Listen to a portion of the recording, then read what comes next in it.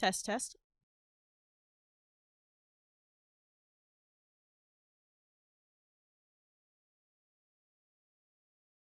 Sound balance, sound balance.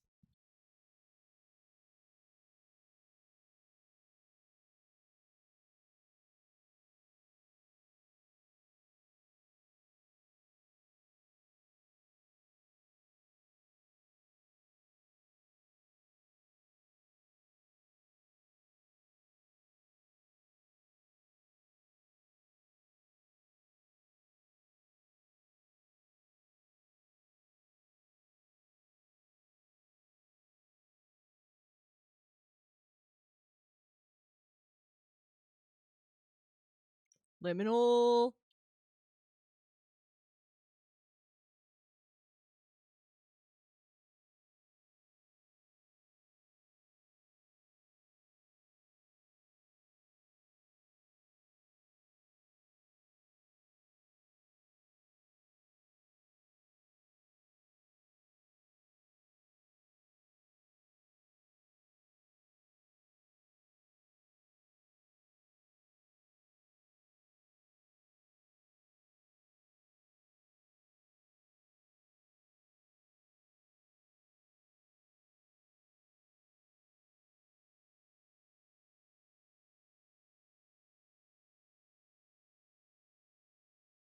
Hello, everyone. I hope everybody's day is going well.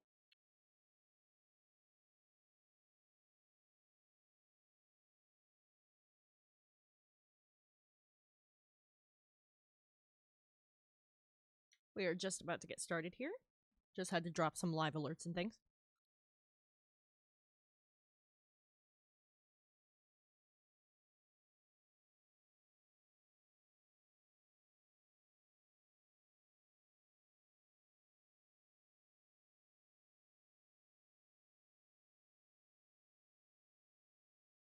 I hope everybody had a nice weekend.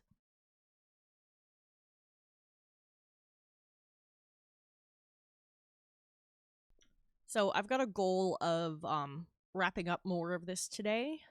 I would like to get this finished within the next 2 art streams. Because I still have shading to do. I still have to add little trinkets and details in some of the jars. I would like to add like titles to some of the books. Let me disappear the rough.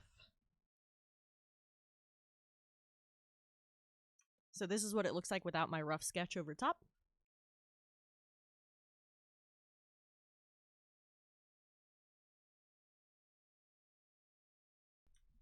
When I finished this last, I was working on the carpet, so it's not 100% done. I ran a little late, I was getting tired, and I decided I'd rather come back to that with fresh eyes. And then if I add the rough back in, you can see there's a couple more furniture pieces I want to add, but I've gotten the majority of this at this point. I also want to add some like mystical herbs and things drying on the string on the wall. I want to texture the wall. It's meant to be brick. I wasn't happy with how it came out last time, so I got rid of that and we're going to redo it.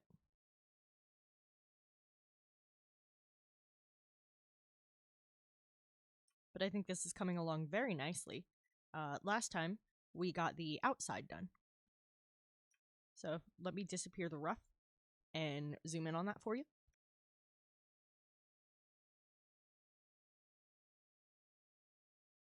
So we got the outside done last time we were here.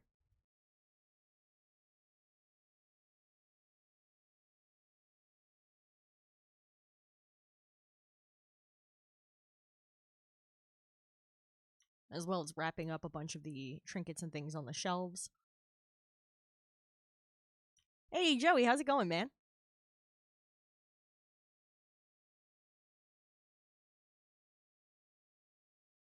I'd like to wrap up the carpet I was working on. I started just improvising a design last time we were here. I want the tarot cards on the counter to be face up. I want, like, to imply that they're pulled cards in the middle of a reading. I might actually pull cards to decide what cards to make them.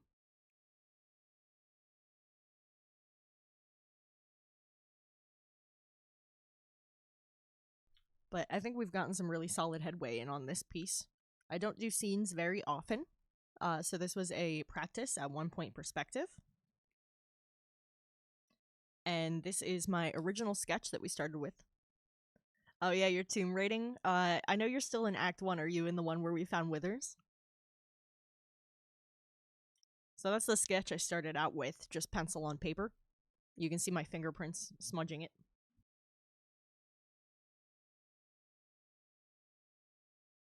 I like to do this kind of stuff on paper first because I'm a traditional artist before I learned to do digital, and it's just easier for me.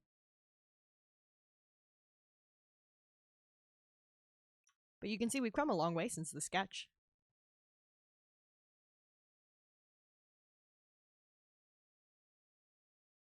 Since I think I'm going to start with this carpet, I'm going to zoom you guys in on that section.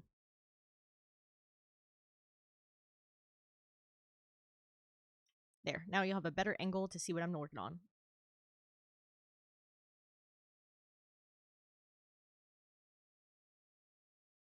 Let's see.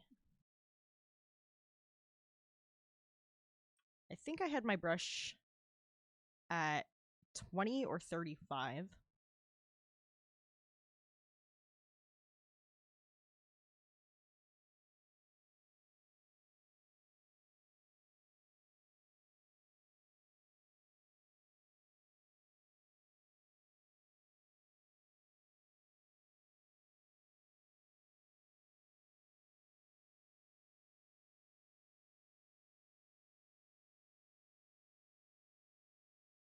Sir Pippin the Not-So-Smart says if you curate plants and follow the Lord of Murder, would that make you herbalist?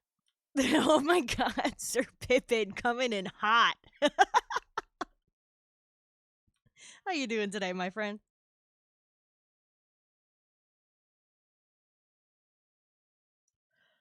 I'd say yeah. Yeah, I think so.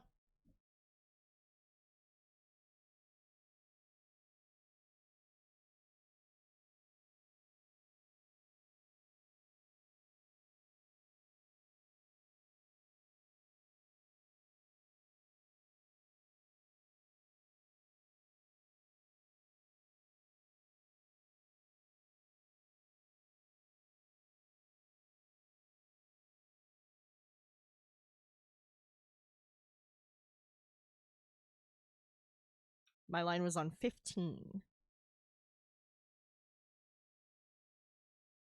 Let me grab that nice cool blue again. Glad to hear you're well, Sir Pippin.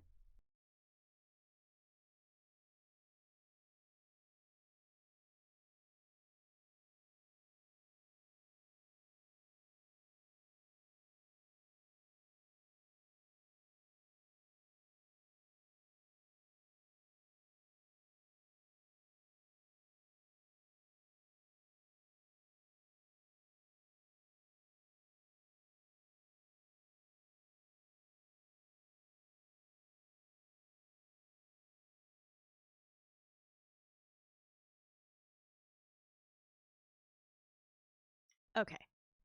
I would like to wrap up with this carpet. Yeah, I'm thinking maybe like 2 more streams will have this finished, specifically because I still want to add trinkets and things in some of these jars, and I've got a lot of shading to do. But last time we got the outside done, and that was a big part of it, honestly. And I think it came out quite nice. There's the little flower basket in the windowsill, a little dirt path going by, and some trees and shrubs before the next building. Just kind of breaking things up. Got the bark texture on there and everything. It's kind of painterly if you zoom in close.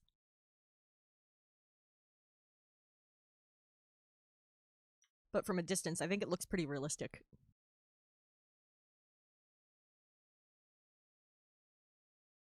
So we got that done last time. We got started on the carpet. We finished up our shelves full of shit. There's so much shit.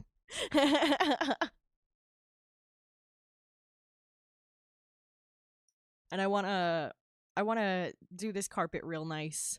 Redo the brick texture on the walls because I just wasn't happy with it. Get to shading some things. I think I want to add the extra table over here still, and like this stool, and I might do like the stool and the shop owner as one thing and just like stick her in. That'll be like a separate little series, but this will be her scene type deal.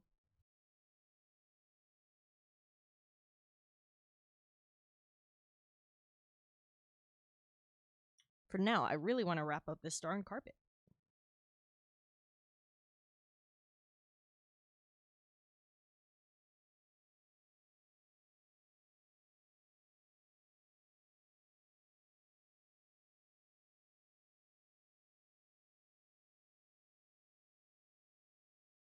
How does my... There it is. My stylus always manages to disappear the very moment I put it down. I wish they'd stop making styluses black. It just disappears in the shadows. Give me a glow-in-the-dark stylus.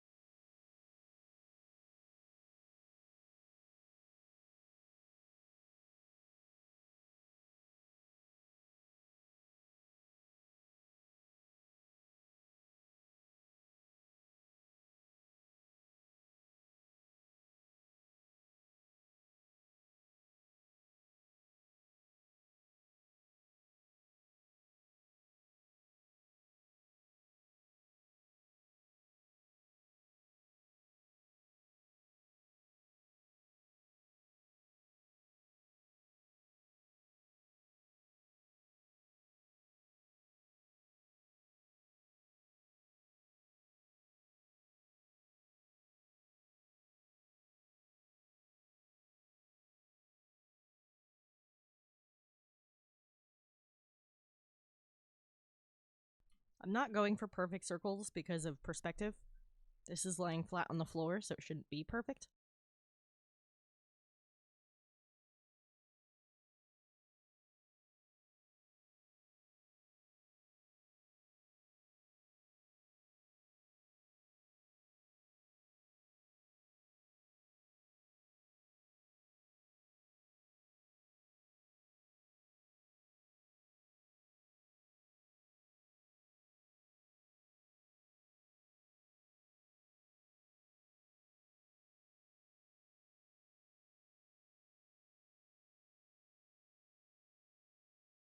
I think that'll work out.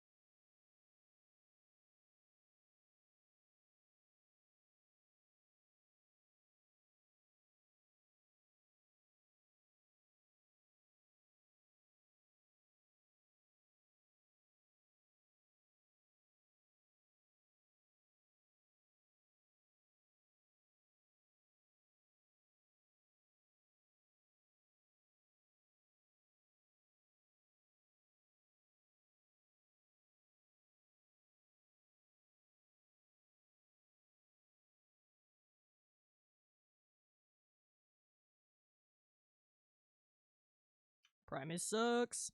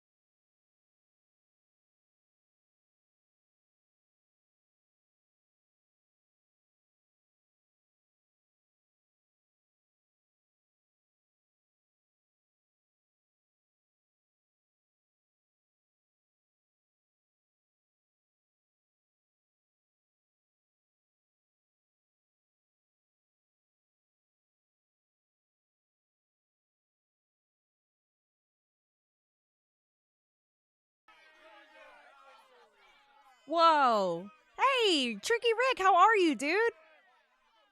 Thank you so much for the raid.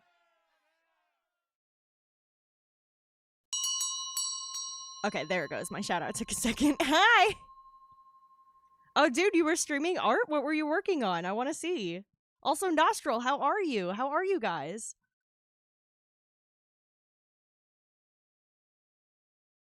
Thank you, thank you, thank you for the raid. Oh my gosh.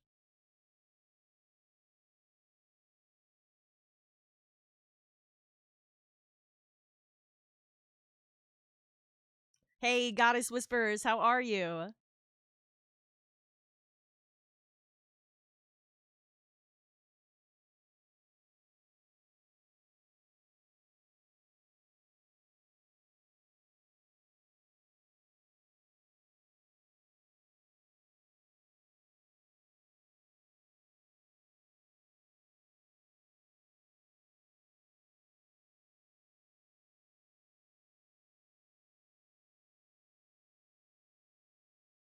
Oh, dude, that's awesome. I've been meaning to check out some of those Pathfinder games.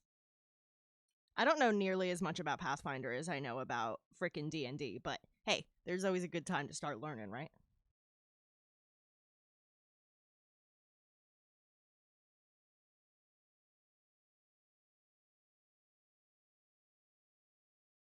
Let me zoom out for you guys. I'm working on a magic shop. Well, a magic and bookshop. So right now I'm working on the carpet.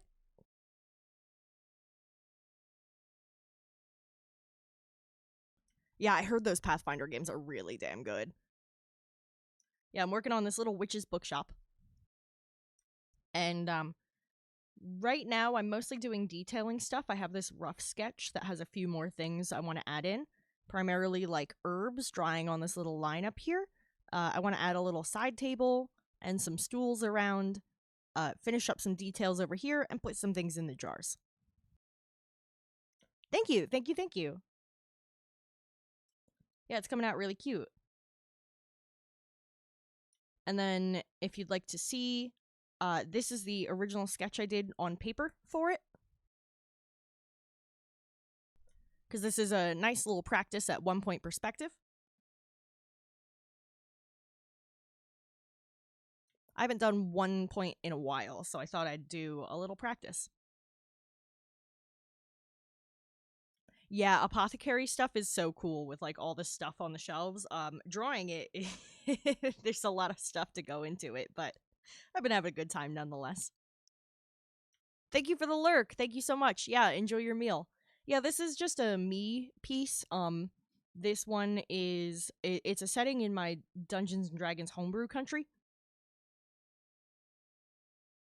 It's a shop in the capital of the country I use as a setting in the D&D campaign I've run a couple sessions of. I'm not a DM, I'm mostly a player, but I have ran a little here and there.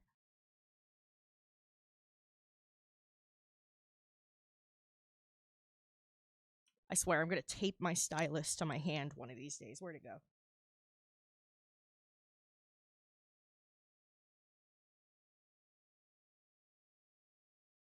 Yeah, thank you. This shop is called Borealis Books. It's owned by a human wizard, although she prefers the term witch. Class-wise, it's just called wizard regardless.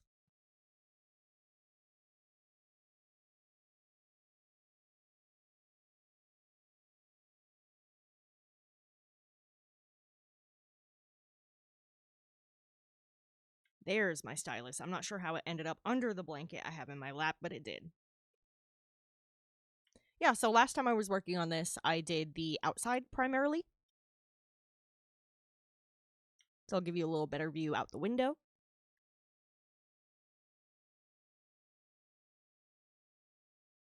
I'll probably add some kind of glare for the glass, too.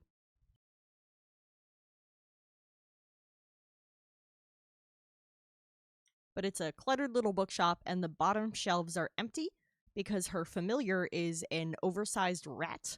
And if any of you have ever owned rodents, they chew everything. So she leaves the bottom shelves empty.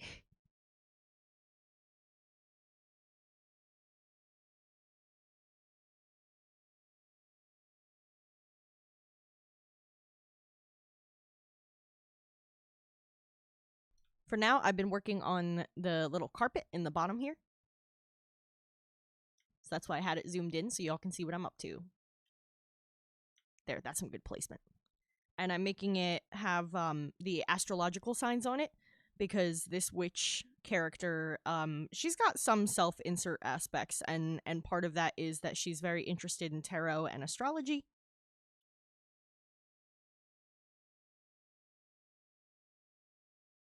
And her favorite color is purple, so I've mostly been sticking with a cooler toned palette.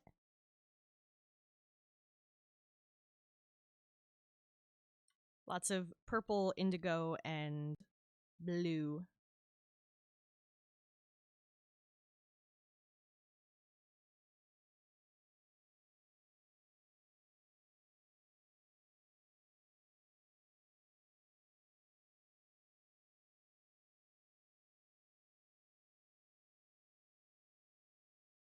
And this particular character is a Sagittarius, so I'll probably sneak in an extra Sagittarius sign in there somewhere as well.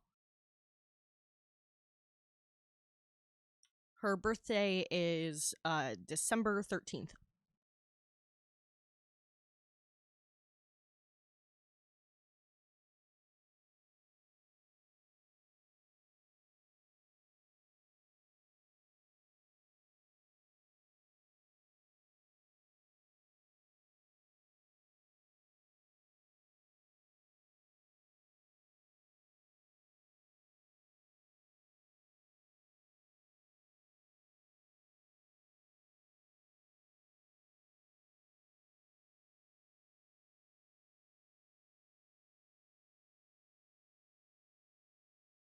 Unlike me, she's rather athletic. She was originally written for a Harry Potter tabletop game, although to be specific, there is no official Harry Potter tabletop. This was a fan-made one that we found the rule set online for free. One of my friends ran it. It was a lot of fun. And I like to specify that because I do not give money to J.K. Rowling anymore.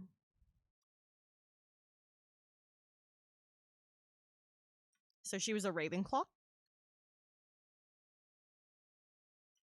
And actually the only Ravenclaw. The most of the group was like Gryffindors. Okay, just to warn you guys, we have an ad coming up in 5 minutes. It'll be a 3-minute ad break, and then we'll have another hour without ads.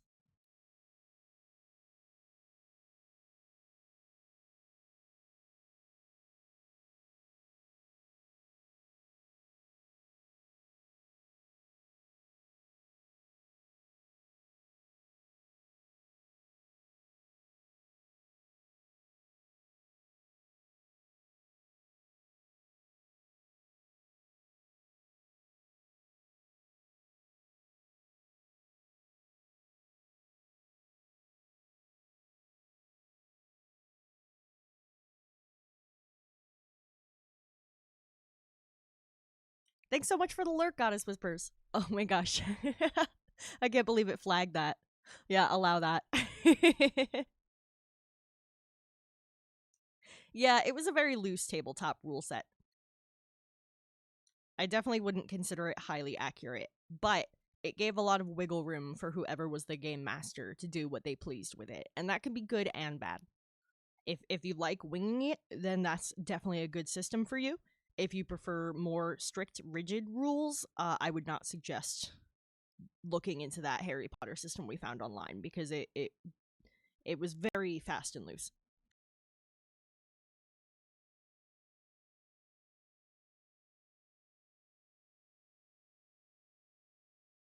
It was pretty interesting though.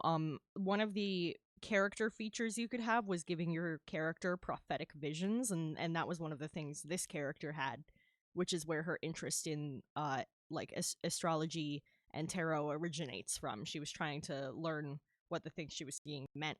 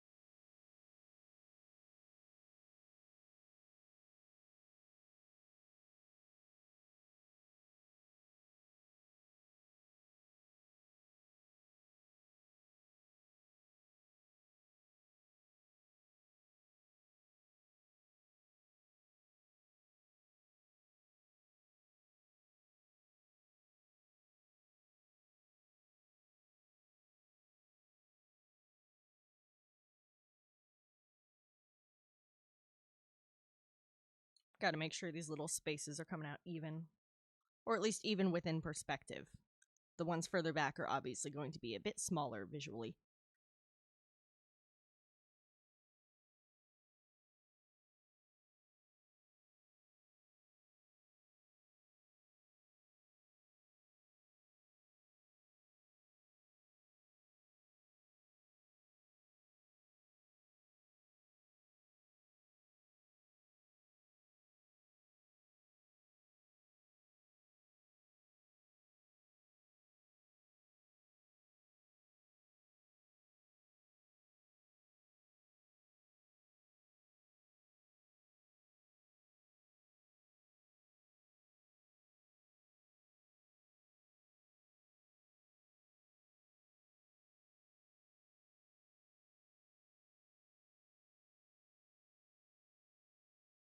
I think that's coming along pretty darn clean. Yeah, that looks nice.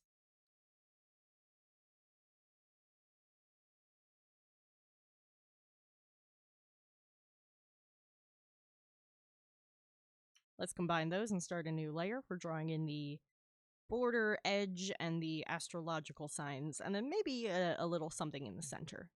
I'm trying to avoid moon phases because those, like specifically the crescent moon, has religious connotations in this setting, and it's not the religion this character follows. So the crescent moons by the window, the moon phases by the window are more of just a generic witchy thing in this case. But the crescent moon and star is a religious symbol in this world, so I'm trying to avoid that.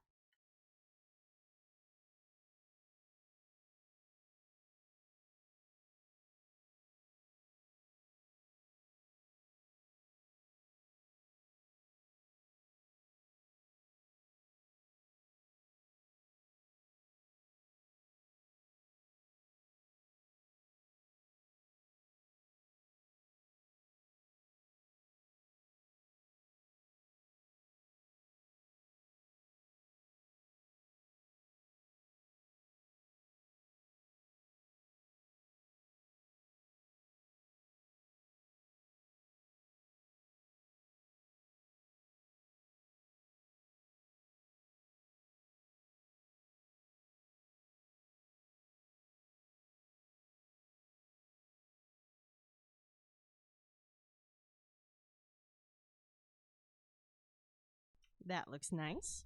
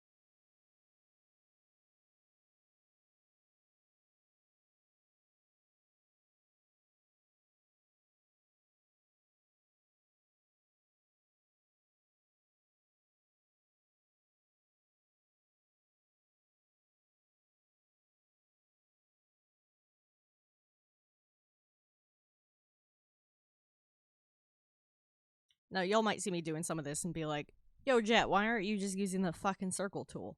And it's called hand drawn charm. Ugh, I'll do the same thing over and over just in the name of it being hand fucking drawn. If it's just a little bit off, that honestly looks a lot better than if it's perfect, in my opinion. That's the human element to it, yeah. At least that's what I tell myself. Oop, I bumped my mic. Sorry if you heard that.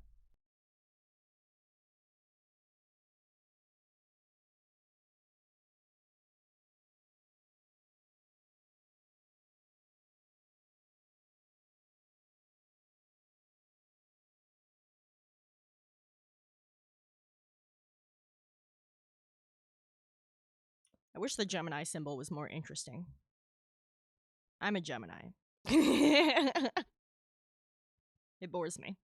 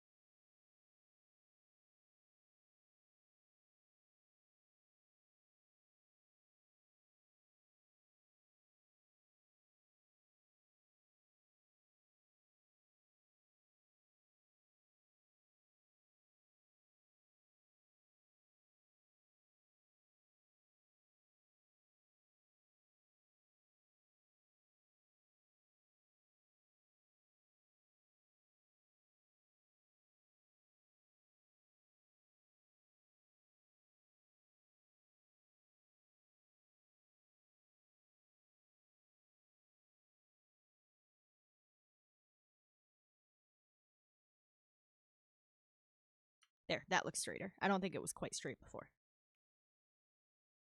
Now, the fact that Aquarius is not a water sign, very upsetting. Very upsetting. Cannot emphasize it enough.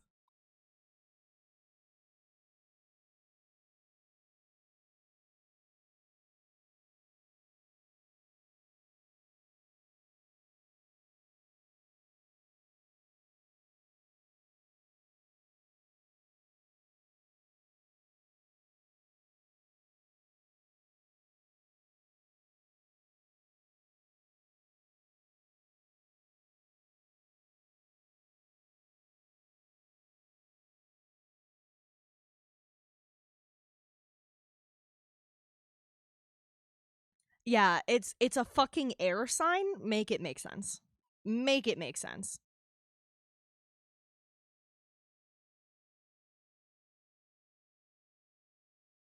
And like that's not even a misunderstanding thing. Like generally I can be like, "Oh, a lot of people don't understand tarot and that's why like death signs, death cards scary and stuff." But like Aquarius with the vase pouring water out of it is not ascribed to the element of water. What the fuck are you on about?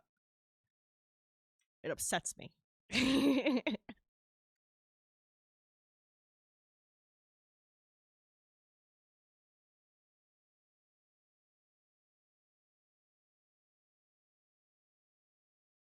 I feel like they did that one on purpose to get under my skin.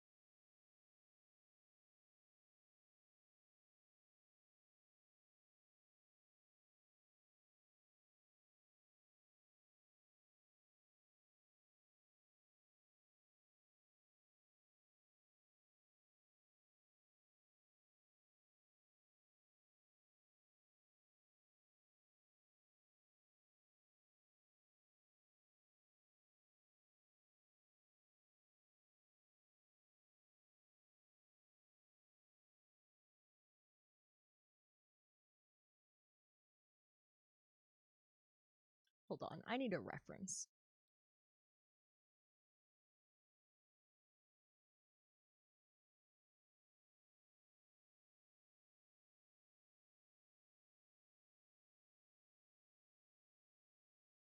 Because I feel like the way I sketched this Scorpio one is a little bit off.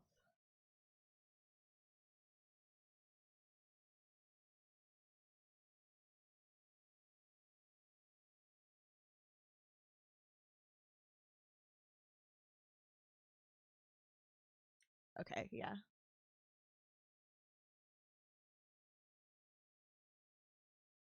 Got it, got it. It does vary a little bit too, so depends on the source.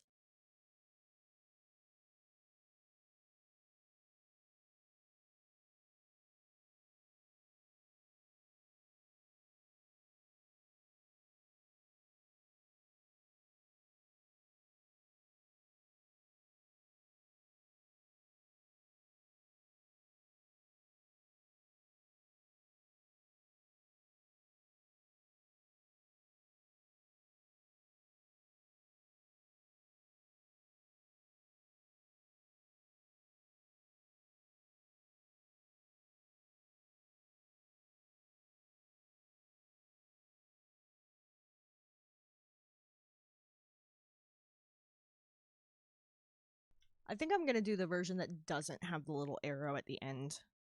Just because with that curve, that is a nice curve. I don't want to mess that up, and I don't feel like that gives enough room for the arrow.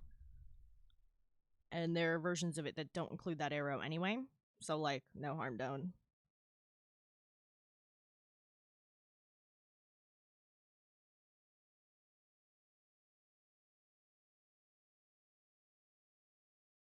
Alright, I think that's about center.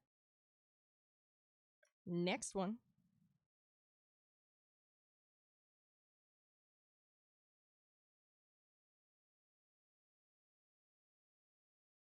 This one's Libra.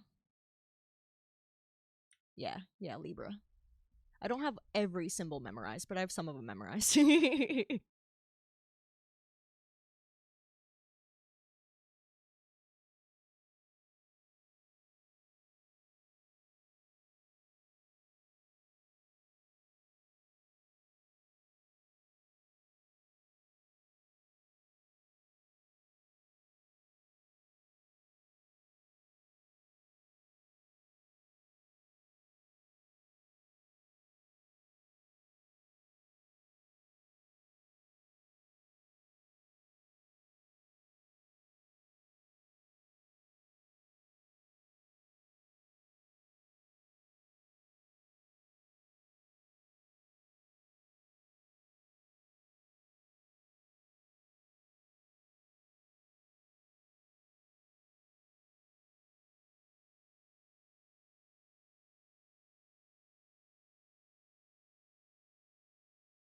Alright, there's Libra. This one is Virgo.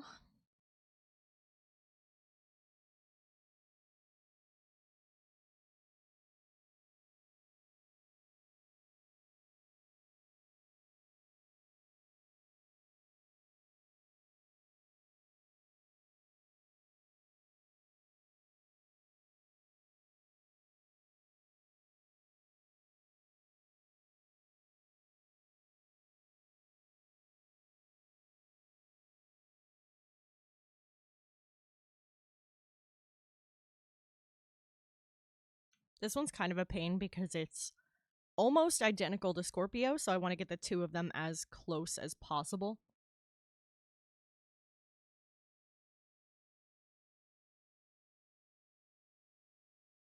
You know, I think I'm just going to copy the Scorpio one over and trace it to make it as identical as possible, save for the slight difference.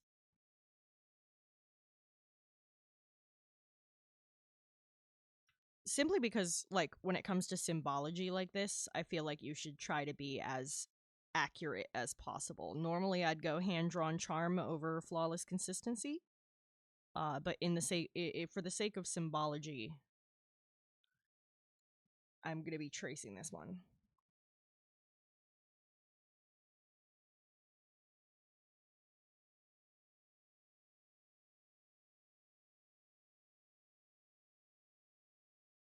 because really it's just the little end bit that's different.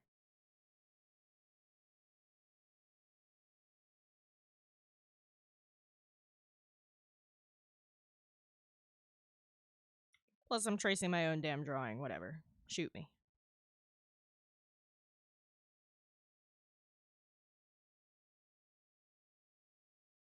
Like that, and then... Hold on, I need to make this bigger.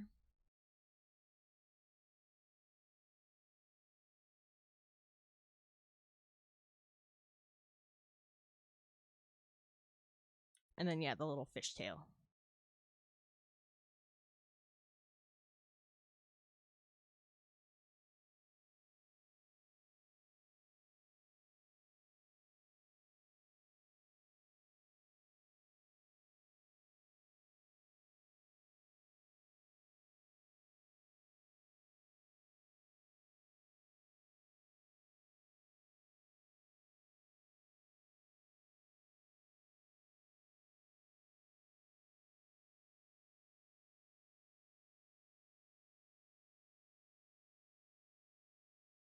Yeah, just like that.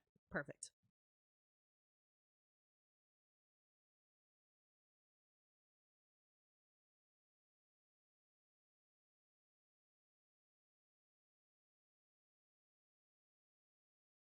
And that looks centered to me. And then we have Leo, which is really just a squiggly little guy.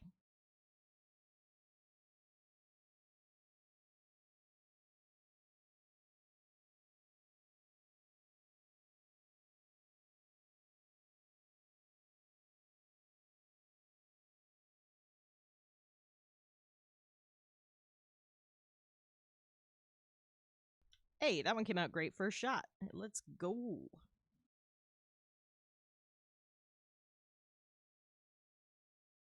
Just tweaking how it's centered.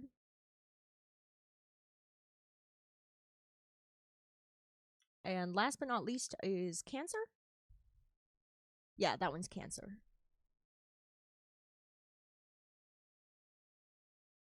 It bothers me. I also think that the Cancer symbol should be the Pisces symbol because to me, the little 69 thing looks like two fish. So I never understood why that's Cancer. I always mistake it for Pisces.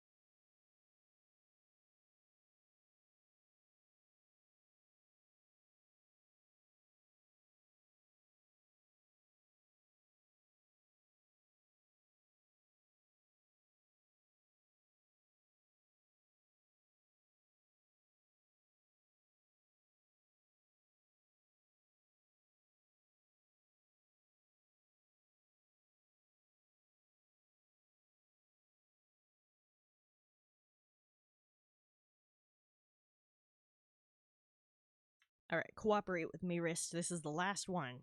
I know it's one of the squiggliest. We need it smooth, but this is the last one.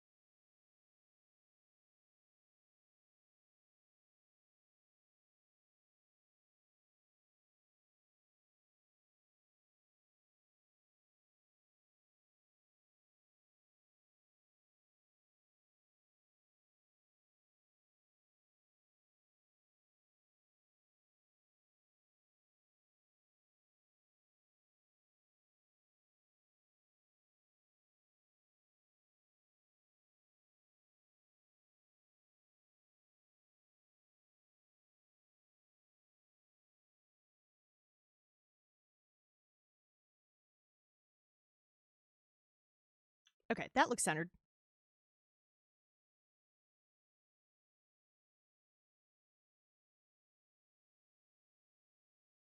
That looks nice. Let me zoom out on my view.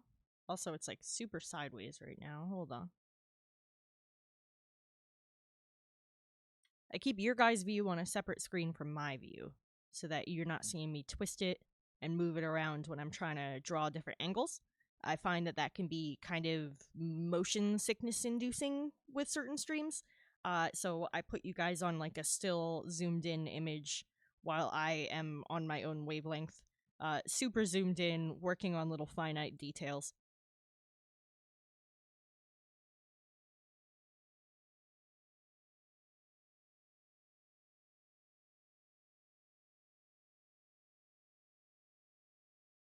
I think that looks pretty darn clean when you just dismiss the sketch. I still want to add the border around the edges. Um, and I might throw in a couple actual constellations. And by that, I mean like the star patterns themselves. And I would do that at the corners. For that, I would probably trace because, again, symbology, especially when it comes to constellations, is so particular that I feel if I don't trace it, it probably wouldn't be recognizable as what it is because if any of those stars are even slightly off, it no longer looks like the correct constellation. So that's one of those situations where I think it's better to just trace. And generally, I don't really say that very often. But with something as particular as constellations, just trace it.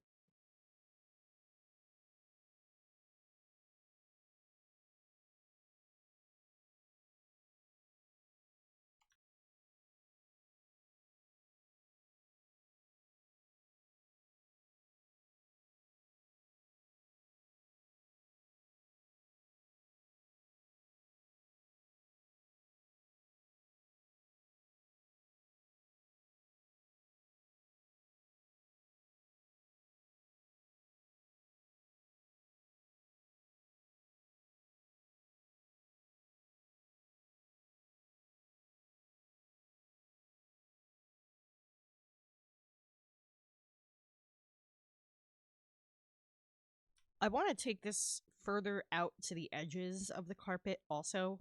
So I might redraw this twice, once to get it in the right positioning, and then again to make sure it's nice and clean.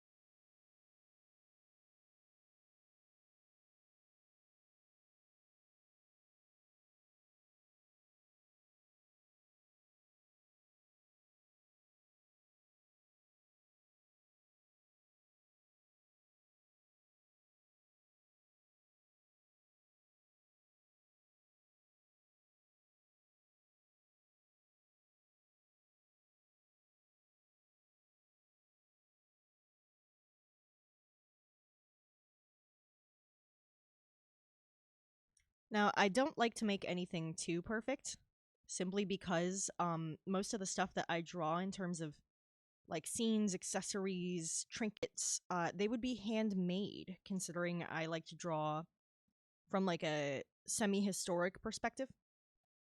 Um, and I say semi-historic because, you know, there's magic and stuff in this universe.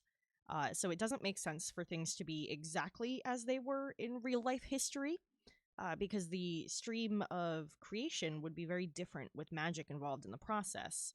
And in a world like D&D, when you have a spell like prestidigitation with which you can change the color of items, you wouldn't have something like royal purple. It wouldn't be associated with royalty because it wouldn't be difficult to make that dye, to make that color. And you know that color is only associated with royalty because back in the day they didn't have purple dyes just laying around. They were made out of bug carcasses that were hard to get, and it required a lot of them to get that color. And so only rich people wore it. And it became associated with wealth and royalty because of that. And stuff like that. In a world where you can just snap your fingers and change the color of an object, wouldn't exist. That would change the whole process of creation when it comes to fabric goods like this carpet, which is a nice indigo, which in real life history would be a very impossible color at this time period, or at least a very expensive color. And this is not the home of a wealthy person. It's the home of somebody who lives comfortably, but she's not particularly wealthy. And in my world, it's I say she lives here because it's one of those situations where people tend to have their shop in the downstairs and their home in the upstairs. So this is the like lower floor of her home.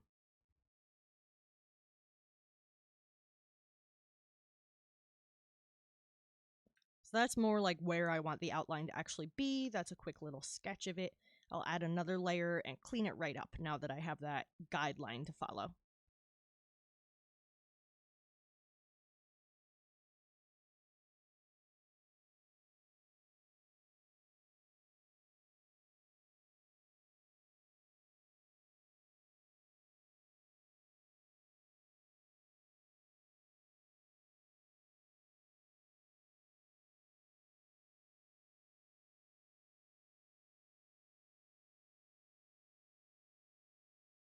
I need to remind myself that I'm streaming art on Tuesdays now, because I was like about to ask if anybody had any fun plans for this weekend, as if that's happening tomorrow.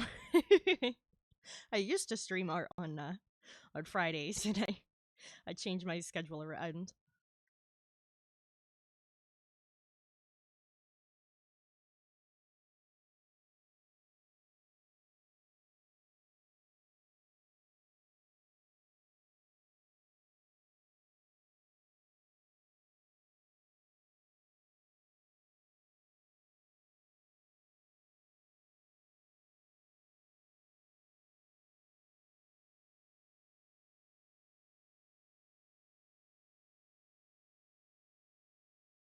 Me, I have a doctor's appointment tomorrow. That's about as thrilling as my week gets. I've also been working on a couple commissions for folks in the community.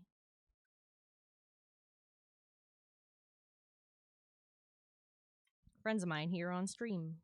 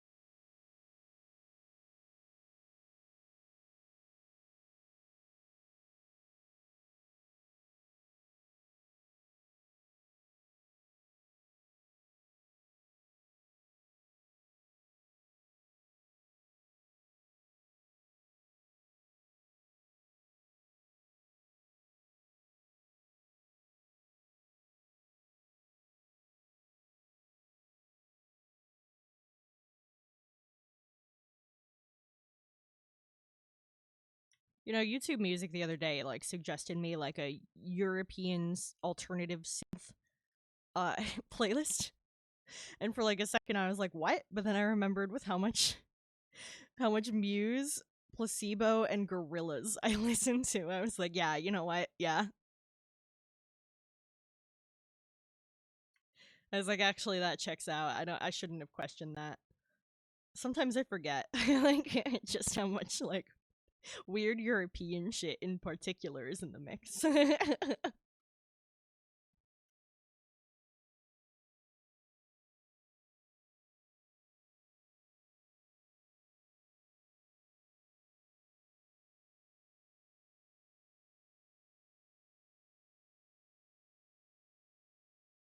And then sometimes I'm talking to friends who are from Europe, and I like go to explain a band to them because they're not well heard of around here, and my European friends look at me like I'm stupid, and I'm like, oh yeah, they're huge there. Here I am mansplaining Placebo to you. I'm so sorry. Like,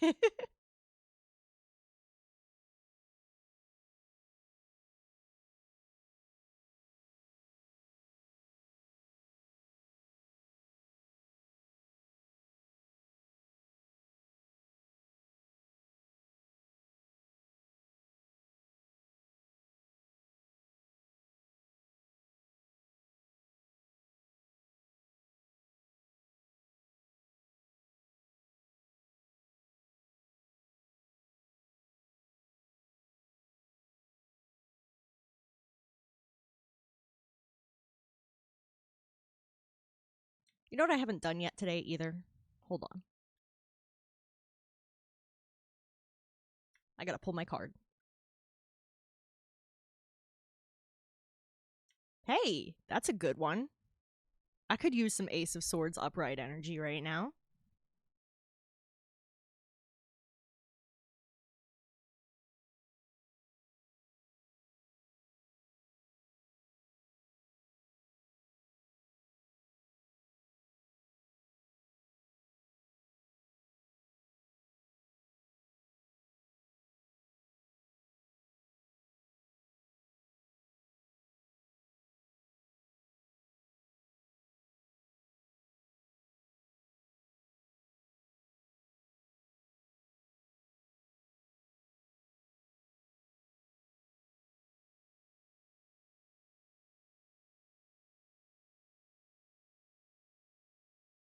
Hold on. Connecting two ends on a straight like this is a little more difficult than you'd expect, particularly in digital because the stylus likes to slide a bit.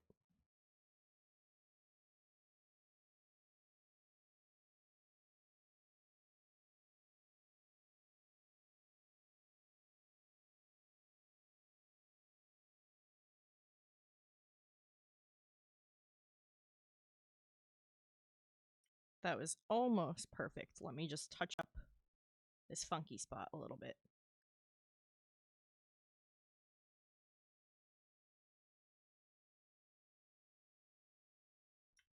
There.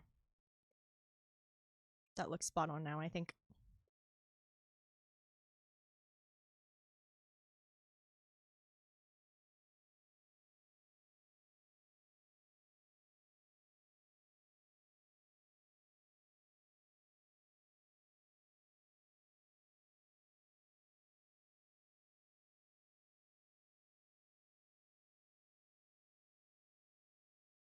All right, well, that's a nice carpet if I do say so myself.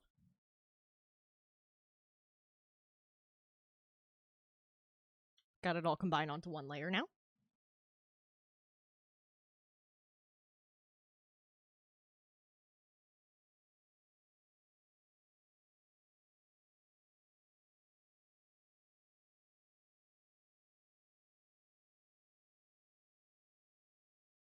Let me give you guys the full view again for another moment.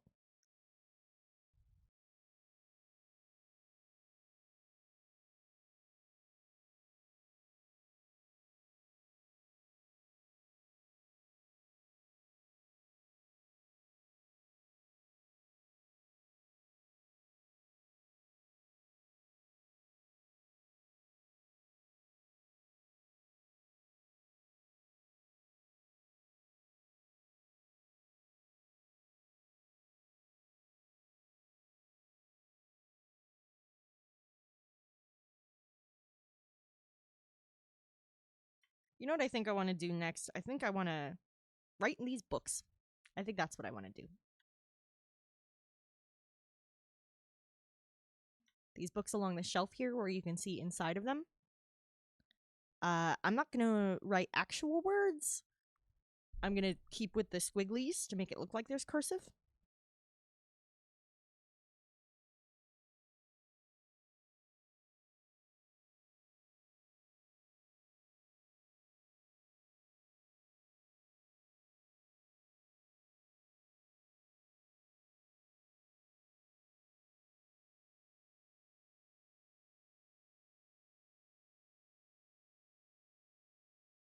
Gonna pop a new layer right on top of line art for that.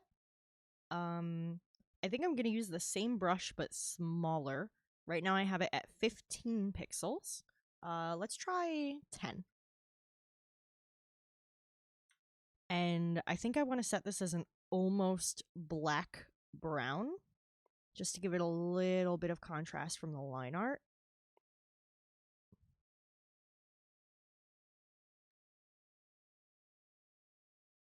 Let's see how that looks.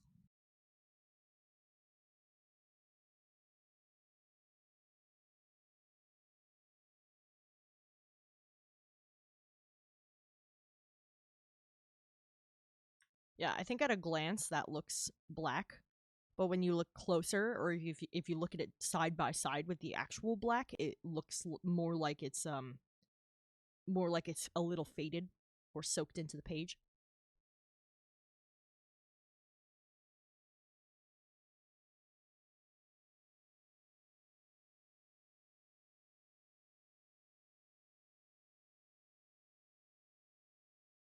And I did like a couple diagrams and spell circles in these, as well as actual text.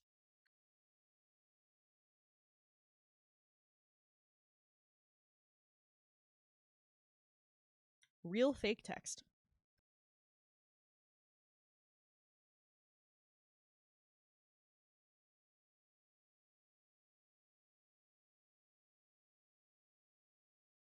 Let me zoom you guys in a little closer for this one.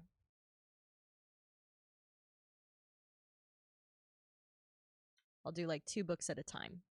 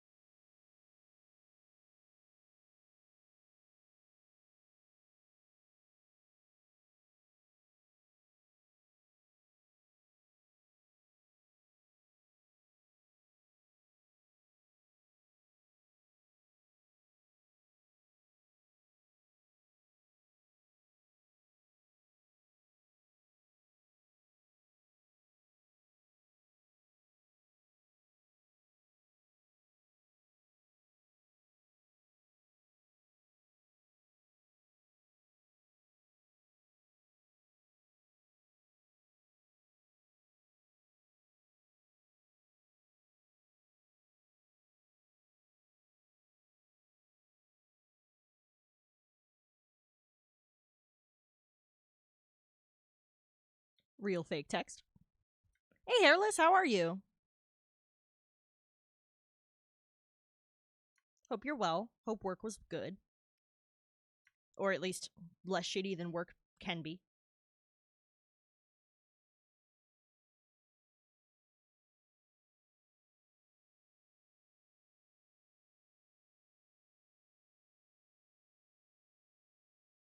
Oh, heck yeah. I saw the silliest cat beds recently, and my partner really wants to get one now. They look like cup ramen, but they're cat beds. They're really cute, honestly.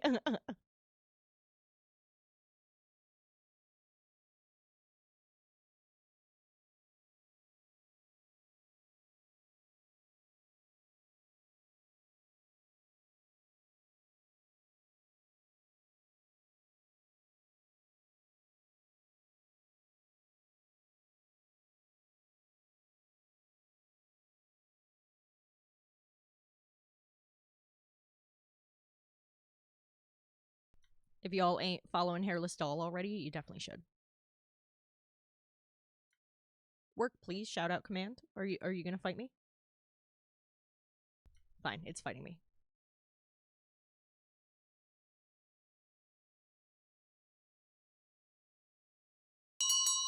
There we go. New bot, new props.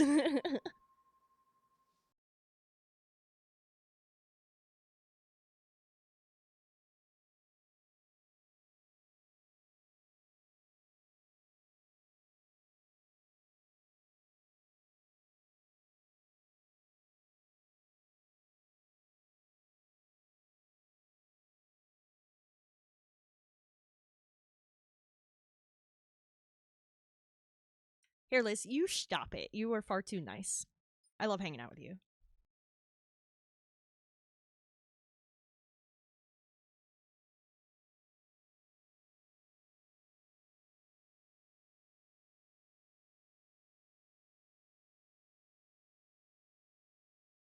Okay, I need to hold on. My smoothing is too high for the cursive. It's ruining loops.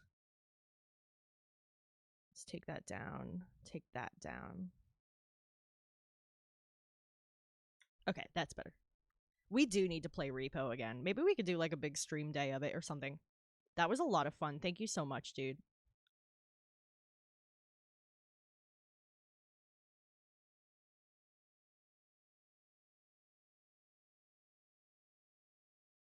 Yes.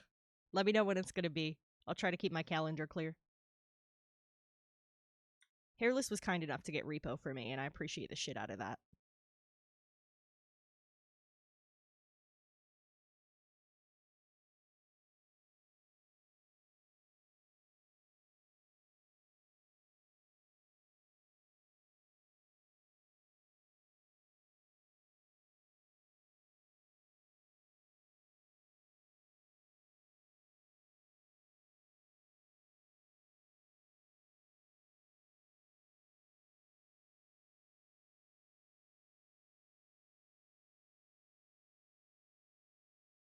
I think that'll look like writing zoomed out.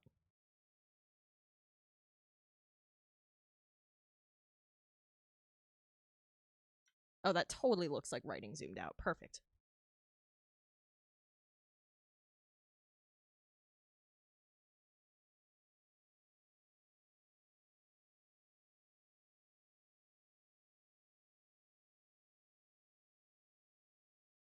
Real fake cursive. I do know actual cursive. They they stopped teaching it for like the year below me. Yeah, Hairless, I so appreciate being involved. That was such a fun night.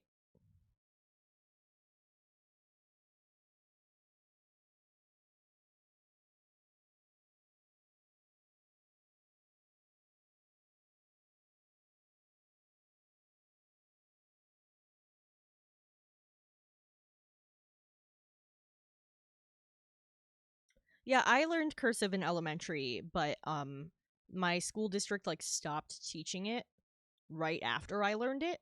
And then they never like revisited it, so a lot of people my age don't know cursive because they never like actually practiced it.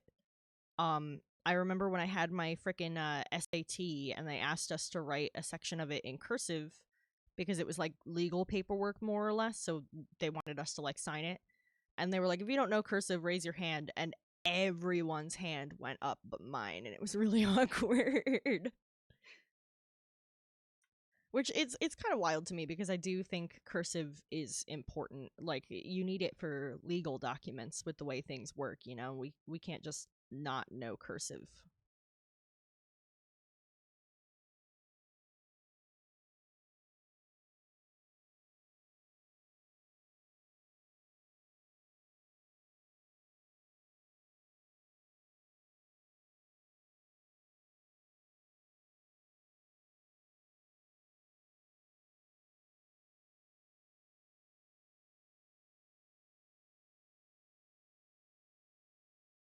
Yeah, seriously, like you're telling me everyone I went to school with like struggles to open a bank account and stuff because like I'm sure most of them just scribble for their signatures, but like you really should know what you're getting into when it comes to like legal paperwork like that.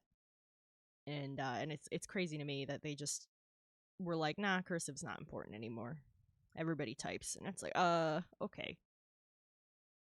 I got annoyed too because my cursive is actually neater than my print, and so I wanted to use it more, and they told me not to.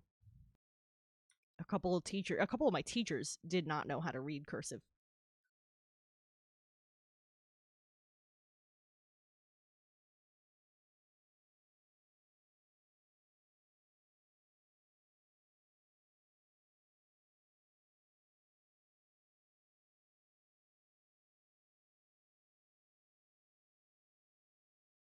I do want some actual text in here. I have some actual text on the shop signs, and I'm probably gonna put some titles on the books too. But I don't want to actually be writing in these.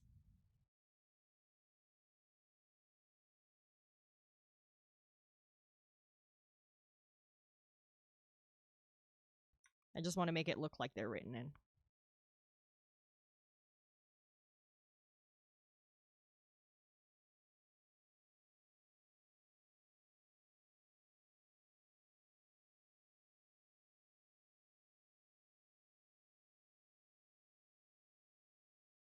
I'm glad I learned cursive because I feel like it comes up in design a decent amount, especially when I was training for tattooing. A lot of people like to get tattoos in cursive. Yo, get the fuck out of here, bot.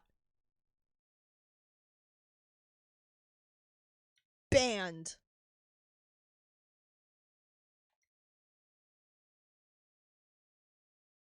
Fucking bots.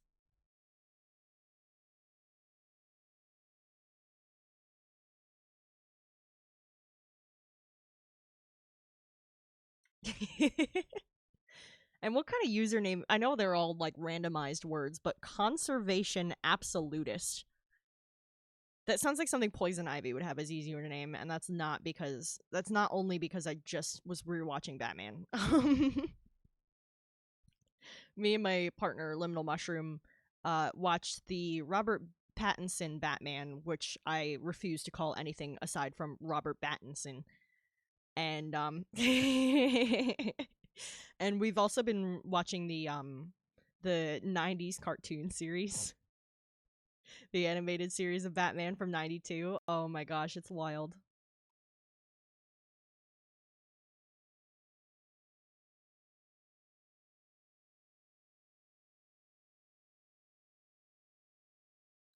Like Batman just ran through a car in the episode we were watching last night. Like car doors were open and he ran through the car instead of around it or whatever. It didn't jump or anything. It was just the regular run animation as if he just ran through the seats and everything.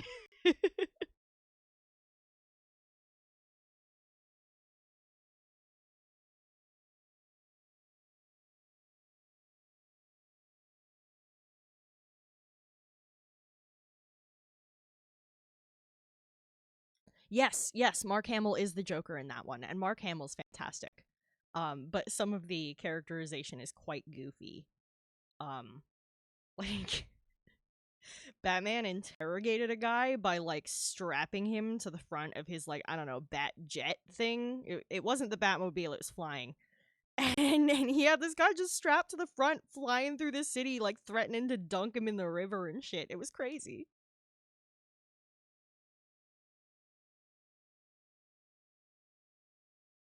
Mark Hamill is amazing. I love him in everything he does.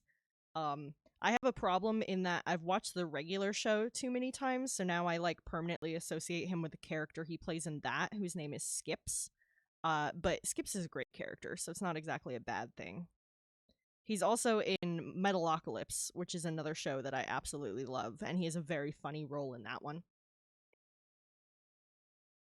Oh my god, yeah, it was fucking crazy. I was like, what is he doing? Like, he's not supposed to like hurt people, and and it's my partner's like, well, he's only hurt mentally, like he's just traumatized. Batman didn't actually kill it.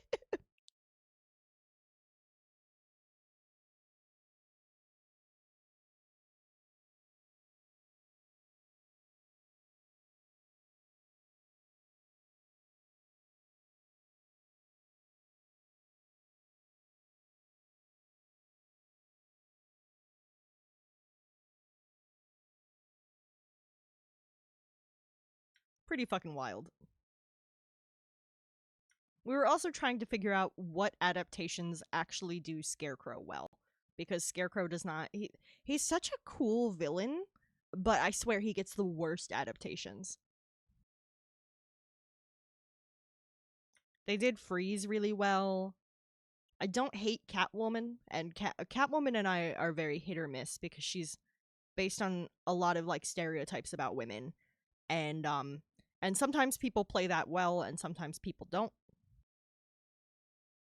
Same for Harley Quinn. I love Harley Quinn, but she is frequently subject to just bad writing.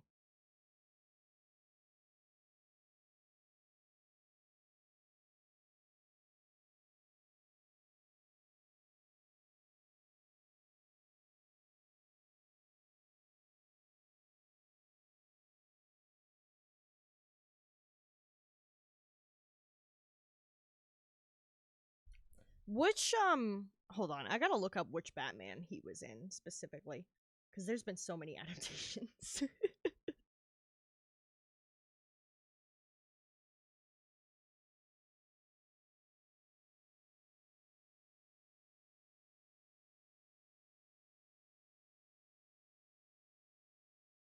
Yeah, he was a good Scarecrow. But I was telling my partner that like I find generally Scarecrow is better done in the video games than like the movies and shows for some reason. I don't quite understand it, but it's something I've noticed. But yeah, I love Harley Quinn when she's done well. But she is very frequently subject to people not knowing how to write women. And it's a shame. Whenever a new Batman thing comes out and it's got Harley Quinn in it, which most of them do since she's such a major villain for the series, I ask like one of my nerd friends who goes and sees it on like opening night, and I'm like, "Hey, did they make her a bimbo?" Like that's my first question. Did they bimbo Harley? Because I'm tired of. She's a fucking doctor. Stop making her a bimbo. Like,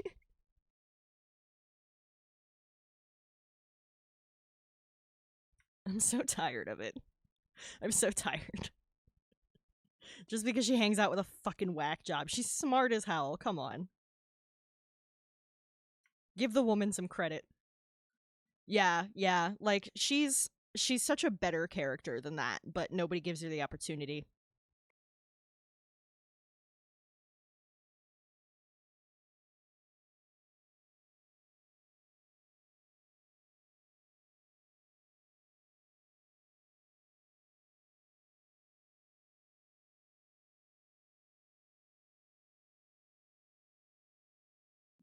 And like a lot of people use the excuse that she's crazy, so like whatever.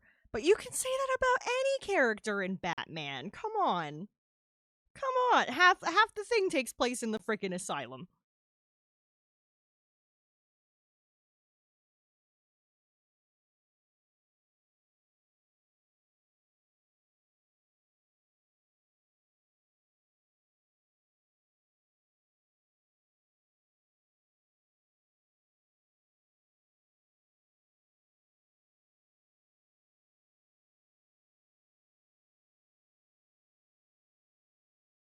Yeah, for real. Get women writers in the frickin' room, please. I can always tell. I can always tell when there's no women there. Especially because I watch a lot of crime TV shows, and a lot of crime TV shows show women being like stupidly audacious, and it's like, no, no. Women have to be a lot more cautious than that to survive.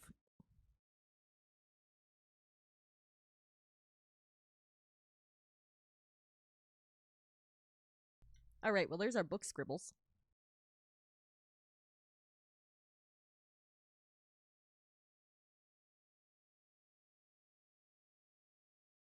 Jim Carrey's fantastic at everything he does. I fucking love that guy.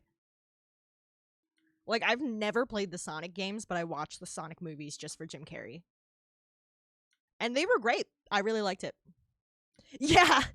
Yeah, the amount of shows I've seen where women go jogging at night alone, or like somebody's being mean to them in like a dark parking lot and they decide to approach that person instead of getting in their car and fucking leaving.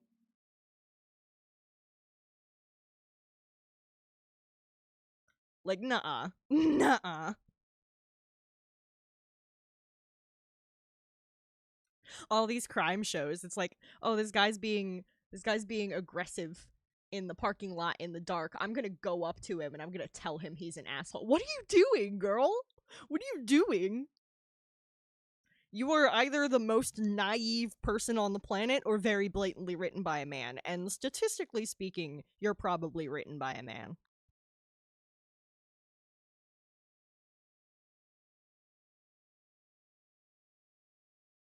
Seriously. And it comes up a lot in crime TV since I do really enjoy crime television.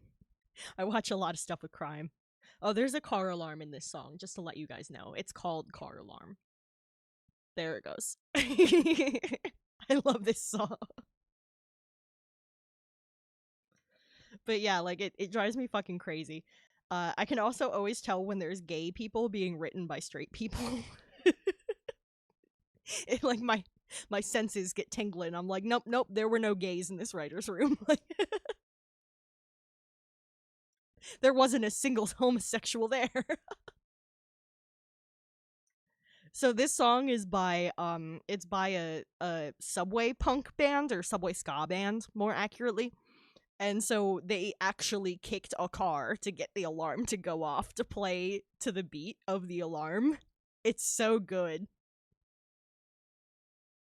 We have an ad break coming up in 5 minutes.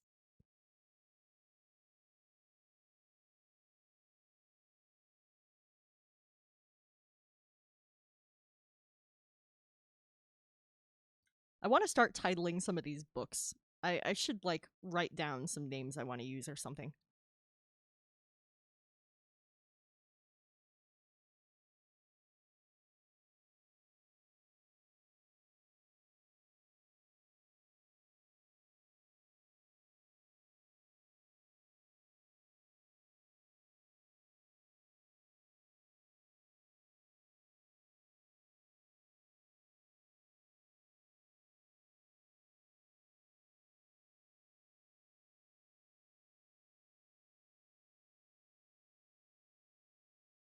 I think I'm gonna start giving them like streaks to imply their actual pages.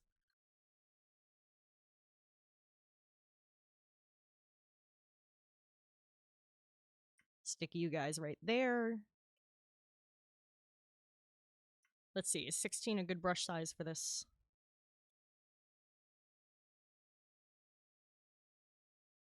I think at half opacity, that'll be like perfect.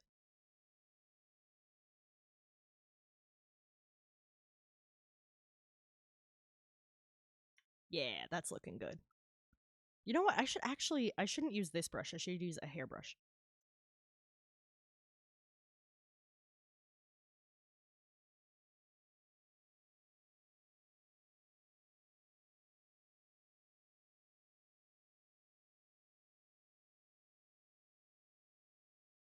But Too Many Zoos is fantastic. They are a New York City subway ska band. And their saxophonist, Leo Pellegrino, played at the shoot, what's the name? It wasn't the BAFTAs. He played at one of those big British celebration TV things. um, and he was fantastic. That man has reinvented the saxophone. Hey, thank you so much for hanging out, Goddess Whispers. I really appreciate seeing you. Enjoy the rest of your day.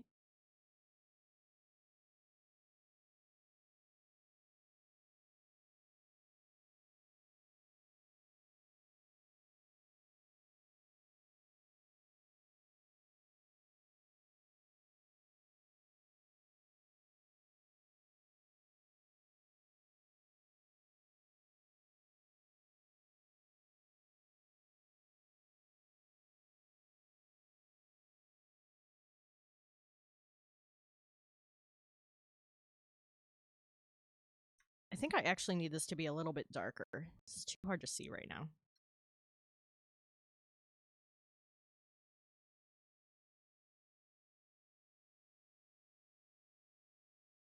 Okay, that's definitely more visible, but I'll zoom in so you guys can see better.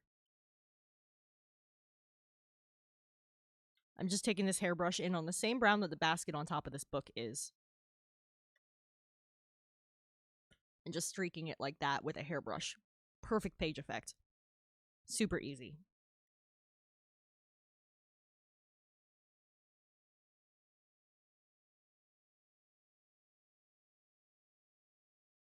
And I just applied it right along all 5 of these guys down here.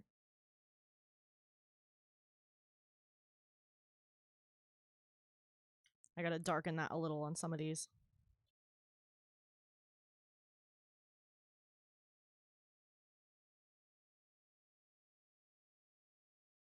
Yeah, I'm gonna go over it like 2-3 times. That way when I shade, it'll still be visible.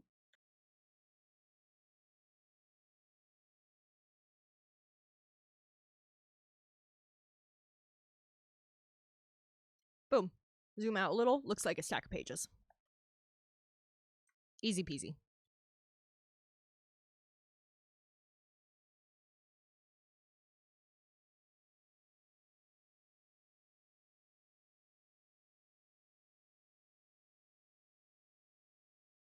Next, I'll do it right along the bottoms of these. I could just make this an overlay on the page color, but I think I did that with on the same layer as the other colors, so I'm just doing it as selections.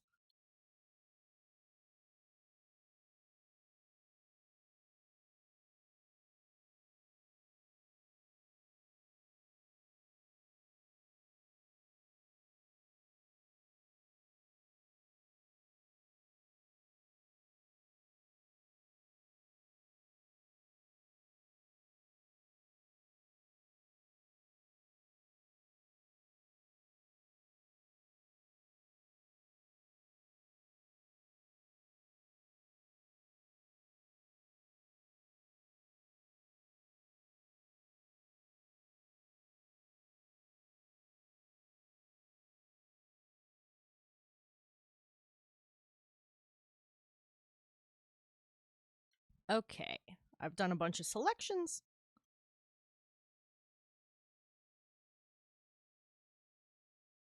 Let's fucking go.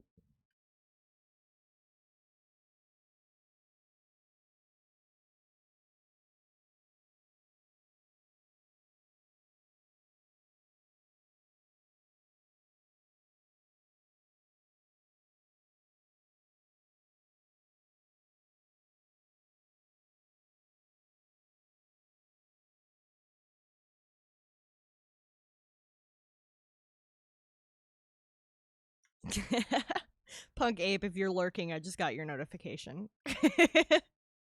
You're too sweet, my friend. Don't worry about it. He meant to raid me and forgot. I appreciate it, bud.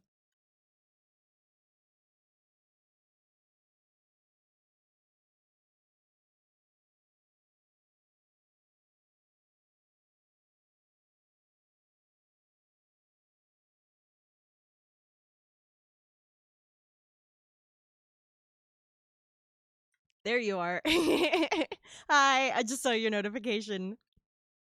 No worries, man. No worries.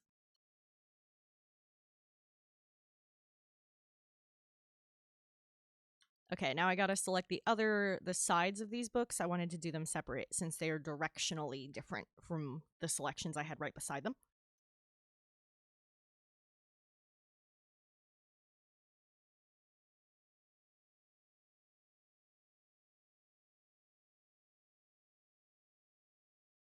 All right, let's grab that selection tool and fucking go.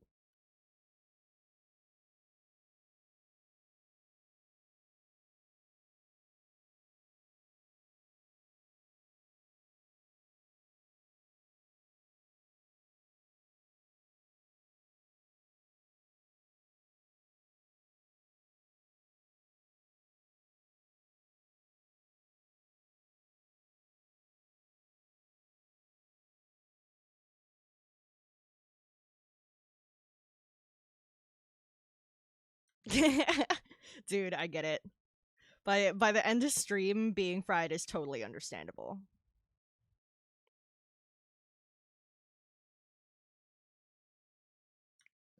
Especially because, like, I feel like you did a longer stream than normal today.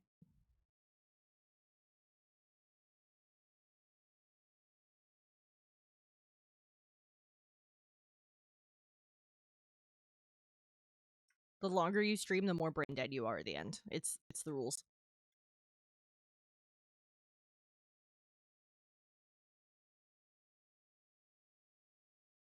So I just went and added that little page illusion to all of these here.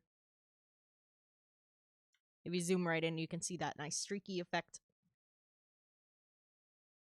And that's on the paper edges of all the books that have pages revealed. Even these guys, but it's subtle here. You can't really tell. There's not a lot of space for it.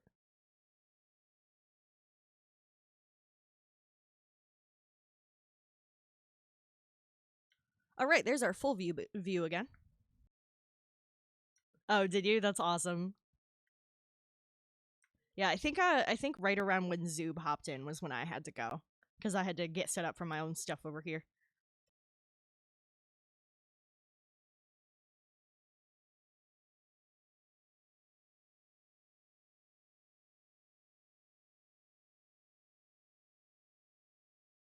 Okay, we've added the page effect. I know on a couple of these book spines I wanted to add like some little details, text and like little gold stamps and things. I guess I'll have to go check out the VOD. I don't really watch VODs often either. Usually I'm like, I either catch you live or I catch somebody else live. Like apparently a lot of people watch VODs though.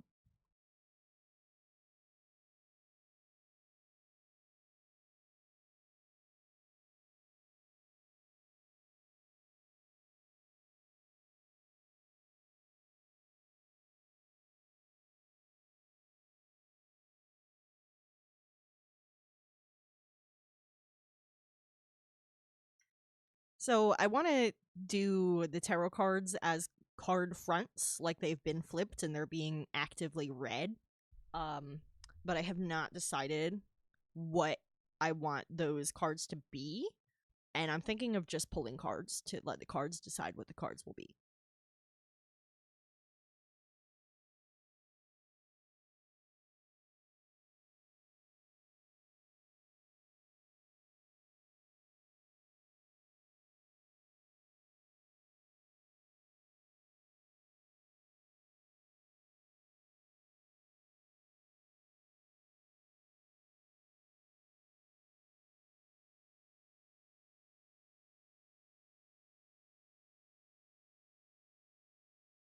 There we go, just the same brush, brush that's meant for doing hair, and the same shade of brown.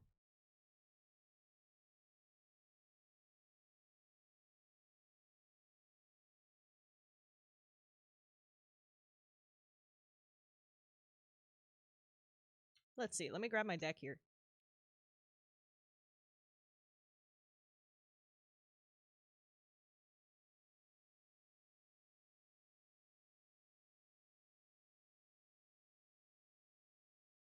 And I'm using my deck that also has purple backs and gold edges.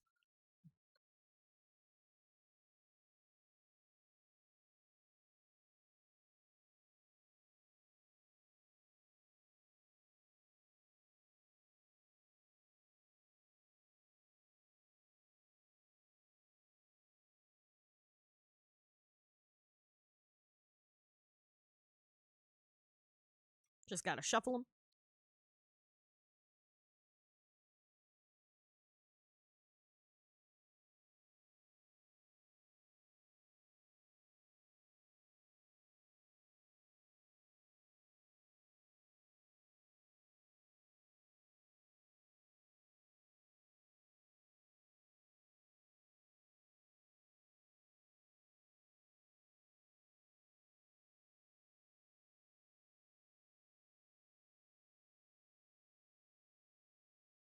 All right, 4 shuffles. I always do 4.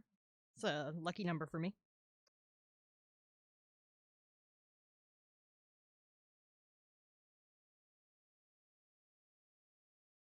First, we've got 9 of Cups reversed,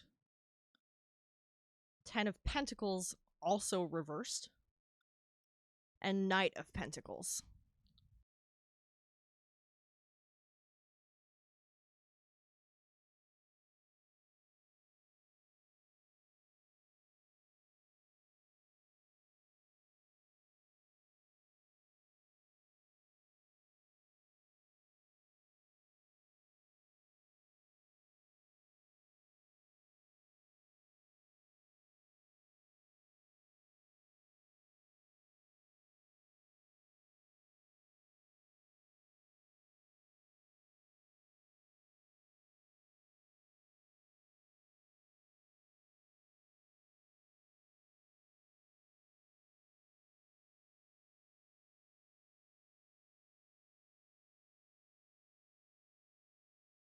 Back to 15 pixels. Yep, that's correct.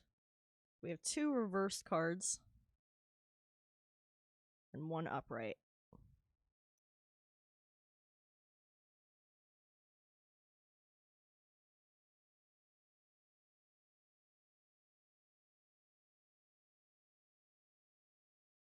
Nah, not really.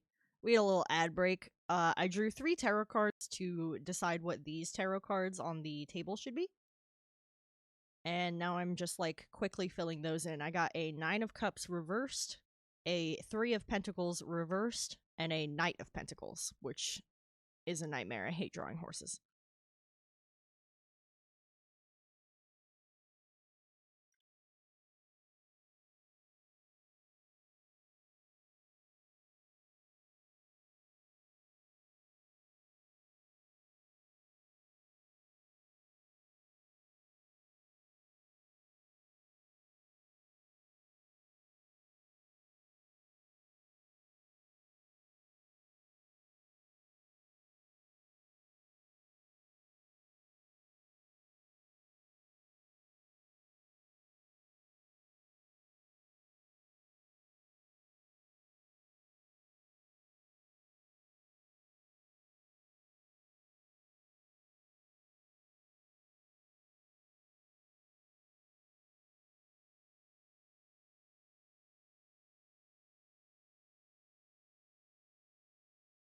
Yeah, I need smaller line art. Let's go in at 10. And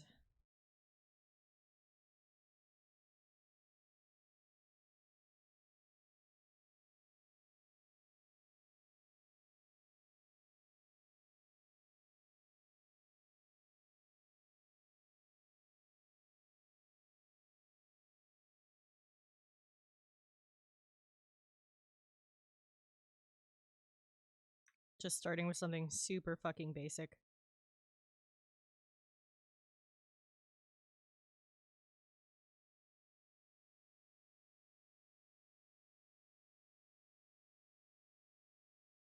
He has a helmet on, so that's what I'm trying to depict minimally.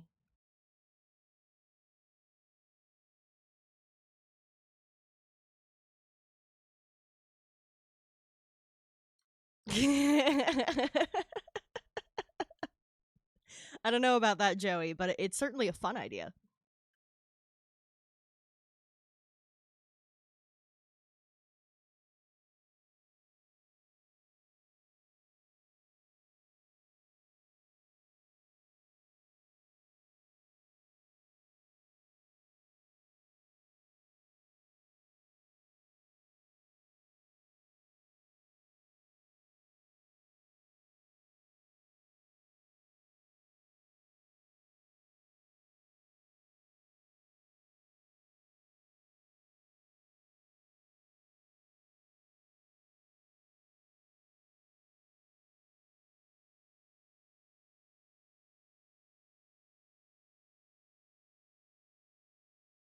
Alright, that is the fastest Knight of Pentacles in the world.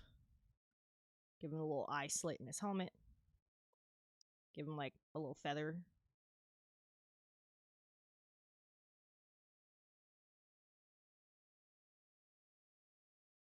Slap in a horizon line, make it look more complete. Boom. Fastest Knight of Pentacles in the world.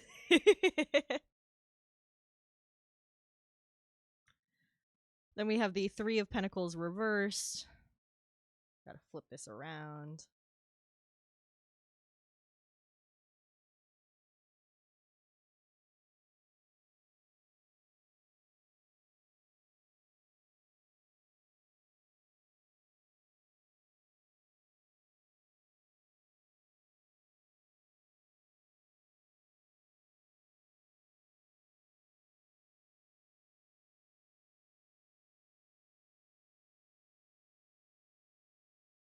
Three of Pentacles has this person who's holding a couple tools. Sculptural tools, specifically.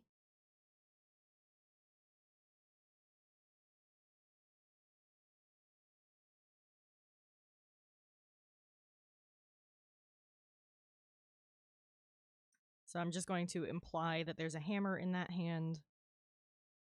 There's also like two people on the side, but I'm not worrying about them. This is the most minimalist I can possibly do this, simply because it's so small. But I'm a sucker for details, so I'm doing it anyway.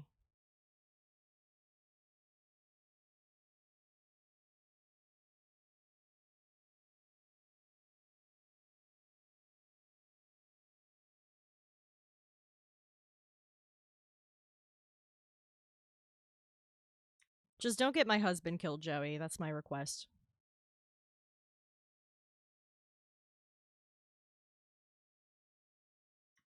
You know what? You're doing dirge. Do whatever you want.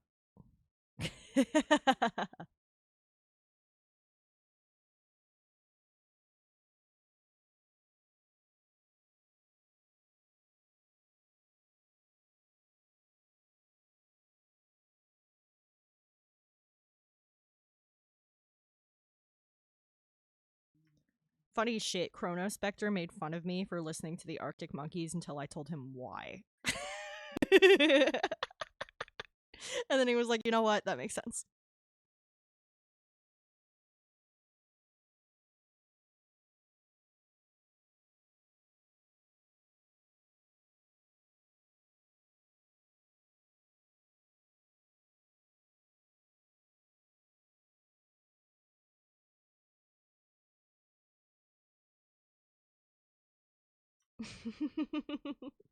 You can actually you can roll a die on my stream now. I added that as a channel redeem. So if you find yourself in a pinch where you're not sure what to do, I have d20s. You can do odds and evens.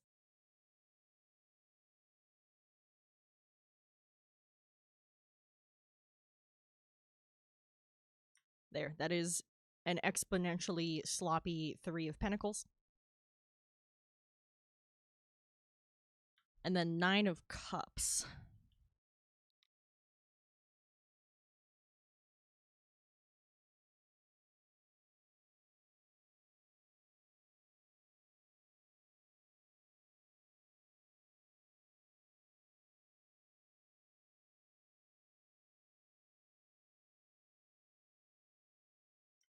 Between Joey and I, we have unbelievable amounts of dice. We'll never have to worry about dice.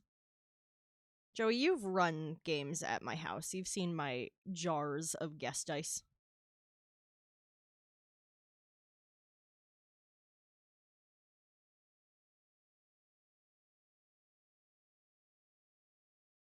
Because somebody always forgets, so may as well have extra.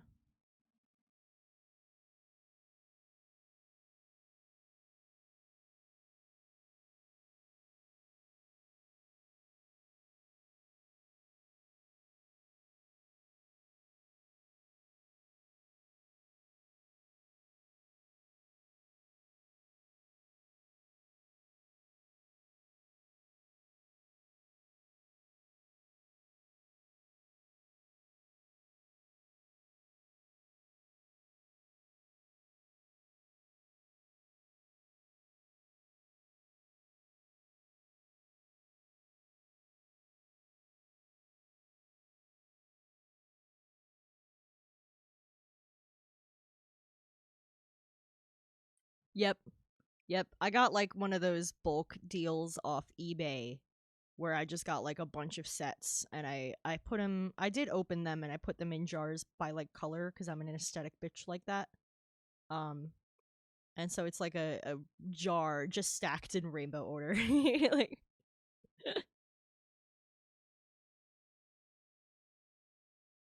no way I'm fitting all 9 cups with how small this is, so 5 will have to do.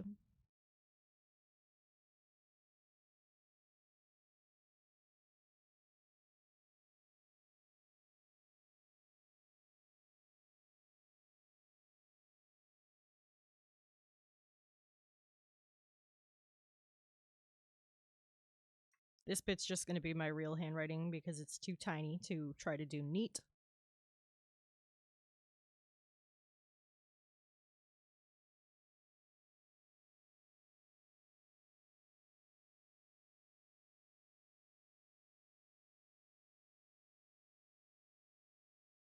That says 3 pentacle instead of 3 pentacles because I couldn't fit it. It's our little secret.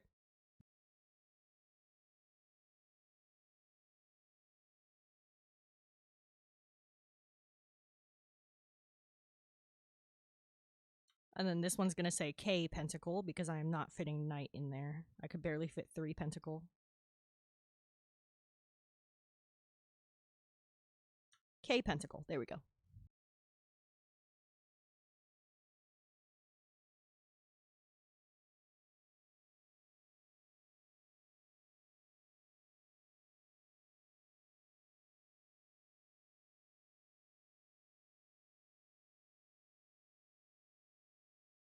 I also think it's really funny how like my reputation on Twitch has kind of become like the tarot guy, even though people actually read tarot on Twitch. Like there are services where you can get a reading on Twitch. I've never done one of those. I just use tarot symbolism and people are like, "Oh yeah, the tarot guy."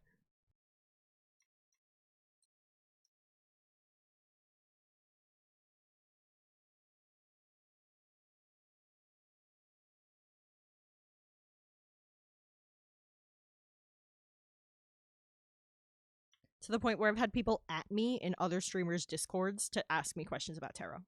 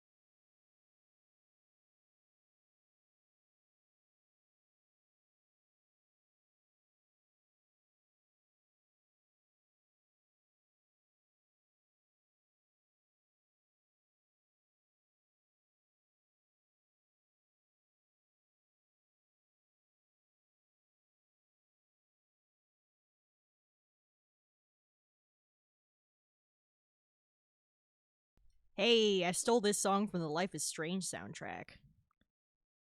Great soundtrack on that game.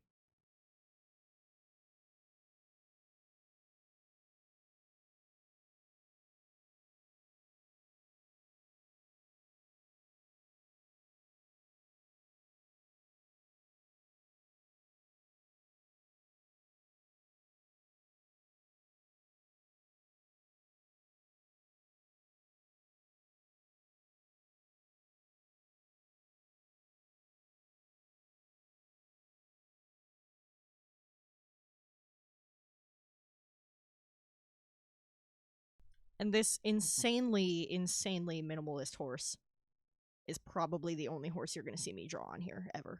I hate drawing horses. I hate drawing horses so much. They are an anatomical nightmare. They are a nightmare creature. Horses are proof that God is not real. Because if that shit was planned, what the fuck, dude?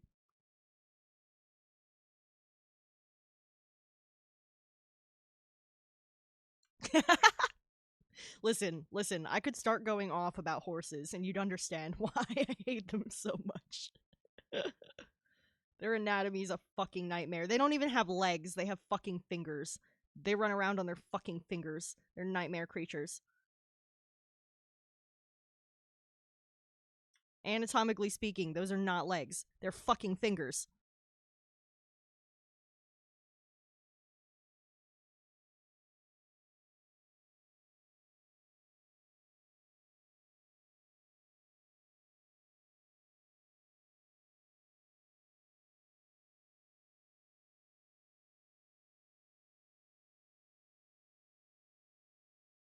Maybe this indigo would be a nice color.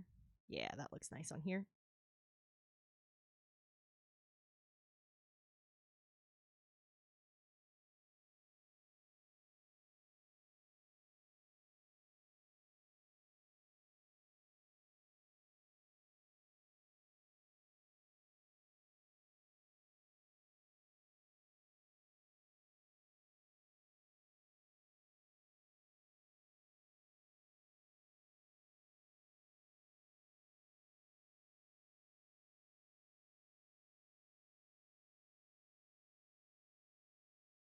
Life is Strange was a pretty good series, but everybody kept telling me I look like Chloe, and that was kind of awkward for reasons that should be obvious if you played the game.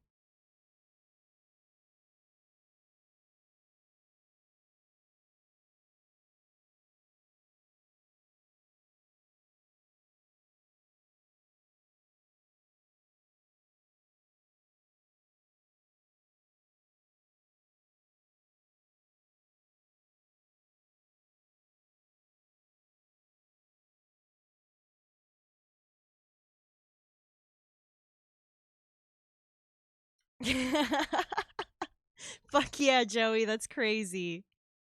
I figure you got the first level up when you beat Jolk, yeah? I mean, usually when you kill Jolk, that'll give you one. There's a really fun way to beef that, which is why I know.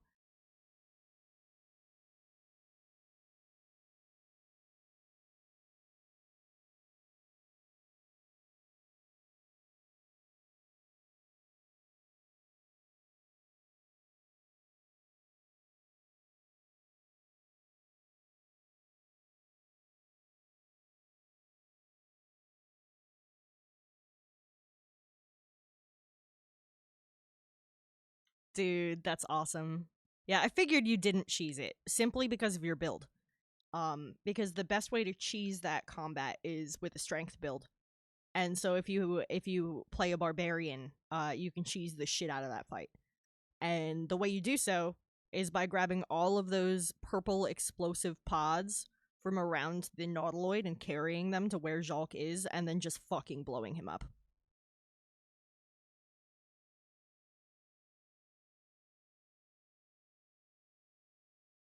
But Joey's playing a wizard at the moment. Which, by the way, Joey, the reason that made me laugh when you said you were thinking of playing a wizard for Dirge was because I knew about the whole Gale hand thing.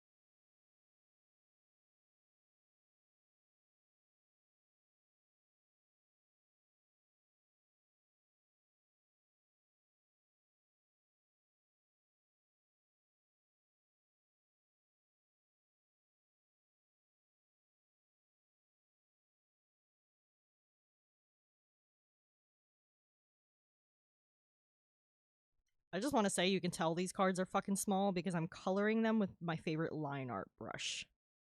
That's how tiny they are.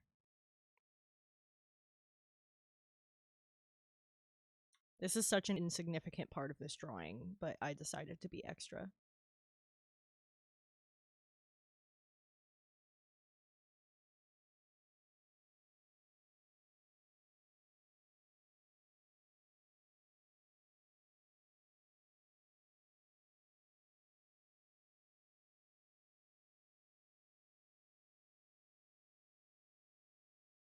Enhance!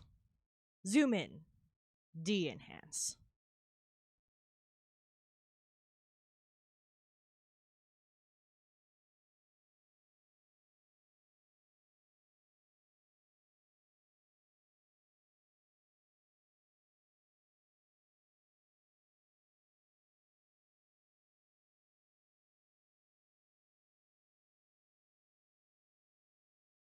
There you go, K Pentacle, which is your name now.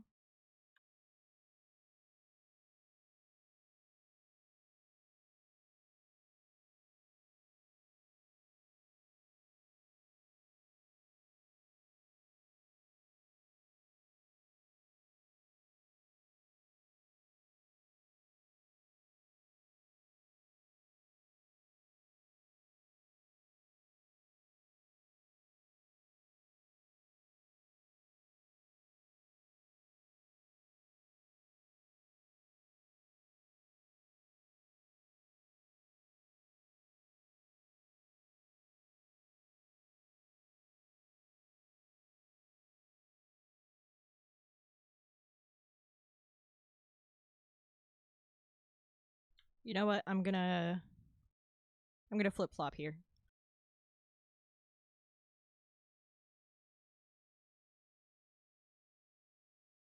I've changed my mind about how I want that color.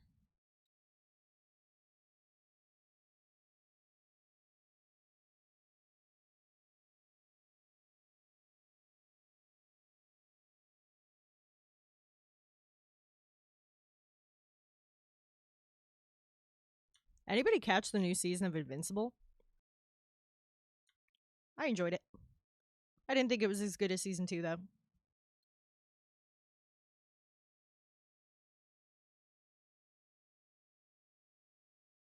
Dude, if they did a BG3 themed tarot deck, oh god, I'd sell my soul for those cards. I have the Over the Garden Wall deck. That's the only fan art deck I have.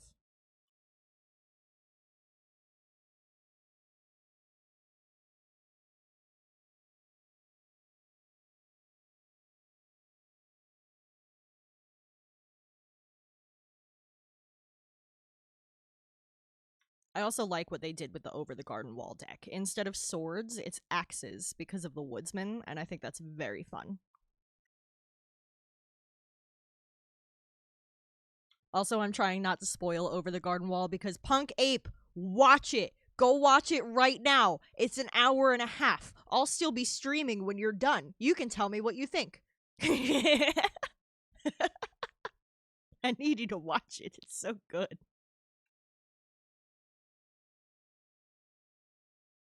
All right, that looks pretty good for how tiny these are.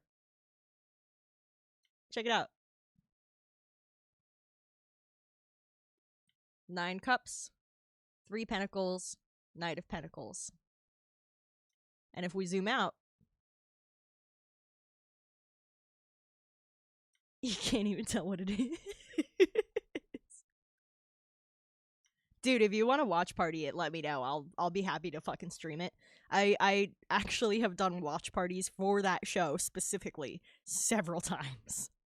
Around Halloween, I hit up people and I'm like, anybody want to watch Over the Garden Wall with me? And then inevitably somebody says they haven't seen it, and then I'm like, you're my hostage now. We're watching this.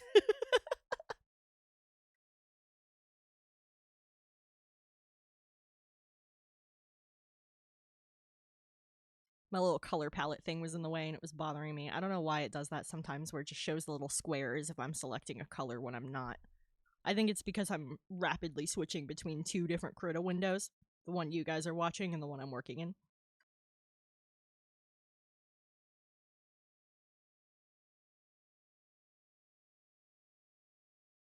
I'm happy I did those tarot cards, as small of a detail as that is. I think it looks very nice.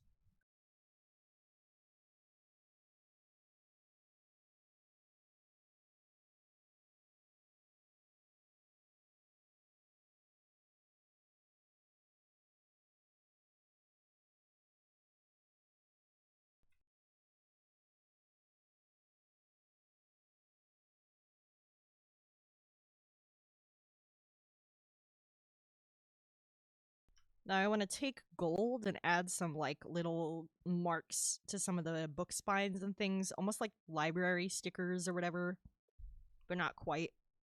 More decorative.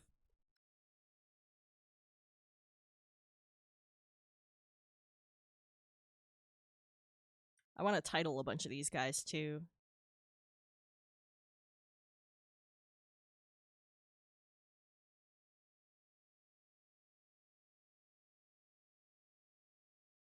Let's start with the top shelf, work our way down.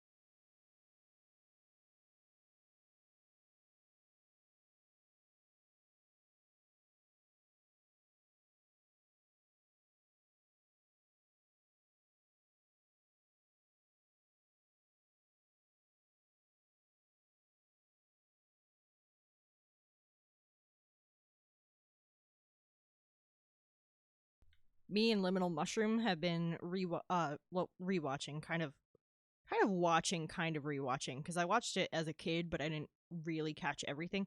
The 92 Batman series, Batman the Animated Series, the one with Mark Hamill. Shit is wild.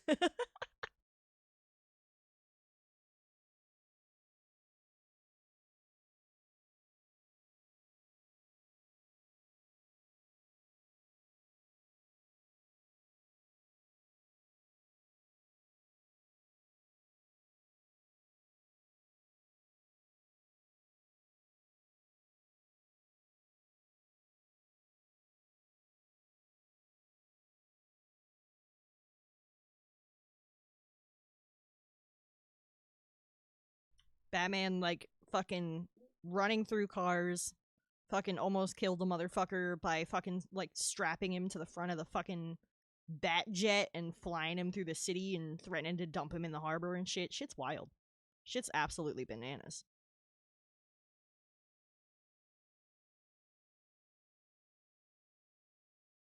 Fucking Batman out here.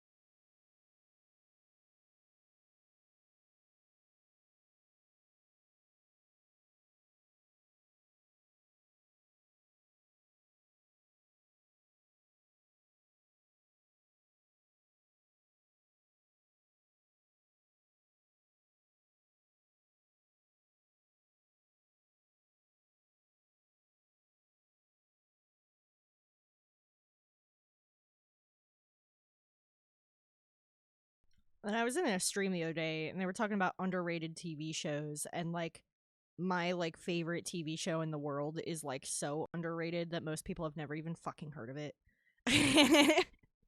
And I brought it up, and none of them had even fucking heard of it. And I'm like, please, for the love of God, this show is so good. Just watch it. And that one's actually live action. Most of the shows I suggest here are animated because I love animation. I love the art that goes into it.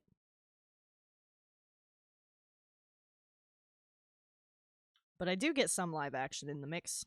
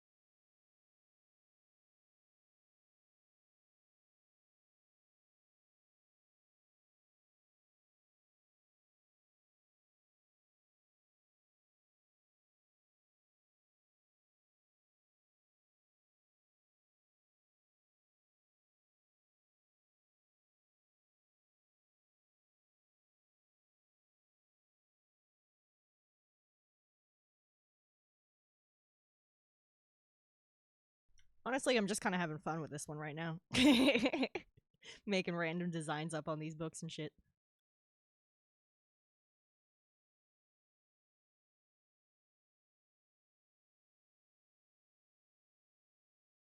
Ah, shoot. I did that one on the wrong layer.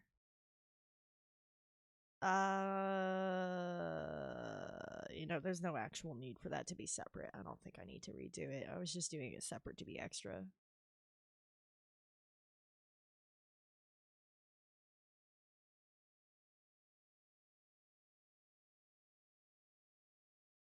This is off Gerard Way's solo album, Hesitant Alien. That dude's a mad lad, and I fucking love him.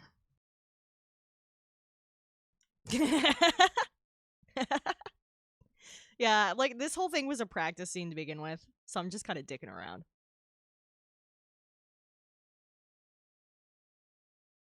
I just really wanted to practice my 1 point, and I think I've done that pretty successfully. I think the perspective on this reads very well. The bats! The bats! Damn, I think Amora's gonna have to get a pest control in this bitch. But I haven't done 1 point in a while. I don't really do a lot of scenes, but I wanted to practice, so this is the paper sketch that I did. And then in my mind I was like, from there, that's the perspective that's important. The rest can be eyeballed based on those lines. Fill it with bullshit. I was like, make it weird. Make it like half bookstore, half apothecary, half magic shop. 150% shop.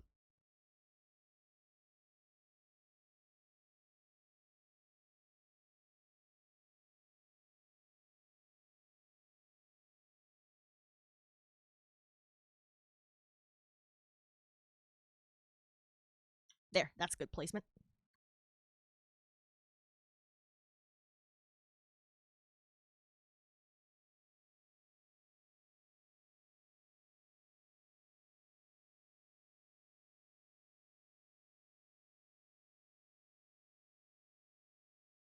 Joey.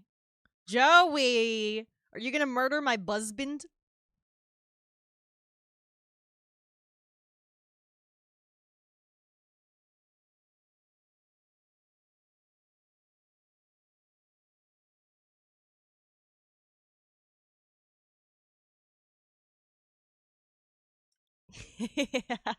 Oh, you're going. Are you murdering Karlak too? You're listening to Will, I guess. She's dangerous. Doesn't know jack shit about the woman.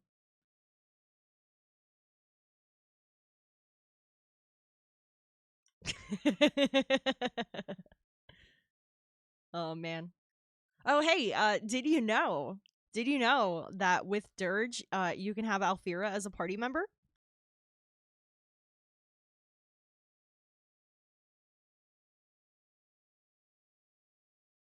Yeah, yeah, you can only have her if you're playing Dirge.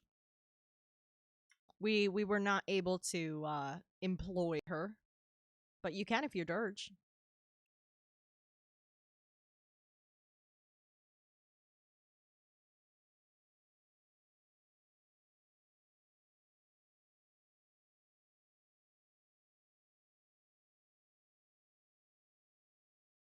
Also, Joey, just to inform you, Joey and I were discussing that he is probably going to be starting his own Twitch. If you wanted to, you can just submit for a name change and use the same account that you're using right now.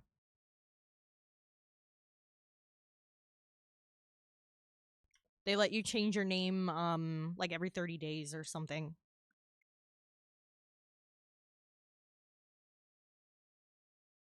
So, you know, if anybody wanted to get a leg up and drop Joey a follow, just a reminder, he's my dungeon master from my Baldur's Gate 3 series, so y'all know him already.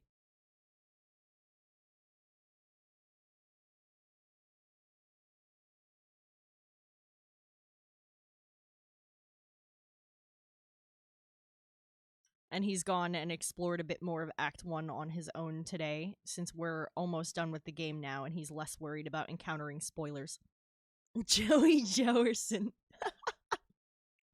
I imagine it would be something gaming related. And we've had a couple, like, potential titles for that sort of thing for him.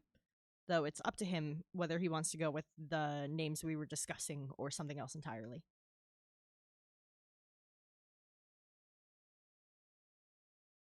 I told him that if he's going to start streaming, then since he's already here and he's already got friends on my channel, that I'd promote the shit out of him. So this is me starting that.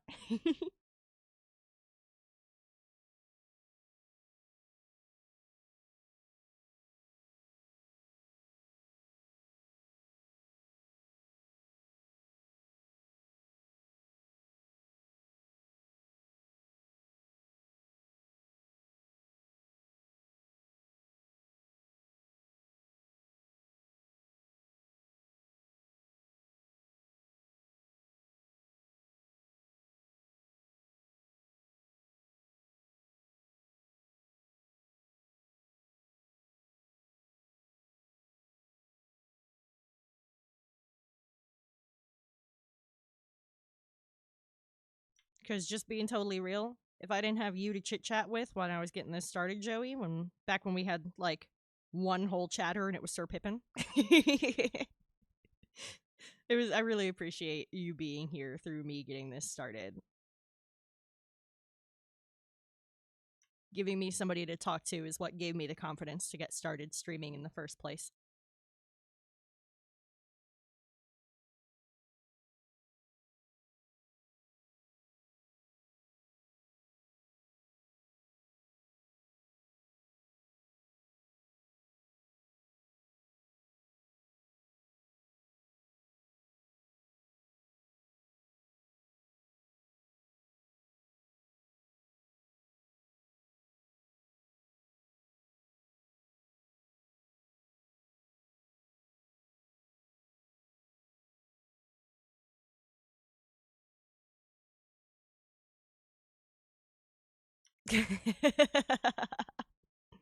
I thought I was Italian, and then an ancestry DNA test proved that that was a lie.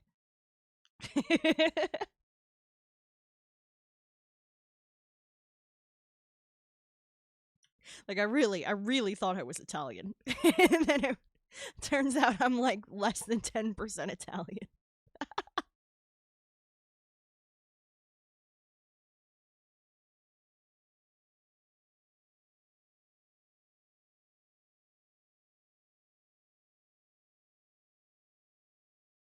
Yeah, I came up with the Maker's Mantle a while ago. Like, I actually made the email for it years ago, and I wasn't sure what I wanted to do with it for a while. I knew that when I rebranded my art, I was going to do it as the Maker's Mantle, but I had no idea how I wanted to do that. And then I just randomly decided to start trying streaming.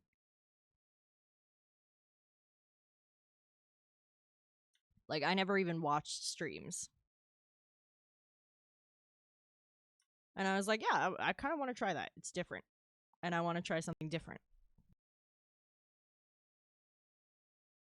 And if I say so myself, I think it's been going quite well. I do enjoy having company while I draw. And I've definitely had more interest in commissions than I ever did before I tried streaming.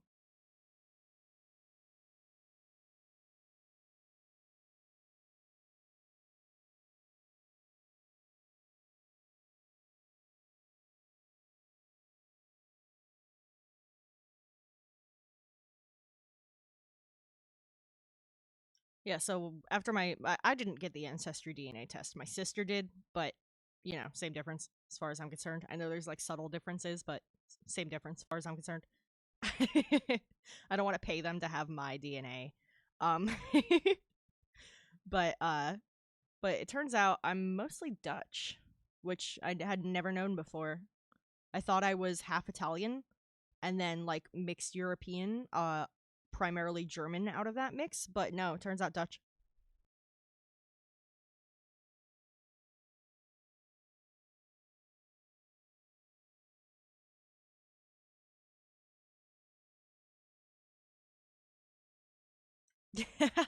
Yeah, I swear I must be the only person on Twitch who gets commissions without popping into other people's streams like, "Hey, you want to buy my shit? Hey, hey, you suck, buy my shit." The amount of people I've seen pop into streams of friends of mine to insult them and then try to sell them something is absolutely bananas.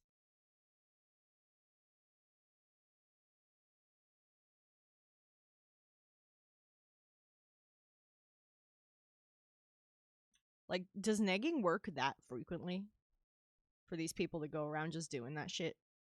I know negging works, but does it work that often?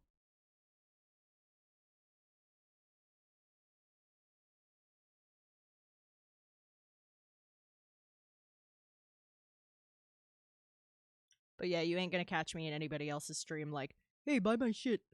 Hey, do you need some emotes?" If you need fucking emotes, you'll find somebody and ask them. Joey, I was hanging out in my boy Saturn stream.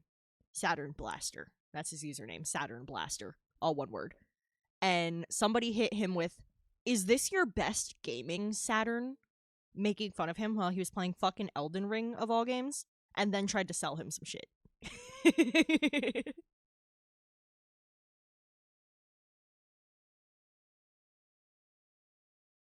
It's fucking crazy. It's fucking crazy the shit these solicitors will do, Joey. So when you start streaming, just tell people I'm your dedicated artist, whether you mean it or not, and they're more inclined to leave you alone.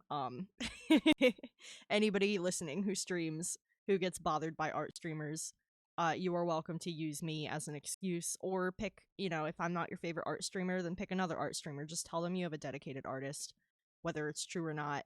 They're more inclined to leave you alone.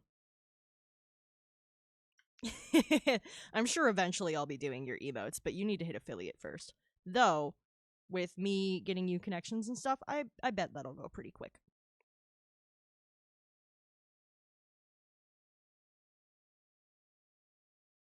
If I could do it in 90 days without knowing anyone on the platform, I'm pretty sure I can get you affiliate very quickly.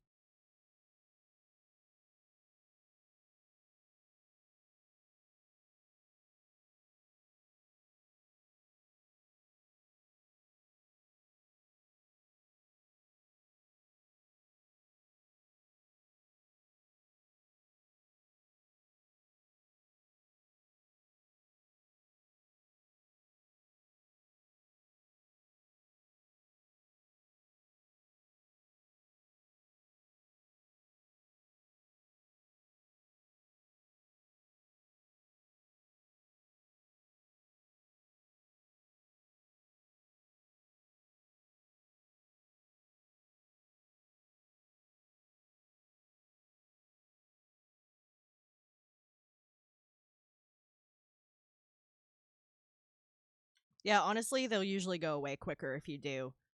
Some of them are persistent and will take that as a challenge, but generally, I find people will leave you alone. Although some people have the fucking audacity. I told you I even had people try to sell me art while I was drawing my own stream assets, which is just fucking insane. Like, I'm literally sitting here drawing shit for my stream, and you're gonna hit me up trying to sell me art for stream? I don't know how to do that.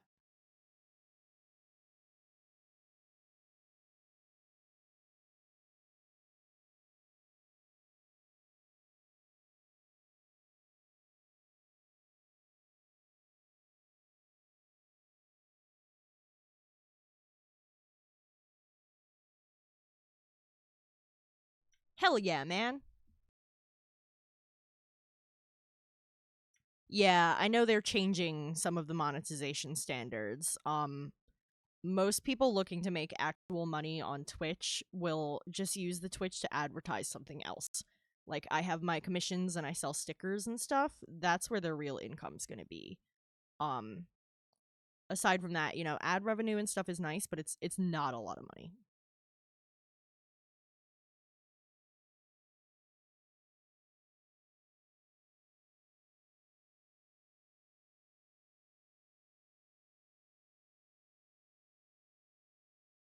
I love this song. I love all these songs. That's why they're on the damn playlist. But this one's a mood right now. A cute little ditty.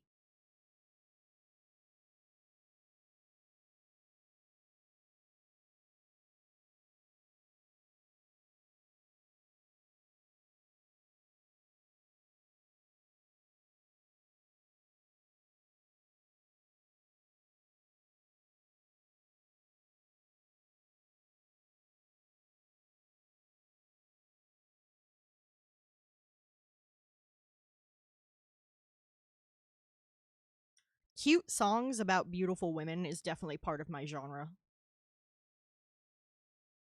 I listen to a lot of that shit.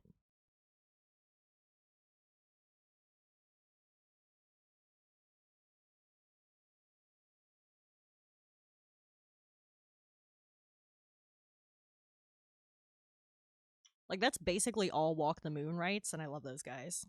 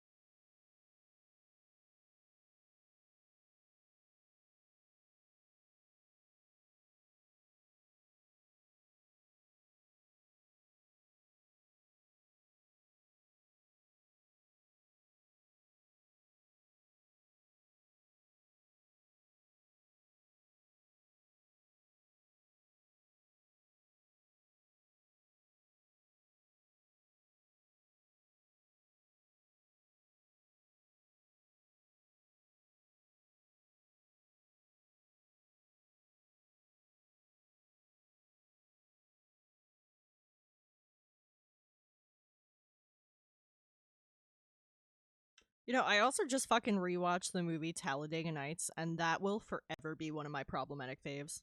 Not that the movie is very problematic, but it's about people who are stupid, right? So they have some problematic opinions.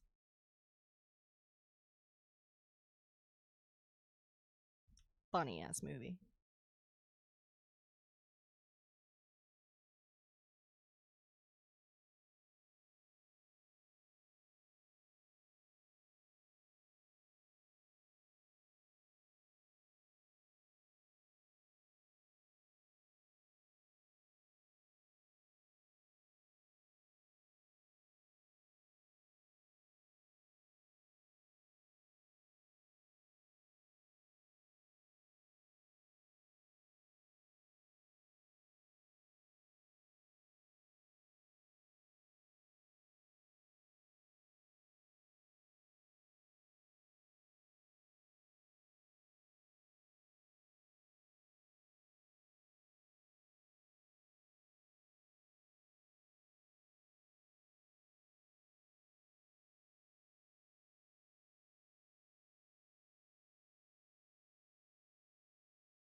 All right, that's 2 shelves of slightly more decorative books.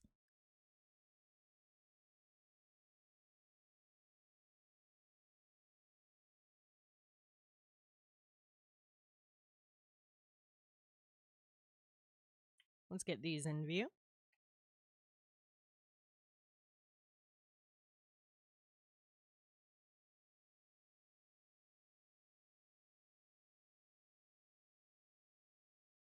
Make sure I'm still on the right brush setting. Thanks for the lurk, man. Enjoy your self-care. Hope it's productive.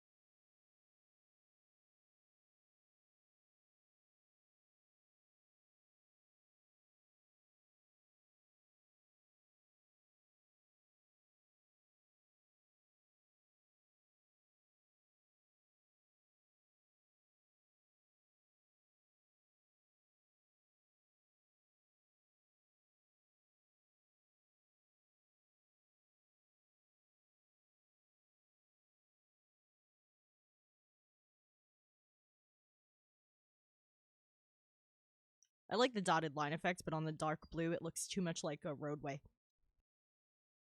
think I need to do it on one of the others.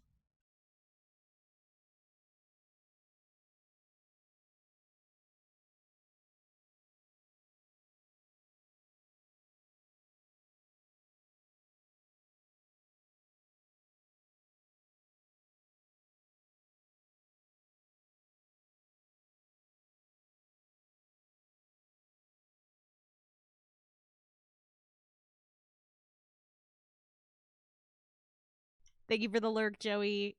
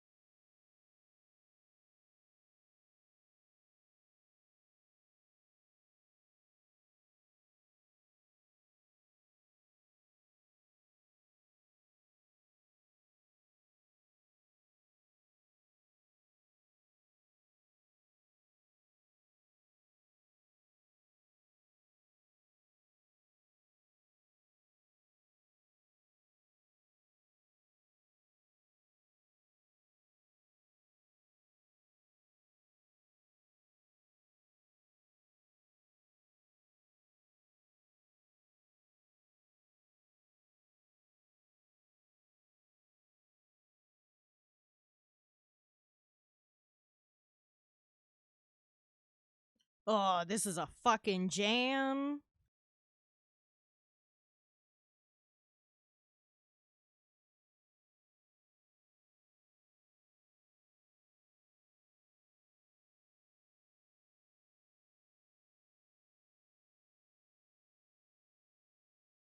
I'm cooking on this design. I just want it somewhere else.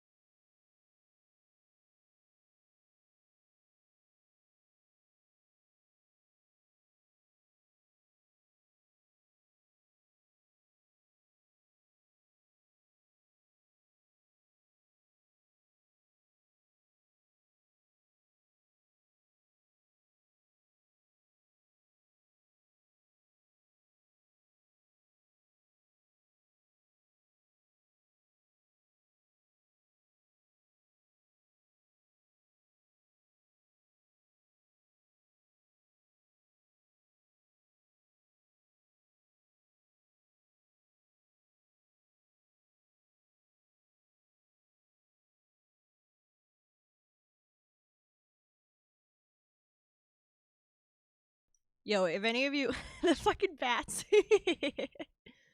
How's it going? Get down, yeehaw boy. How you been? Oh gosh. But this song, Idiots of Oz, if any of y'all are Wicked fans like I am, the Cowardly Lion's a fucking moron.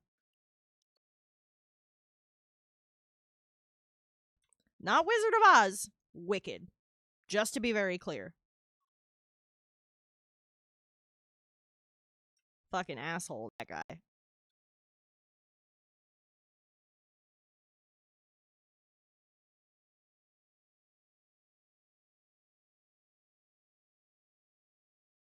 Elphaba saved his life, and he's like, nah, fuck you. He's like, I would have done it myself. Like, dog, no, you wouldn't have. No, you wouldn't have. Don't lie to yourself.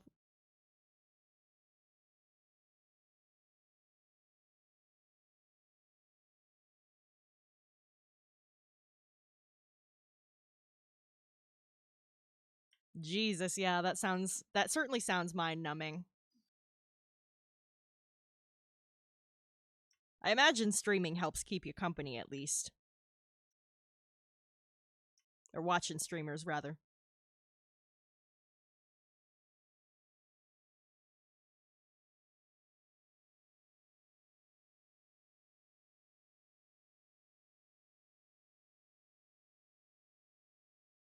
Those came out nice. Let's move down.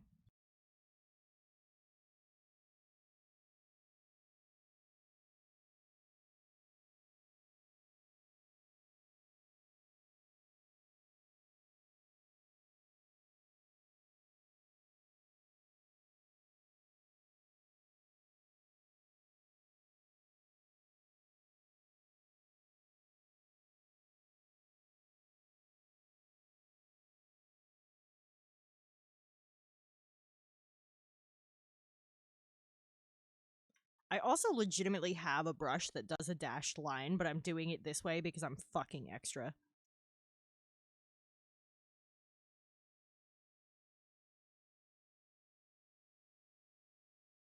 Again, that thing I was going off earlier, hand-drawn charm, this is one of those moments. Could I do this a lot easier? Yes. Will it look as good? No.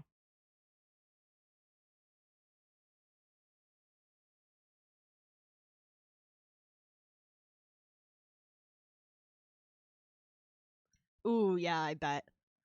I feel like downloading some audiobooks or something would be a great call for scenarios like that.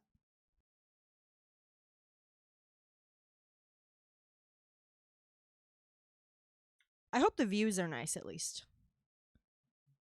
I love I love the occasional mountain drive for the views.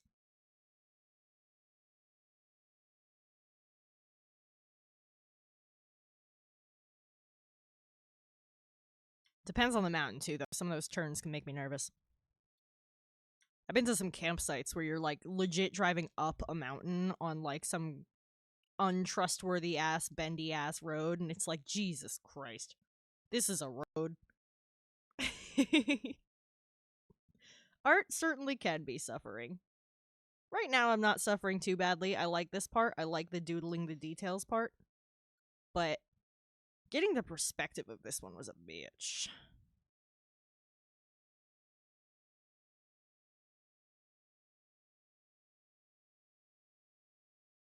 Ah, shoot. I messed up that part. Let me...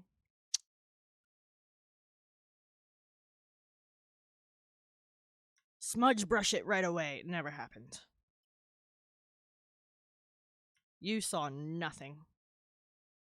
None of you saw anything. Actually, that detail was small enough you probably didn't even notice. But I did. I noticed.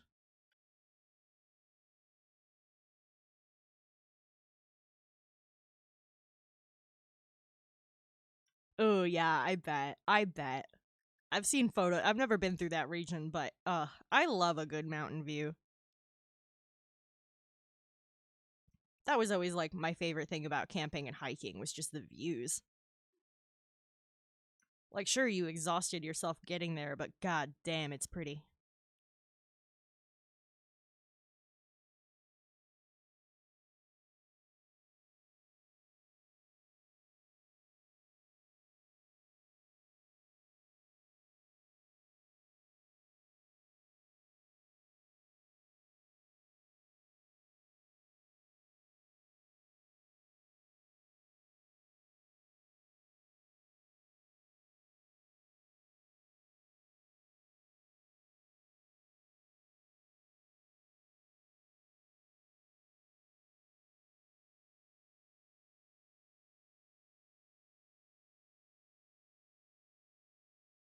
Also, for my lurkers out there, remember to stay hydrated. I see y'all. There's a few of y'all today. More than normal.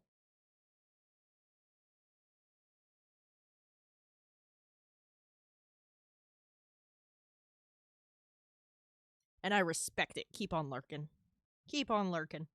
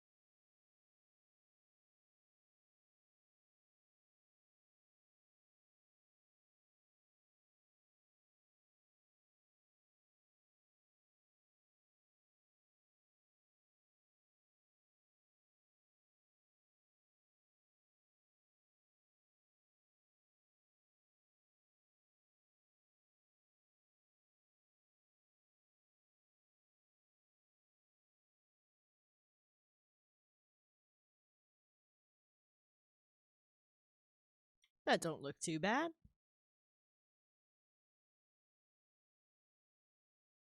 Three more over here, and then I do want to add some of these kinds of details to the ones in the cubbies also. I just keep coming up with excuses to make this drawing take longer, honestly. And it's not that I want to be working on it forever. It's just that all of these things would look cool, and I just keeps piling the work on. But I wanted this to kind of be like a sample piece for like what I can do when I'm given like a lot of time. Ooh, this is also a jam. We're on a very good roll today. I was scoping out this playlist. I was scoping out this playlist the other day, And I think I've got it to about 30 hours now. Because this is a playlist I made myself specifically for my streaming. I tried to keep it as, like, higher energy stuff. Keep me in the vibe, you know?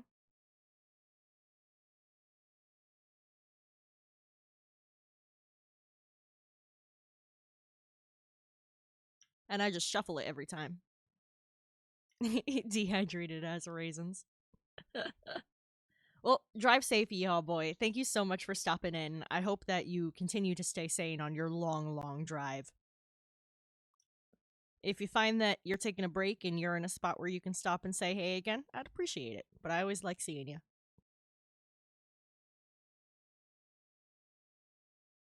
Do drive safe, though. Some of those mountain roads can get pretty wild.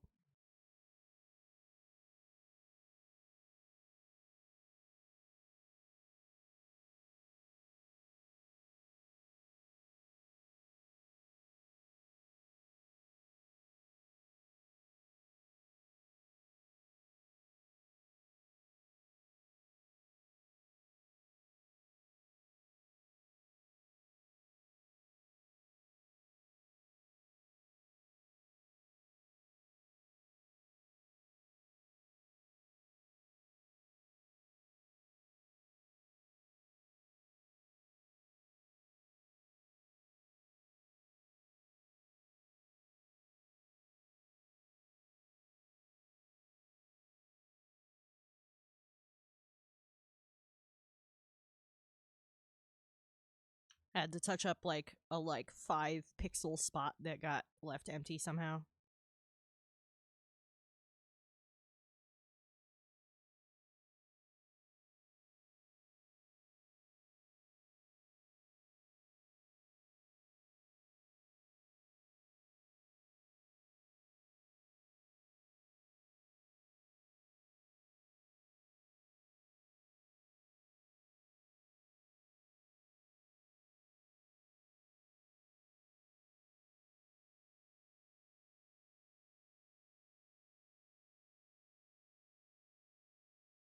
Certainly coming along.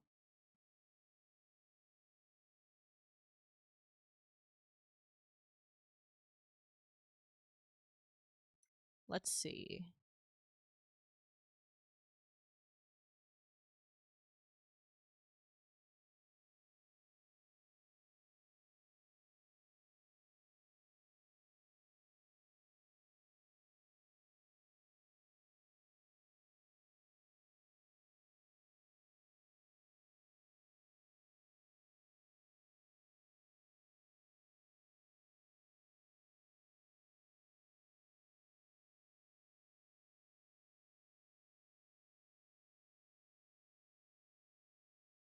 Yeah, I guess I've kind of been hitting up some more oldies when it comes to my rewatches lately.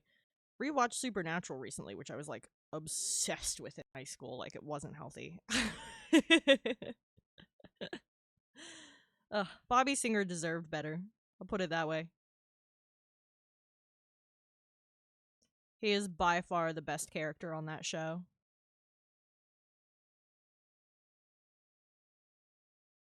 Crowley's fantastic too, but I think Bobby Singer's the best. And when they went to make a spin-off and they didn't make it about Bobby, I was personally offended. I wanted to when I heard there was going to be a spin-off, I wanted it to be young Hunter Bobby figuring his shit out. But they made it about like some random guy, which I thought was kind of dumb when you are working with a universe that has so many interesting characters already established. I would have rather seen another side to one of the established characters, personally, than have it follow some guy I've never heard of. Fucking anybody out there watching this right now work for TV, hire me. I have better ideas than y'all people. I was just talking earlier about how you could tell when there's like no women or gay people in the writer's room. I could do better. I have good ideas. Let me make a TV show. Or just let me be the person in the room who tells people when their ideas are bad. I would love that. Some things just shouldn't Shouldn't be put on TV, but they keep doing it.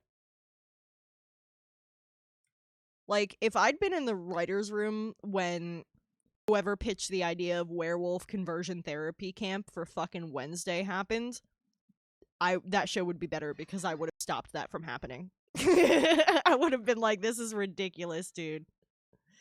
This is ridiculous. I would have told them this is not an appropriate allegory, and then have a better show.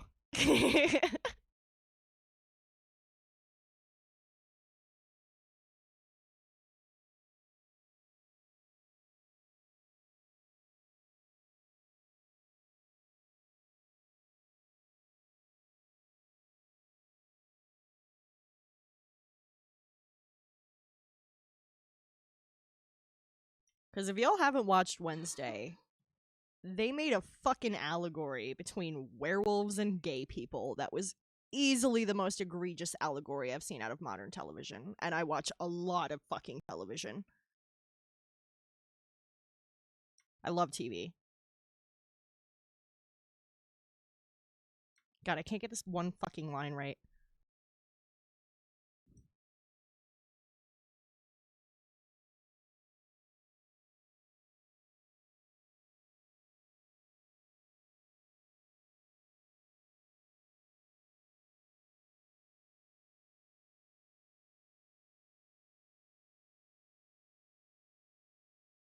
There, that's better.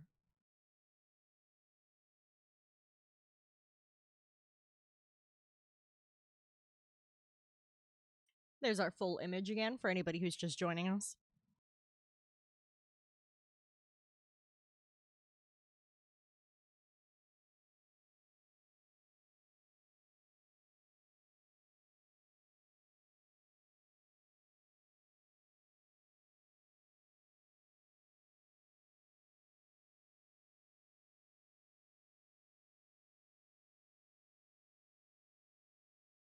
Now I want to add details to some of the books in the cubbies here.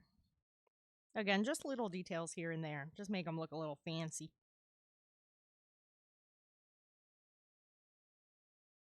This ain't just any book trader. This is the best bookshop in the city.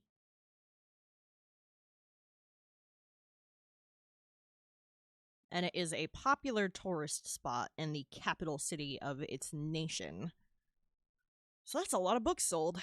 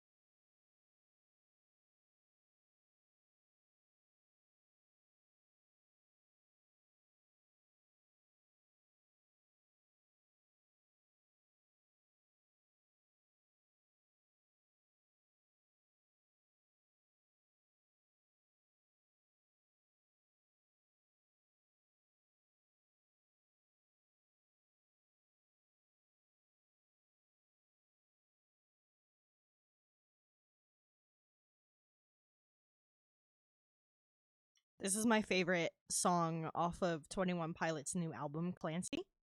It's just fantastic.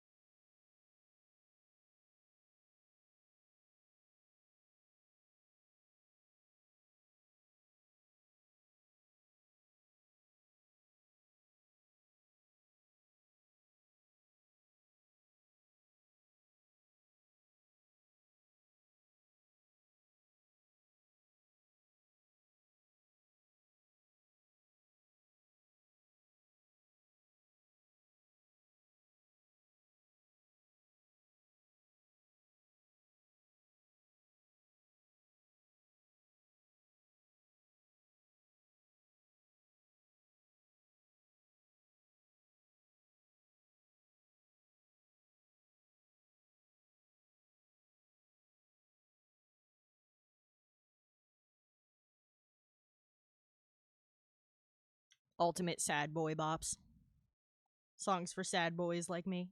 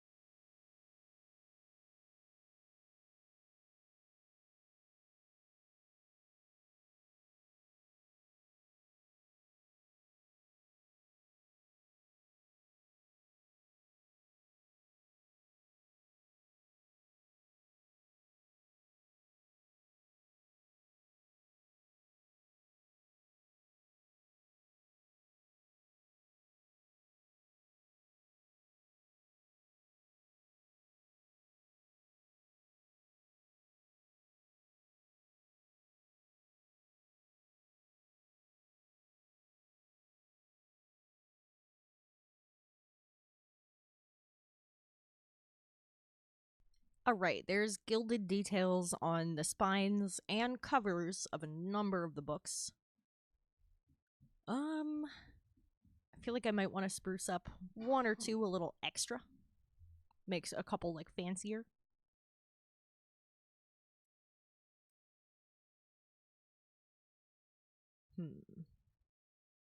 Feel like if I did, I would want to do this green book. This purple book.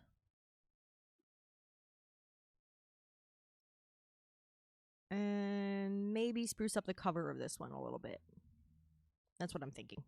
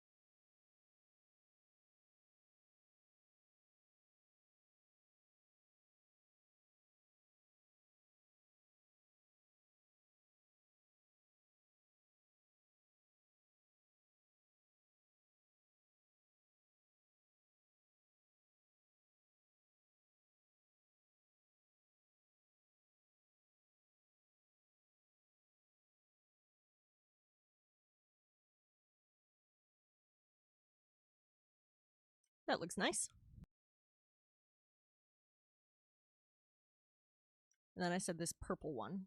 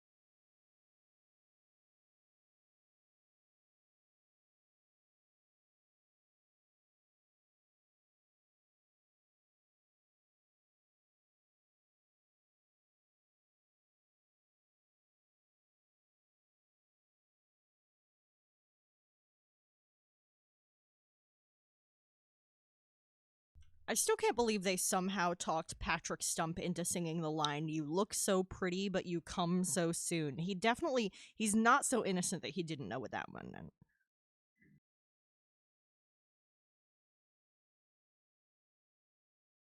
I'm convinced like half of Fall Out Boy's production process is just convincing Patrick Stump to say the dirty words. Have you ever seen that man in an interview? He is such a sweetheart.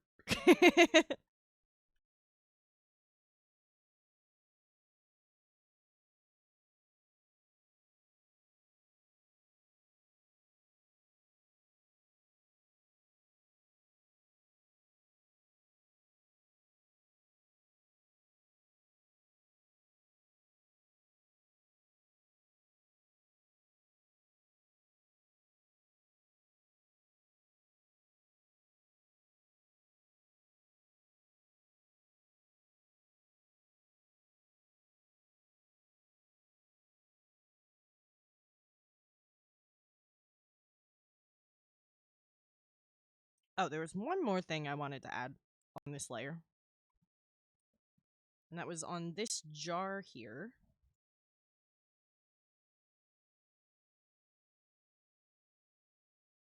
I wanted to slap the Sagittarius symbol on there.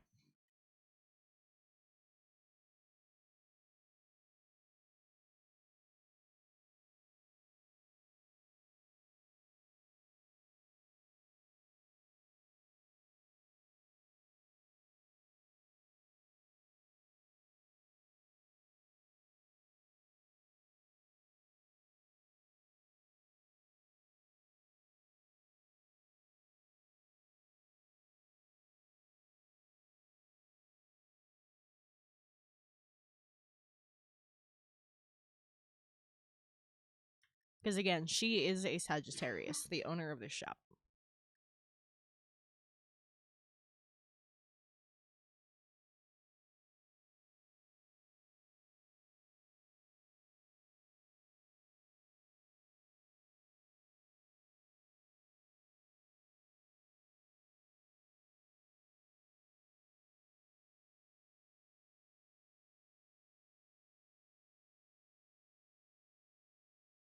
Alright, I'm gonna just look at this for a second and try and figure what I want to do next before I start ADHDing my way into some dumb bullshit.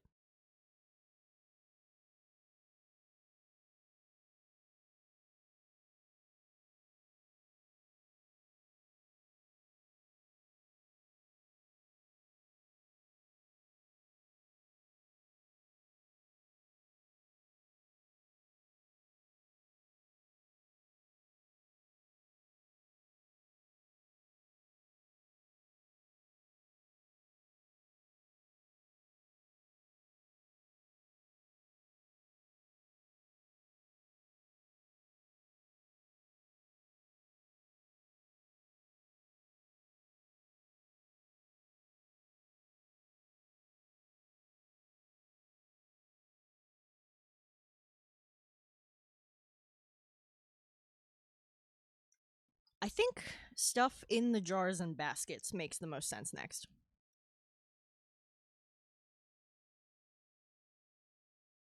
Because I want to do that before I shade so that I can add like the glass highlight and stuff over it to make it look like it's in the jar. Not just drawn on top.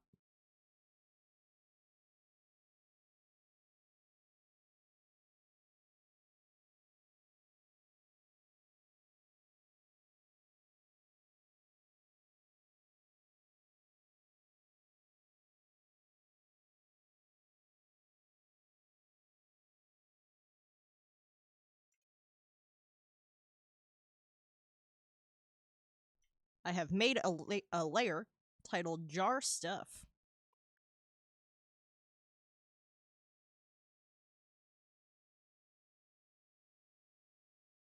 Some of these are meant to have things as simple as like ink in them, which, you know, just gotta throw some color along the contour of it.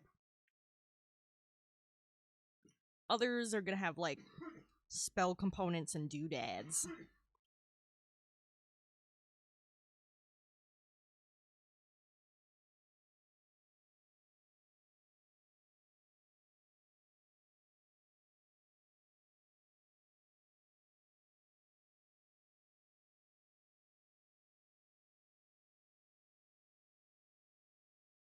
Some might even be a little bit creepy. Although this witch is less of a shady witch than me.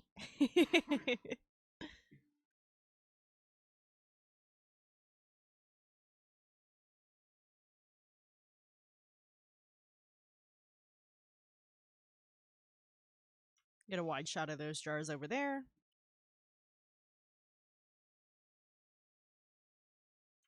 I know this one is going to have quills in it, spare quills. I'm saving the quills for toward the end because feathers are kind of a pain in the ass and I just want to crank them all out at once. So this will be full of quills. It'll have feathers sticking out. This is going to have a feather. That's a quill handle right now, no feather. There's going to be a quill here also. It's going to be standing on its own, writing on its own. That's how these book copies get made. That's why there's this slanted shelf here in the first place, so they can sit open and be at a good angle for writing.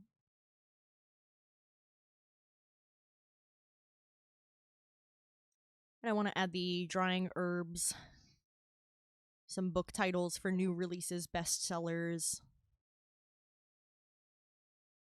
and then shade, shade, shade, shade, shade, shade, shade. A million trinkets to shade.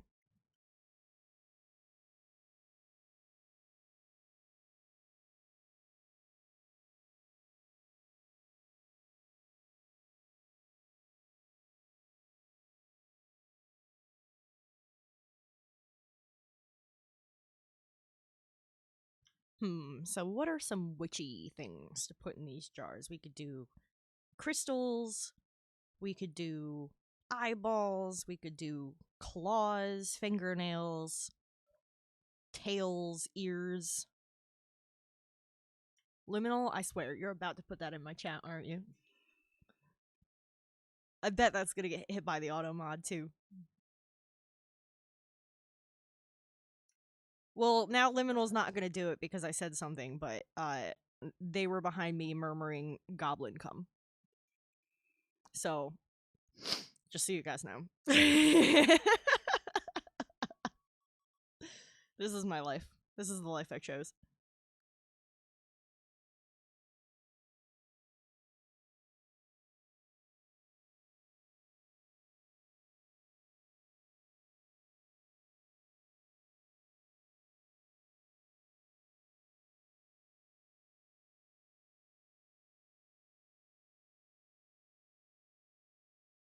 Gummy bugbears? Oh, that's gonna be a bitch to get to read, but that would be so much fun. Fuck. Joey came in and said it instead, and it didn't even get modded.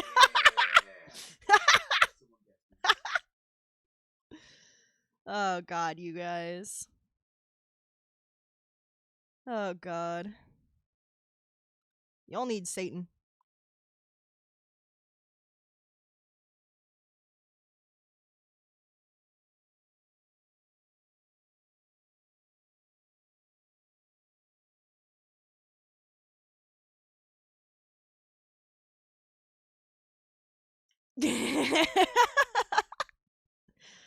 Oh, Joey.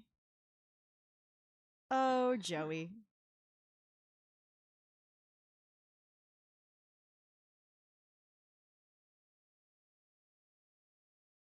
I love this song. It's super creepy. It's called Mix Sinister, and Mix is like MX period, like instead of Mr. or Mrs. Mix, the non binary option.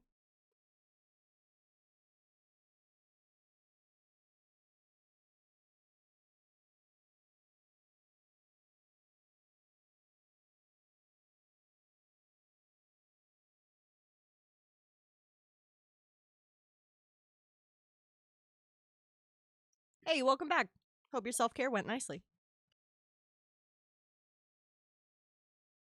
You came back to Liminal and Joey yelling about cum. I'm not sure what you were expecting, but that probably isn't actually that low on the list.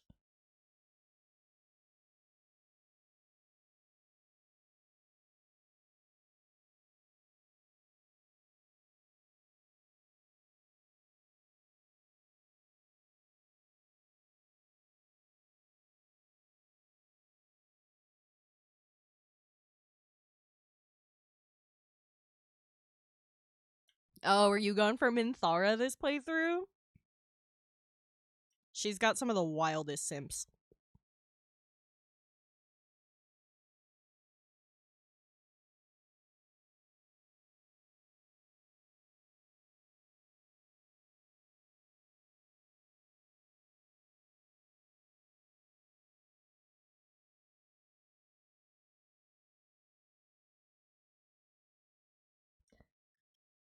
Why did you get. Oh, yeah, because he's a mod. That's why he didn't get censored saying cum. I fucking forgot that mods bypassed that for a second.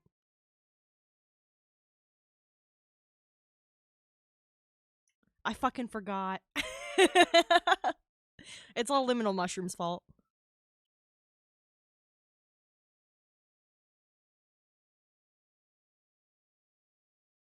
I added like fun little details to a bunch of the books. Hold on, let me turn off the rough sketch so you can see better.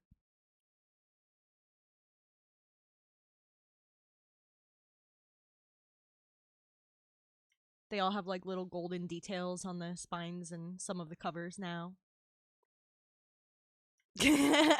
Well, the word cum is allowed now, so I guess we've gotten that out of the way. Yeah, I just did like little things on all the books. Spruce them up a little bit.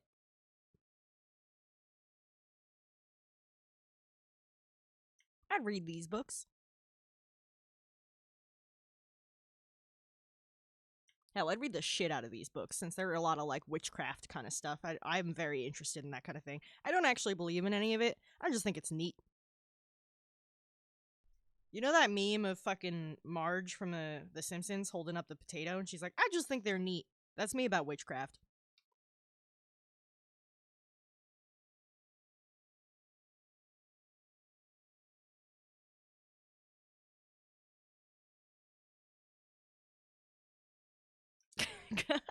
Don't make me revoke your guys' mod status. I gave Liminal mod rights simply because Liminal wanted a sword next to their name. And then Joey's here half the time I'm streaming, so it just made sense.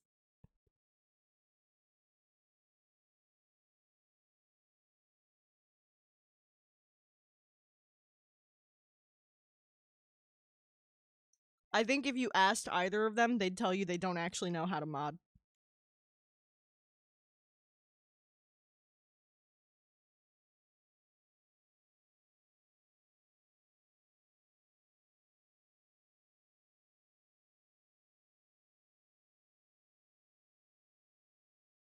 I want to make at least one of these jars grave dirt.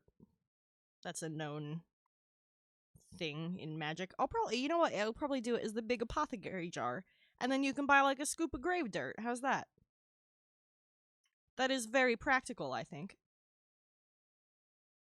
Hold on, the color's messed up in one spot.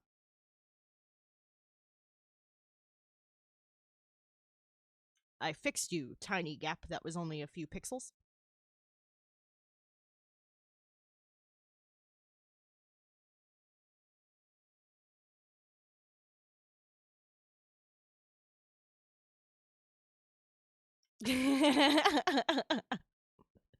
Yeah, you guys at least do know like most of my commands and redeems and things. You can demonstrate if we get raided or something.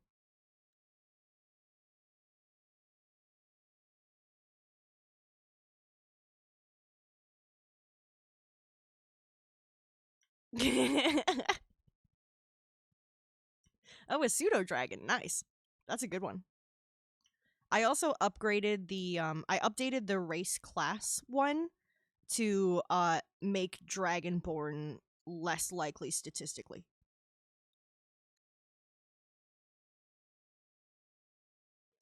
And that's specifically because with all the different color types of dragonborn, having like one human on the list versus having 8 colors of dragonborn made it so like everyone was getting dragonborns. Um, so I changed it and I added more of some of the other things so that it's more balanced. So if you do that command, which there's actually I have that under a couple commands. But if you do the race class command, or I think I also have it under exclamation point join the party, it will generate you a Baldur's Gate 3 build. And I will be expanding that with the update to add the new subclasses.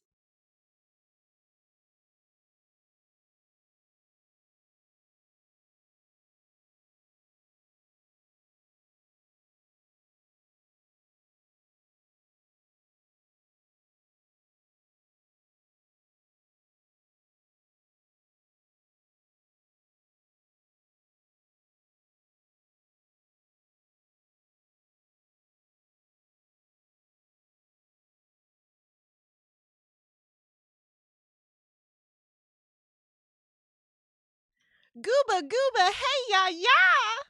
God, why does that live rent free in my fucking head? I can hear that in the voice actress's voice in my brain, like it's ridiculous.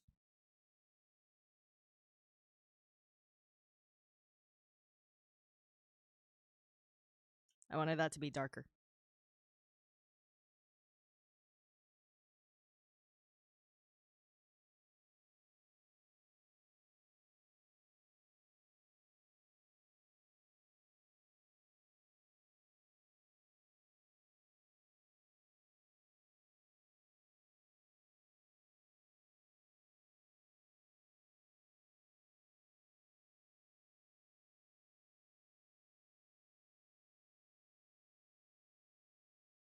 Okay, so we have grave dirt. We have 2 bottles of ink. Um, what else? We should do like some like Eye of Newt type shit, which if you're not aware is just coriander. And if you don't know what that is, coriander is the seed that grows cilantro. Or if you're in the UK, it is either the seed or the plant, but we call it cilantro here.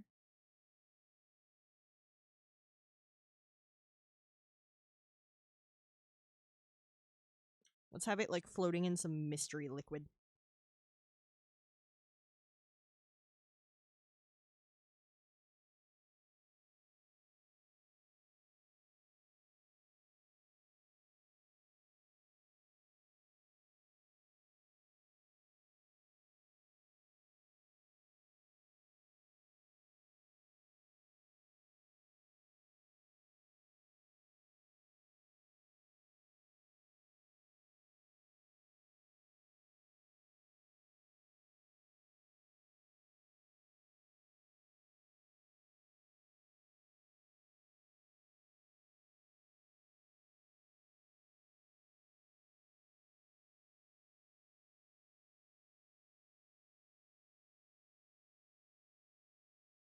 I kind of want to make them squishy and gross looking. And I think this brush would work quite well for that. One second. Let's see.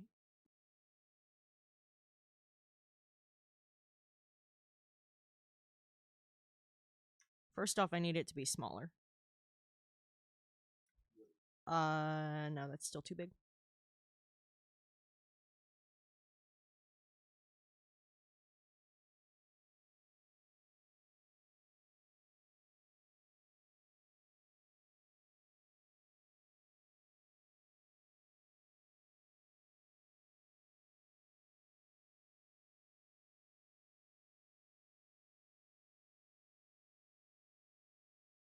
No, that is like on 100% opacity and you can hardly fucking see it.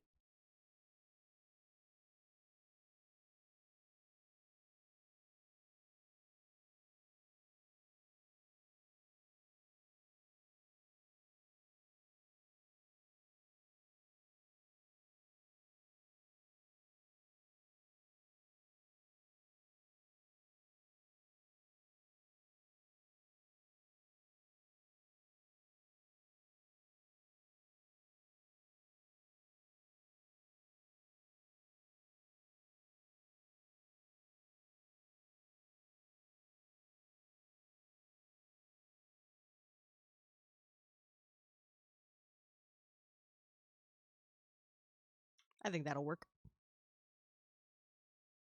I need it on a lower opacity at first. Let's go for 25%, see how that works.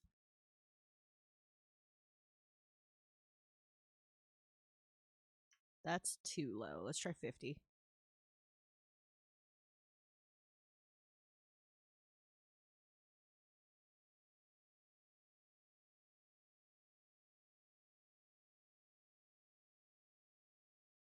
I think that works better.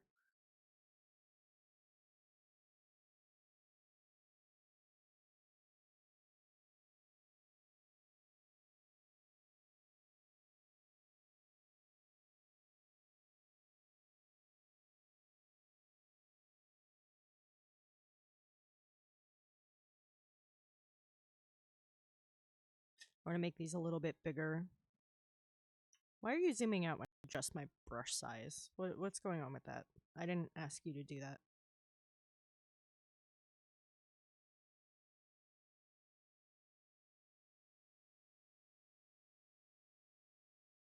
In spite all my rage, I am still just Nicolas Cage.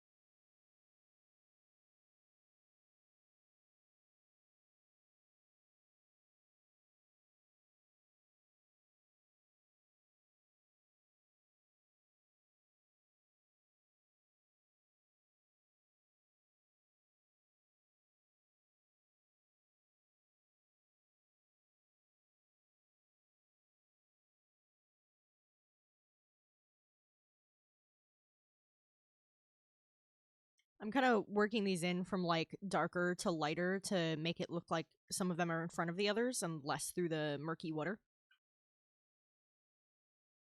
Hey, Gratos, how's it going, man?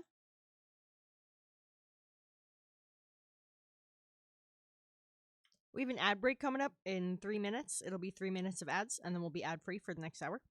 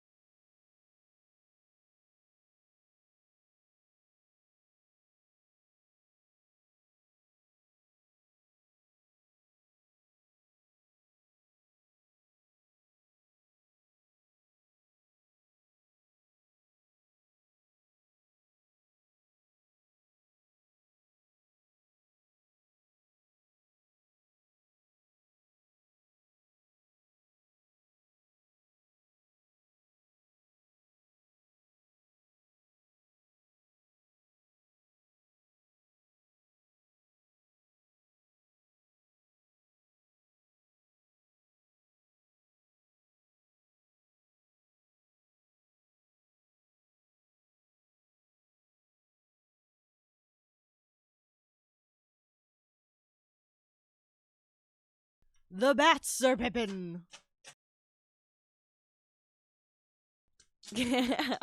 Yo, listen, sometimes fucking up your sleep can be a good thing if it's like gonna give you that serotonin you need.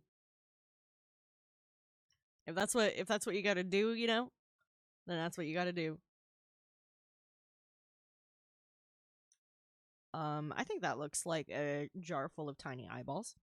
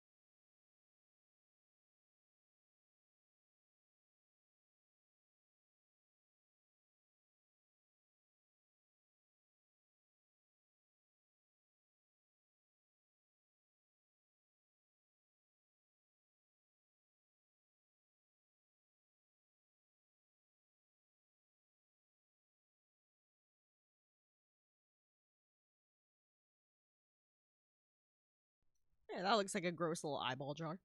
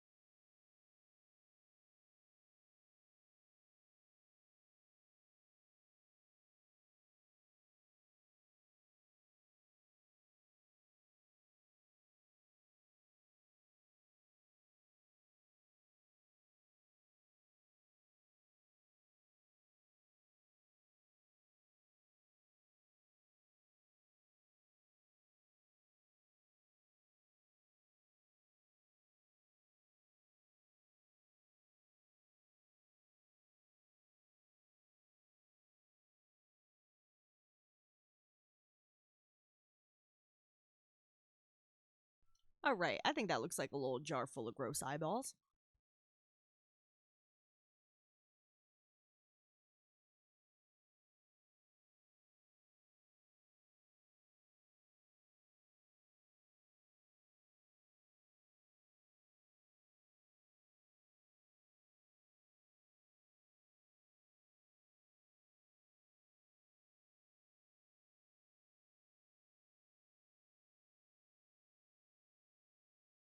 I do think a little bit of an outline will help the effect when it's zoomed in. So I'm going to do that in the same gray as the water. And at like half opacity. See how that works to begin with.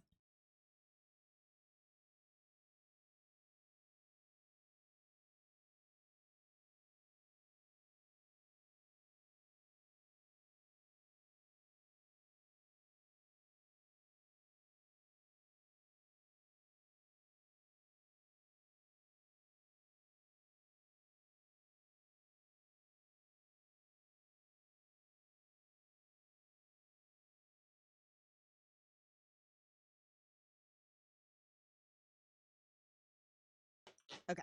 This is at 5 pixels at 15% opacity.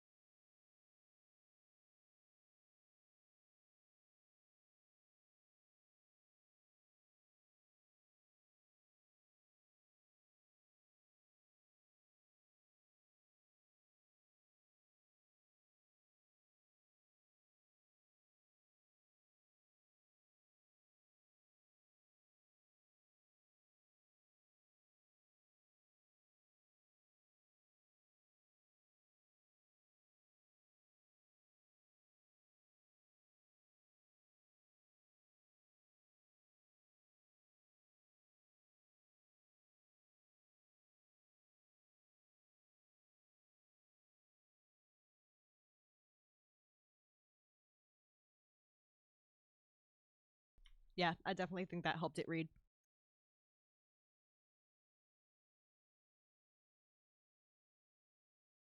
Looks like a bunch of gross little eyeballs.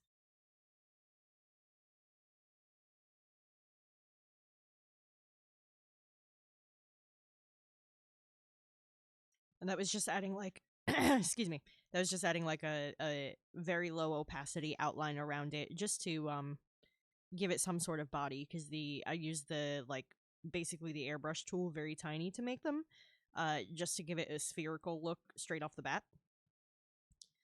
Because when it's lighter in the center, darker toward the edges, it's going to look like a sphere, and it's going to look like a sphere in some kind of goo if you go with a lower opacity from that and make the background the same color.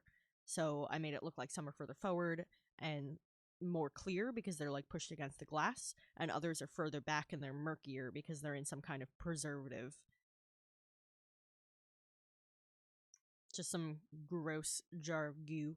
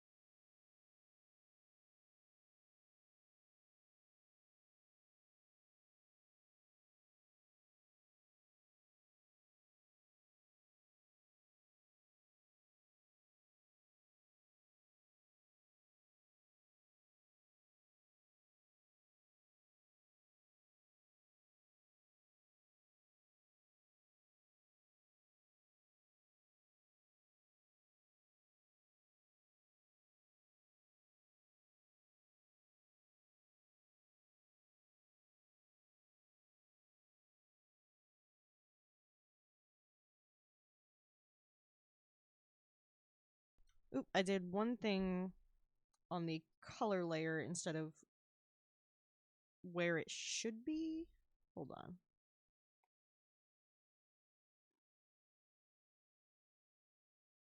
It's messing up my masking.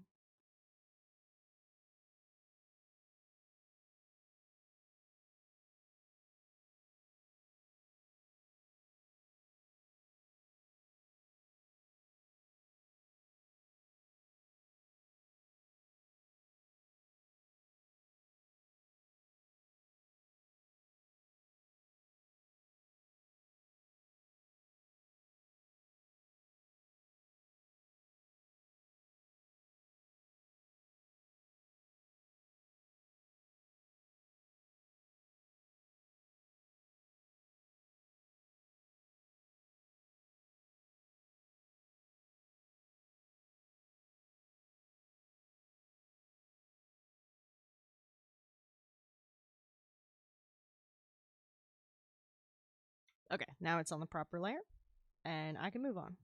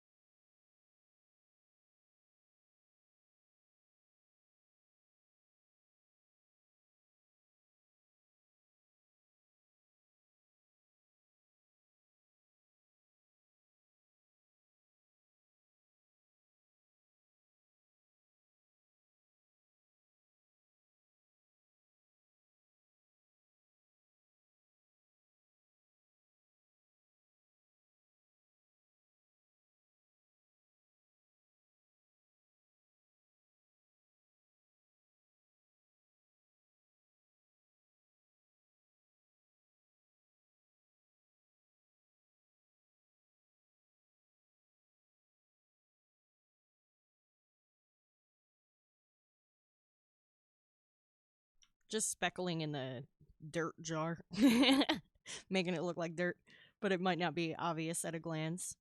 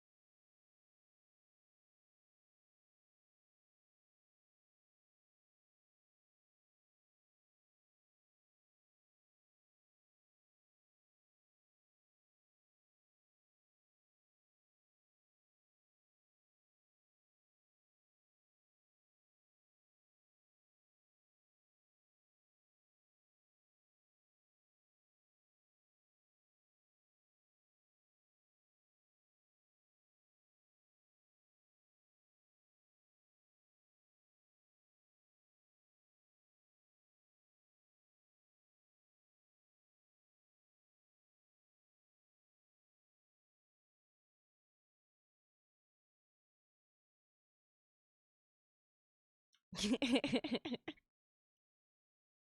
probably some like formaldehyde-esque solution in the jar, honestly.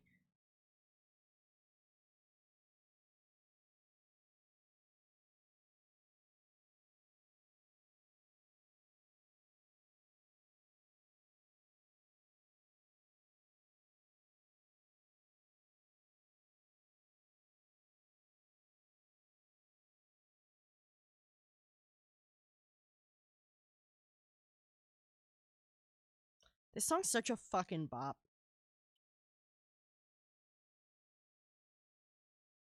Listen, I don't think Fall Out Boy got bad. I think Fall Out Boy just got different.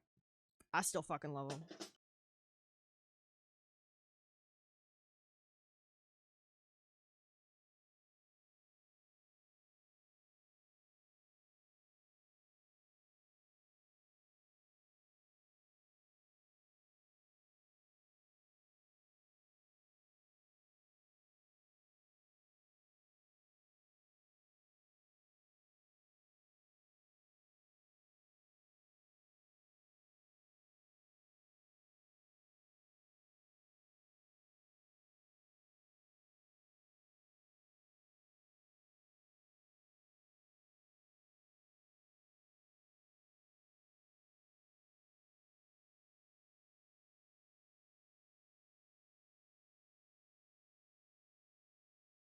I just think it's crazy that people expected them to be the same after such a long hiatus. Like that wasn't like a month-long hiatus or something, you know?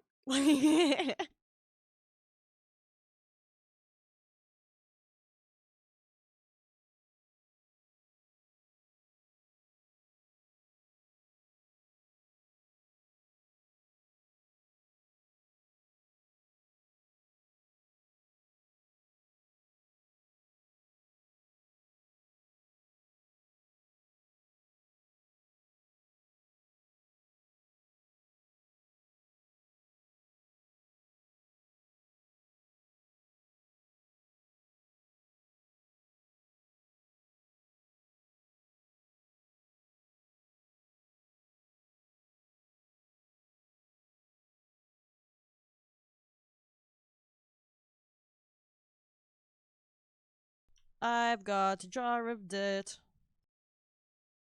Anyway, that looks pretty good.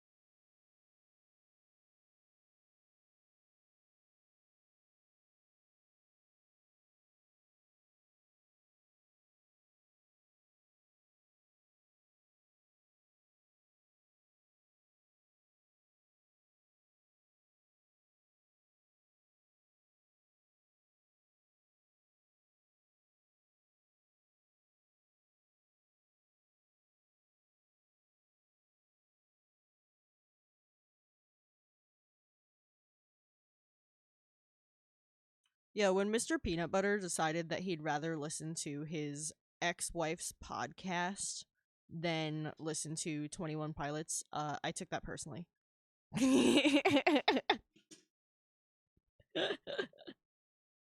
God, I fucking love BoJack Horseman so much. That show's fantastic.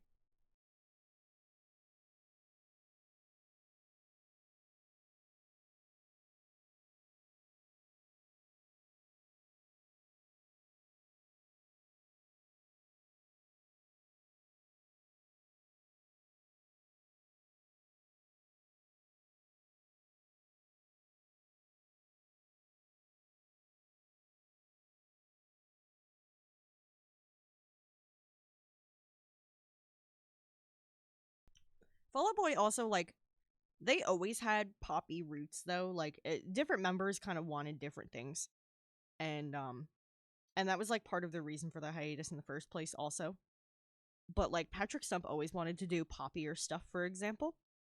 Um, and so like that's why like when he got to experiment with his solo album during the hiatus, he just kind of went wild with it and like went like very synth poppy, and it's fucking weird. I love it, but it's fucking weird. That's why I love it. It's fucking weird. I like weird shit. But yeah, obviously they did change a lot, but I still really love them. And I don't know. I don't think like some people think they like sold out. I don't think that's the case at all because they always had like roots in poppy stuff and just different members brought in different influences, and they've had fun experimenting with like those different influences over the years.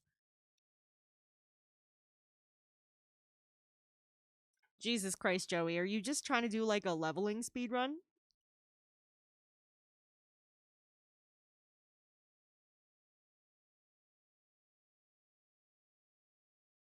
I'm trying to brainstorm more funky things to fill these jars with. I was thinking of having this little basket like full of bones. The one I've been this guy. So I just started filling it in with like a bone color. Just like a small bone assortment for your spellcasting needs. Chicken bones, bird bones.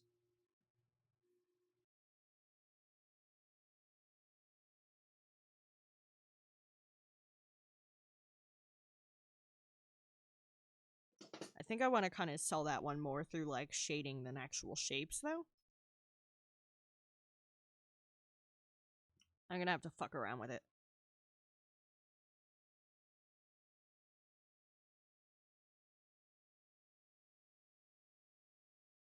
If you manage to did Joey, did you do the knoll fight yet with the two douchebags that died in ours? And we were like, fuck it, we're not reloading for these two douchebags.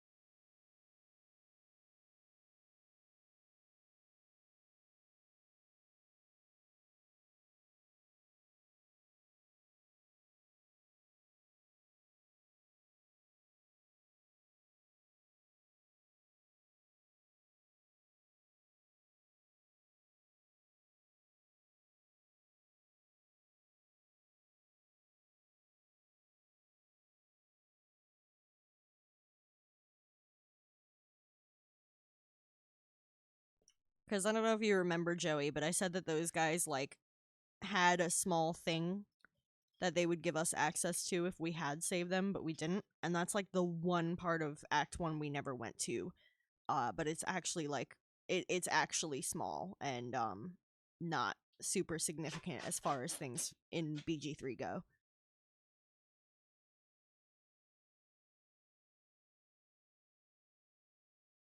I think a rock texture brush would probably create the appearance of bones pretty well, considering like fossils.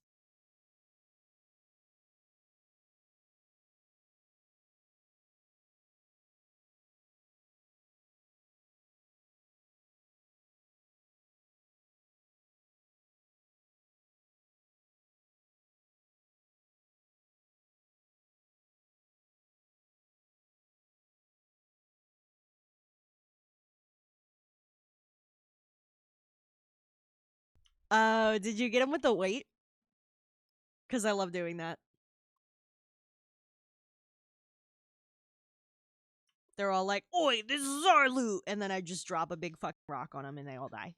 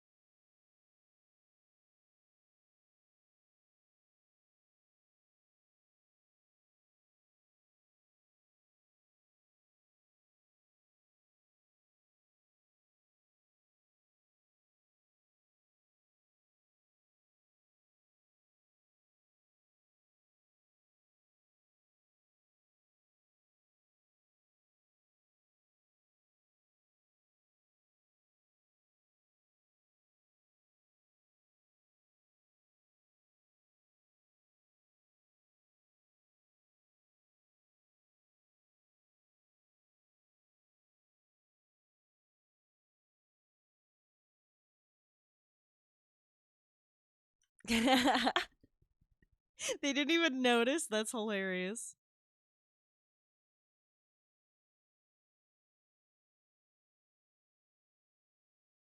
That encounter was so bugged in early access. It was such a pain in my ass. Rugen would just like stand there jerking himself off. And I'd just have to wait for it to time out too because it wouldn't even fucking. It's so annoying.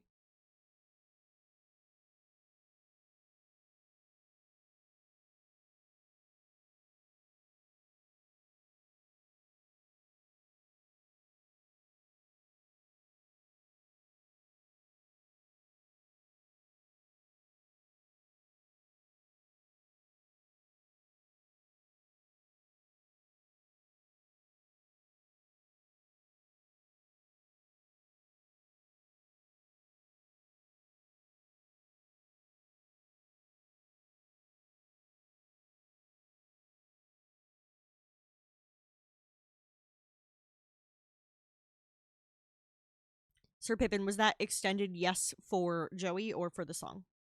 Because either's a good option.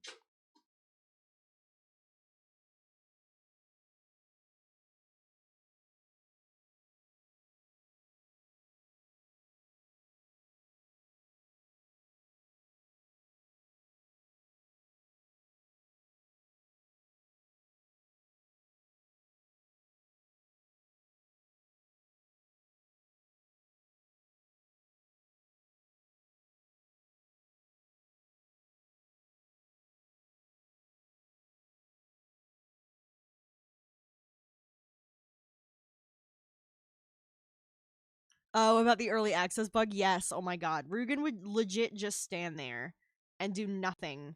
But the thing is, it was like trying to get him to do something so that the turn would wait and you just have to stare at him doing nothing. You couldn't like skip it.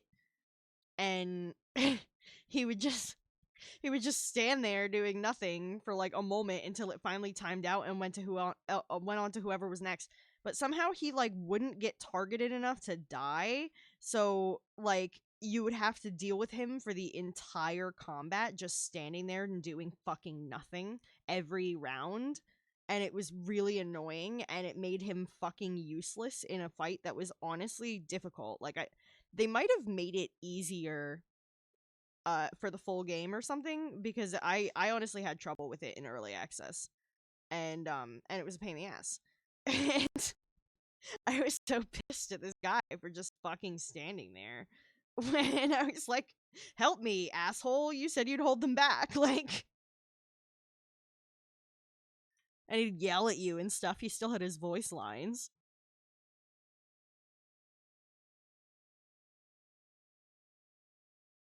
I think that looks like it could be little bone fragments. Or it looks like a little box of french fries that have been sitting out for too long. But zoomed out, I think it passes well as bone fragments. I think I want to like blend the edges of the lining a little bit on this one though.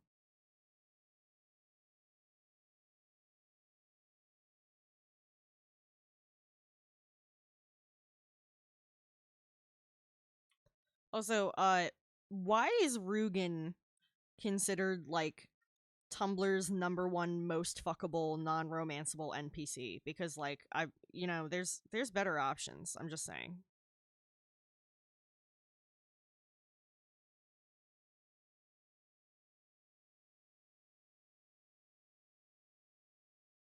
Like, where's the Jahira romance? We didn't get that, but they want Rugen. Okay.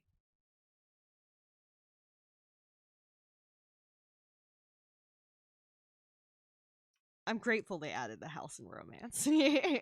They added that purely based on fan feedback about how great he is. He was not meant to be a romanceable character.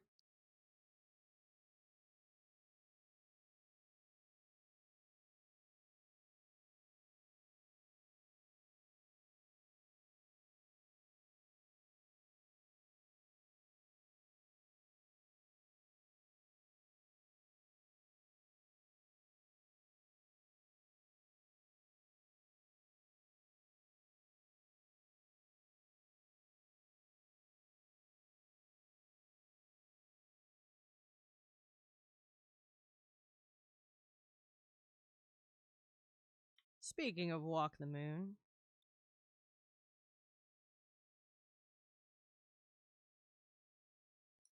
that and honestly beating the Grim in early access was much more difficult.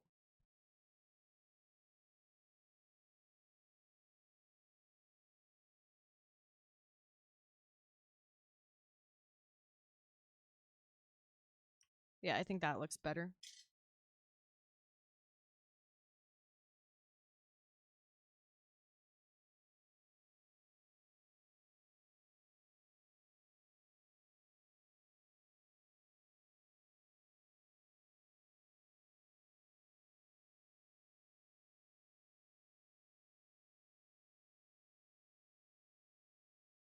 Yeah. Yeah, the rock texture worked well, I think. That looks like some like cheap scrap bones that one might use for magical purposes.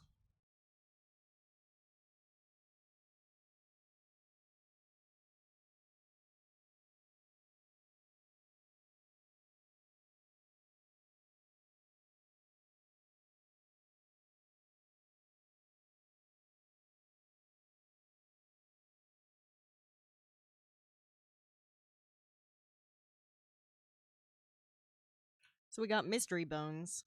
We got tiny eyeballs that I'm going to call Eye of Newt, even though that's not actually correct.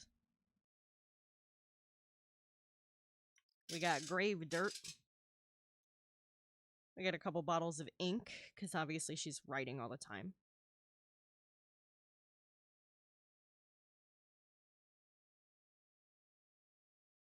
There's little parcels of tarot cards under the cubbies also.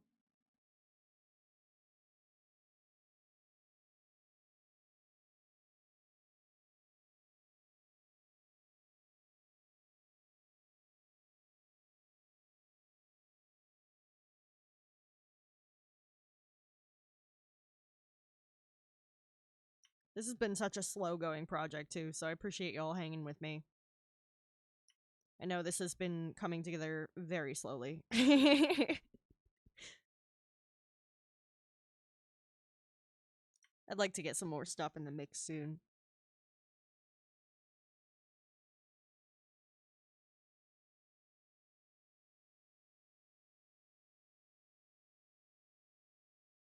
Maybe I'll make one fairy dust to make it like glowy.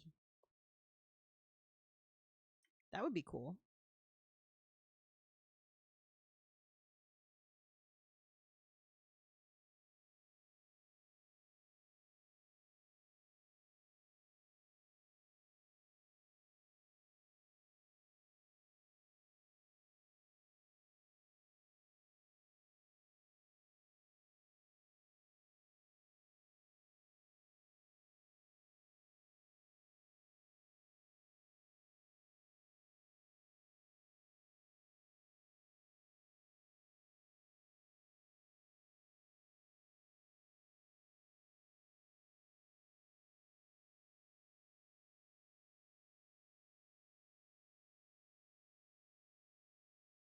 This was the first song I ever heard by Placebo. And it got me into all the rest, really. I fucking love Placebo. There's a lot of them on this playlist. And I found it through Tap Tap Revolution.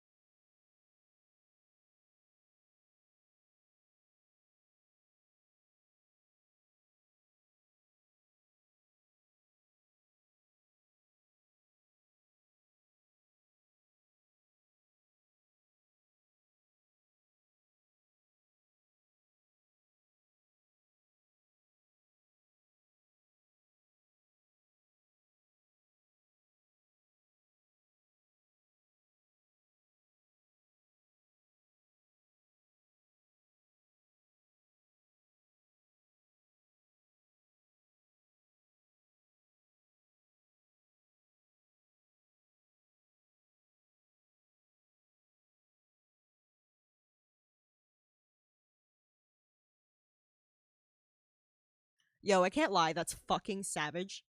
Getting a love letter, correcting the grammar, and sending it back. That's fucking savage.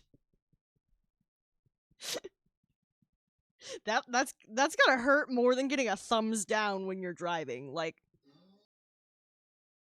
because I've seen bad drivers that I've given the finger to, and I've seen bad drivers that I've thumbs down, and I can tell you which one's worse.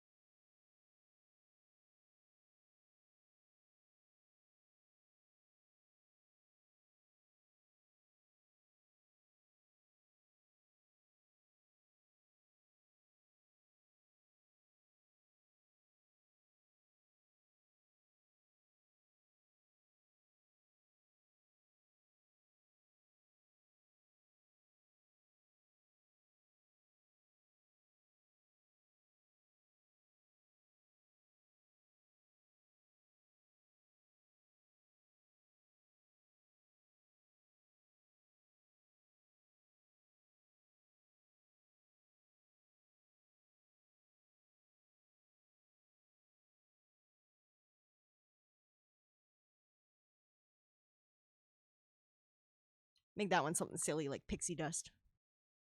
I'll make the textures look nicer with highlights and shadows on the dirt and the dust. That'll help distinguish like the top from the sides and everything. Same for like the eyeballs and stuff.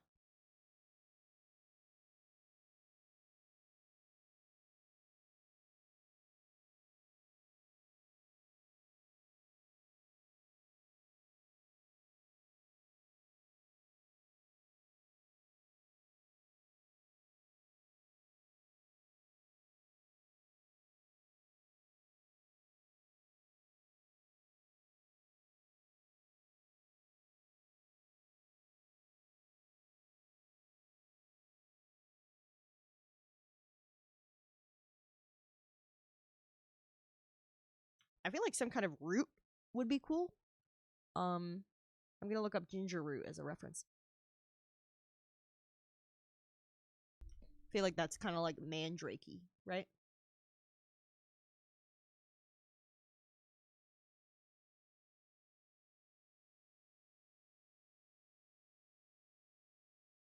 Yeah, yeah. Give me a picture where it's like not the herb but the plant, like with the roots attached.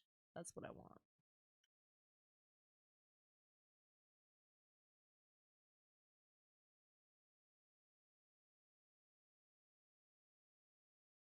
Yeah. Okay.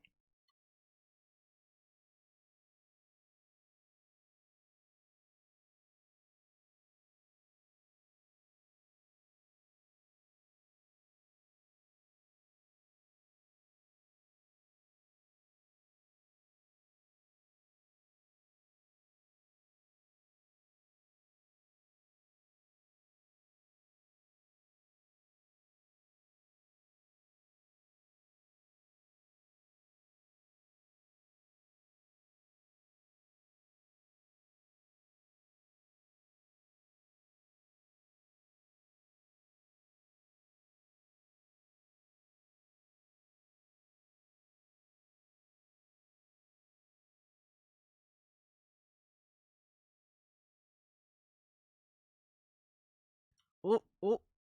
Gotta be careful with that. this is looking. This is looking like we're getting awful close to using a certain command of mine. Uh, uh, uh, uh.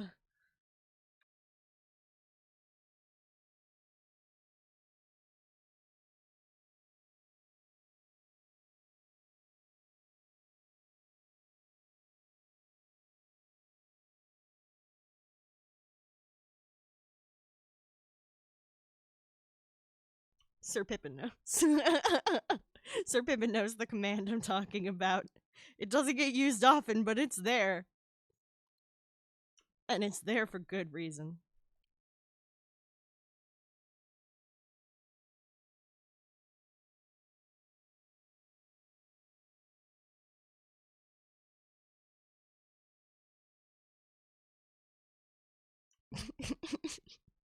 Drawing the fucking candles was a struggle for me with that. I'm not gonna lie.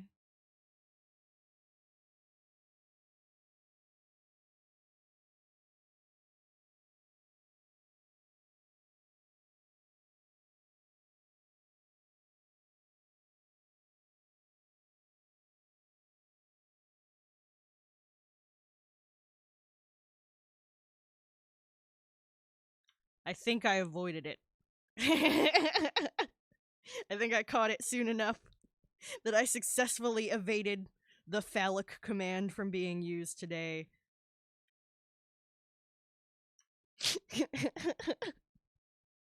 And trust me, there's good reason for that command. It is easy to accidentally make something that looks like a penis.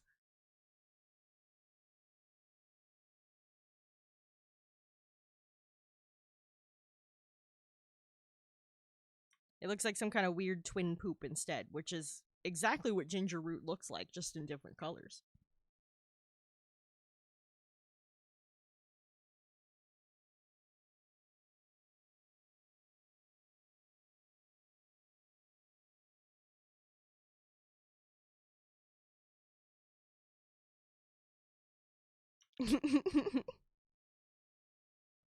We did get pretty close there, I think. Because I, like, started a shape and I was like, oh no. Oh no, that's a penis.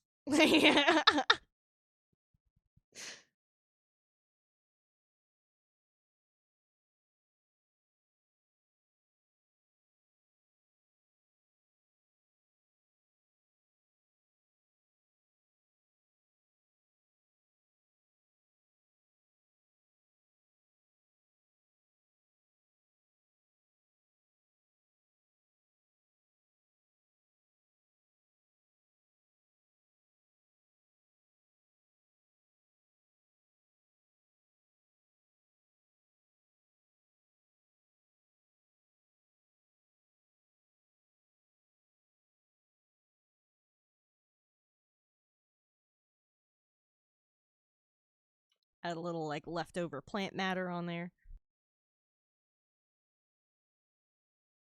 And then some roots.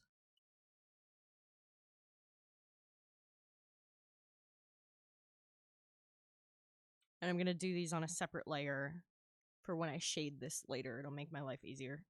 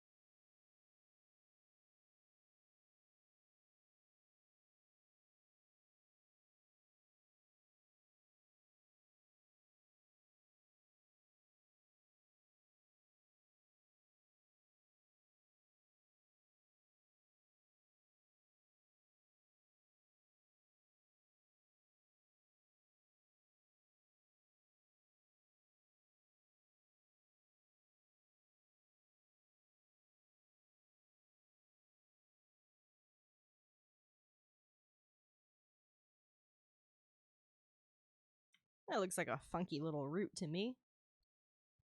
With some shading, I think that'll really sell.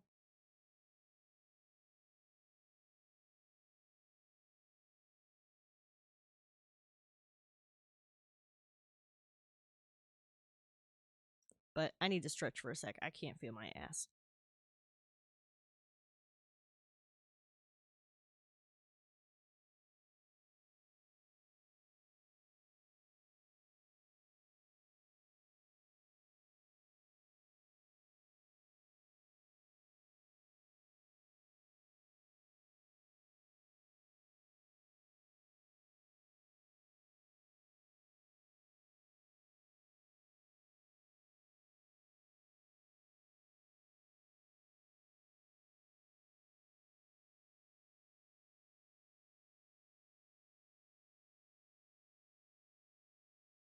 Yeah. Yeah, I needed that stretch.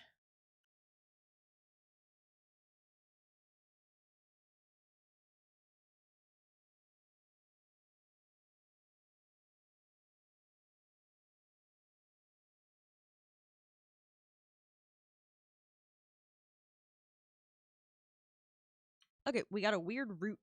We got some bones. We got some grave dirt. We got some fairy dust. We got Eye of Newt.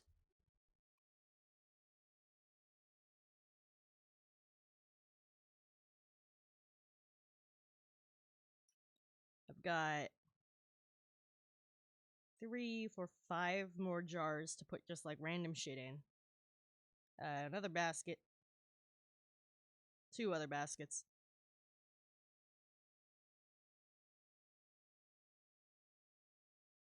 That one on the floor is just meant to be like garbage. Maybe I'll throw some crumpled up paper in there.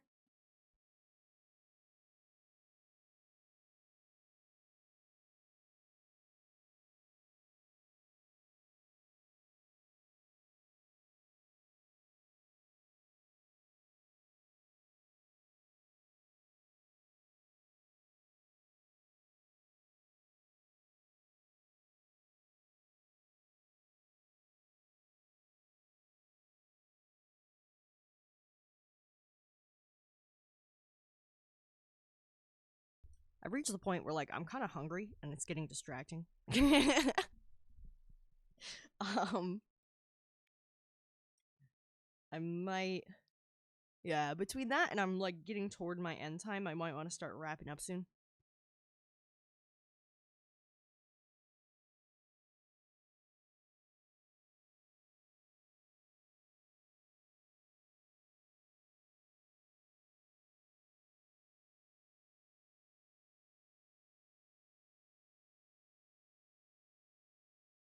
So I would like to shade the shit out of this and put some more stuff in the jars.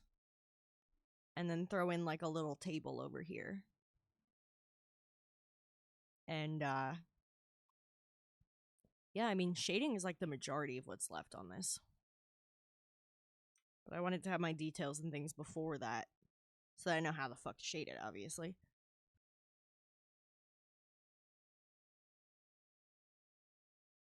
I think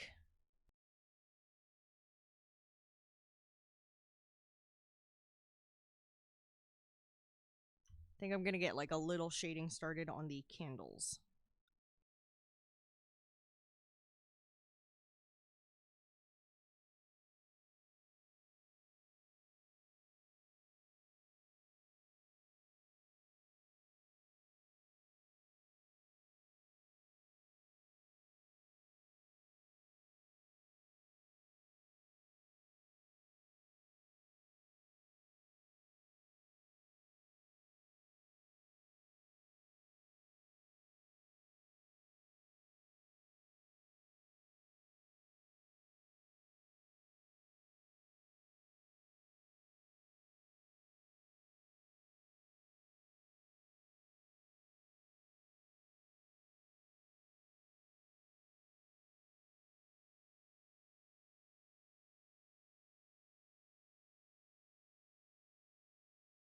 Okay, that's not quite dark enough. I need a darker color.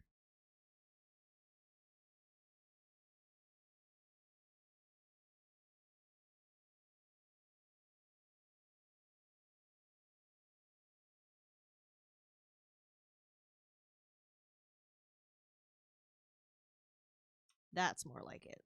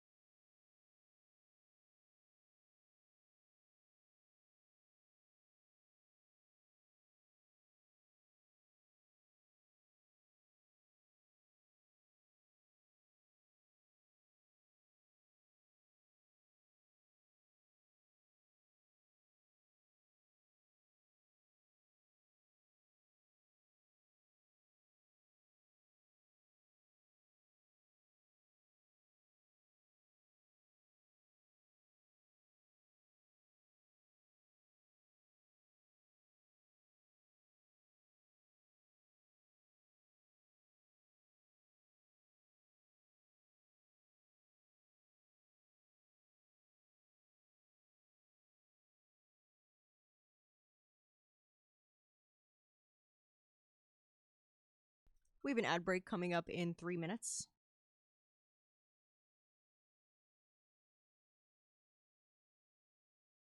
It'll be 3 minutes of ads, and then we'll be ad free until we wrap up and rate out.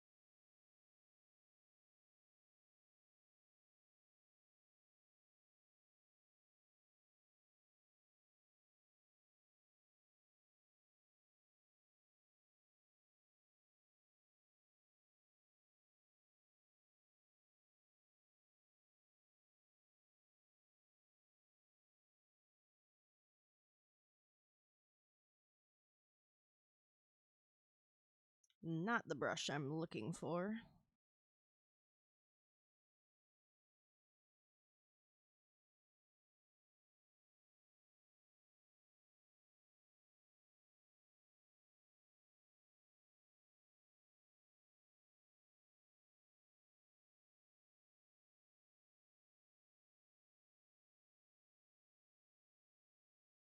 Just throwing a little texture on the candles. I find it helps them look waxier if you give them a bit of a speckle.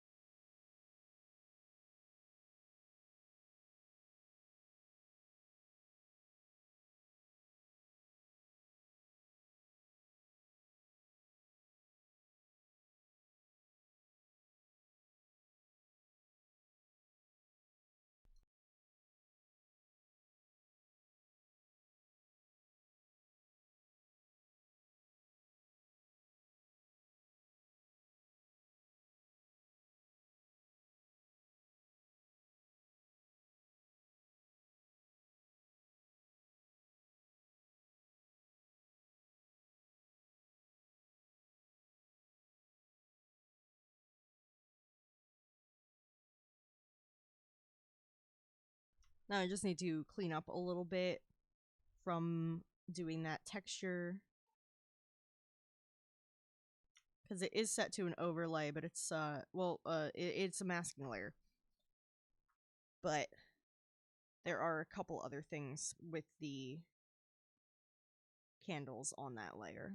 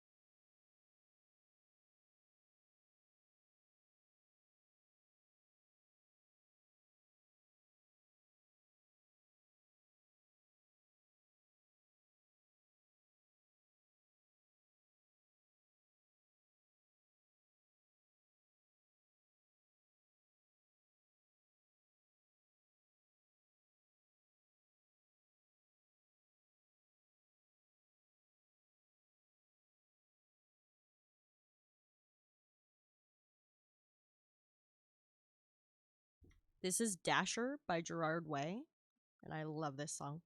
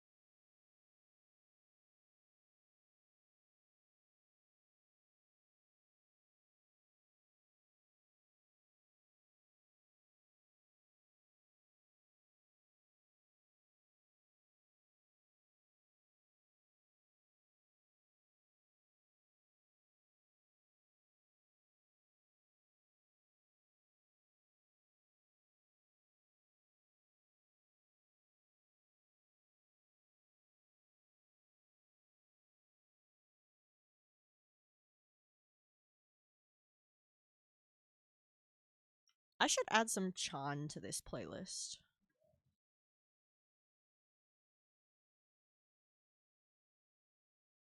If anybody's not familiar with Chan, they are a math rock band, and I love them. And I saw them live. When I saw them live, they were like touring with somebody that an old friend of mine really liked, and I had not heard of them. And I loved it. They put on a fantastic show. They were super memorable, and I've been listening to them since. Their bassist is so funny. Math rock is like that like fast experimental, that's some impressive guitar kind of shit. Like if you've seen the Junji Ito show on Netflix, the outro is math rock. Not the intro. The intro is like heavy shit. The outro where it's all like chill and fast guitar.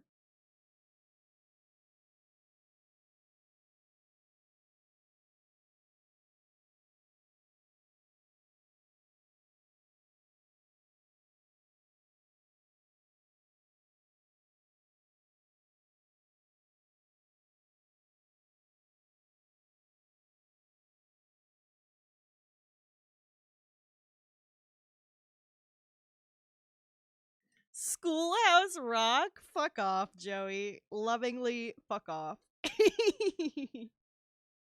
Oh my god.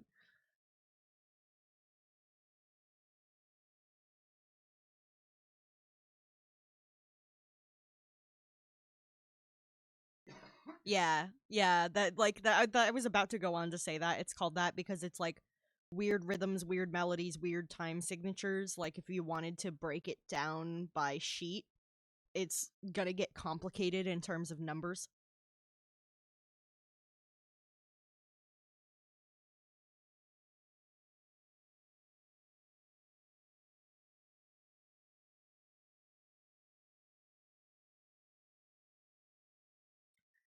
Oh, you're not wrong, Joey.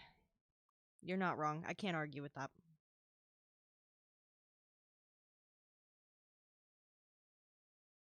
The amount of people who Googled what tariffs are after Election Day.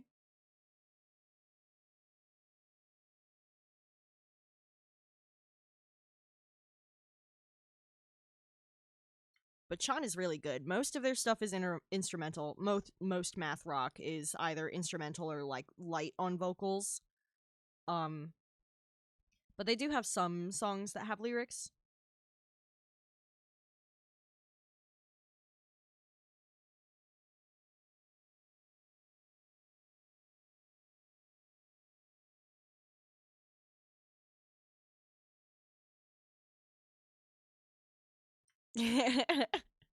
Joey, I'll throw one in the mix for you, and then it'll catch me completely off guard, considering this playlist is like 30 hours long, and I usually only stream for 5 or 6 hours at a time. So when I shuffle it, it's a little different each time.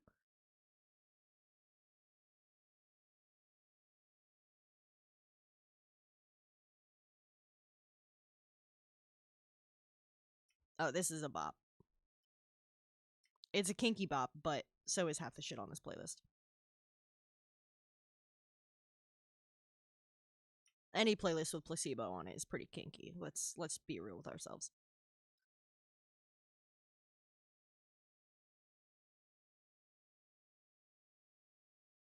Nah, Joey's pretty open minded.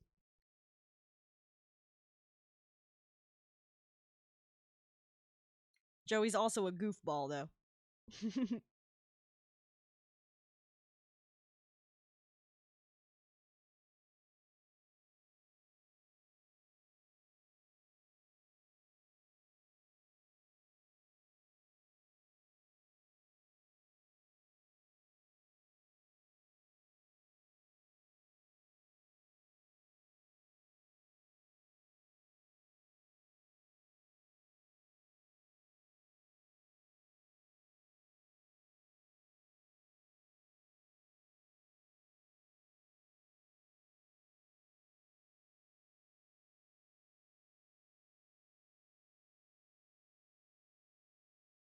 Oh man, I don't know.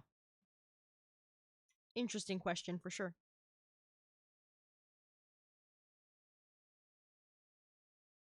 The I okay, so like there's definitely worse assumptions because people always, not that it's a bad thing, but people assume I'm vegan frequently. That's one of the most frequent assumptions I get about myself.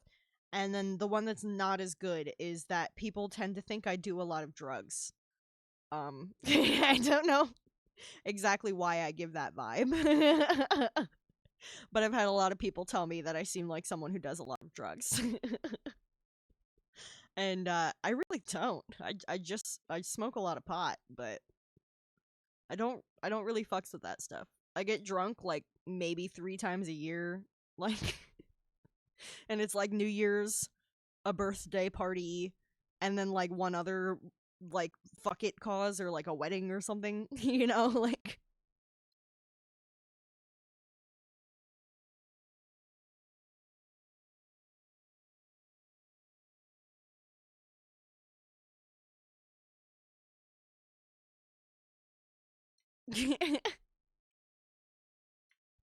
was that not obvious?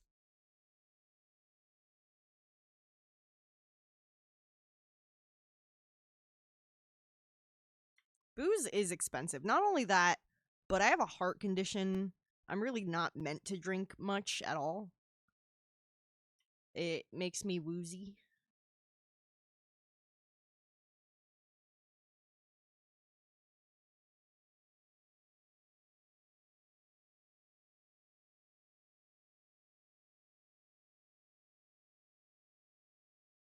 Hmm.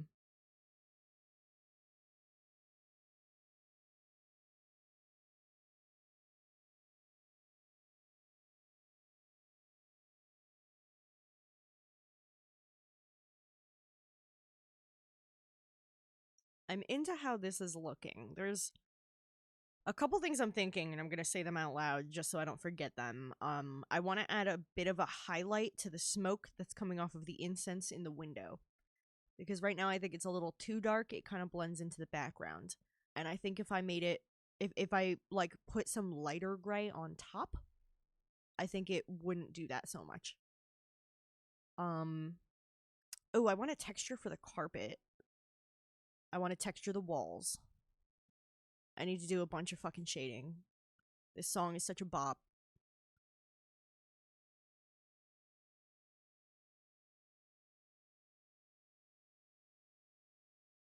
Jam break.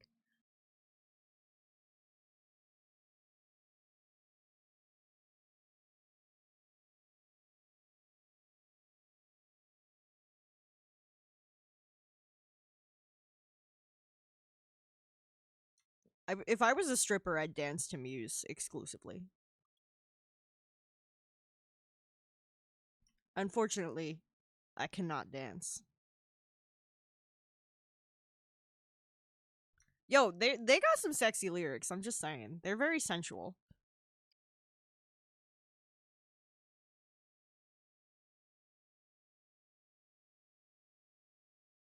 Let's find a fun texture for this carpet.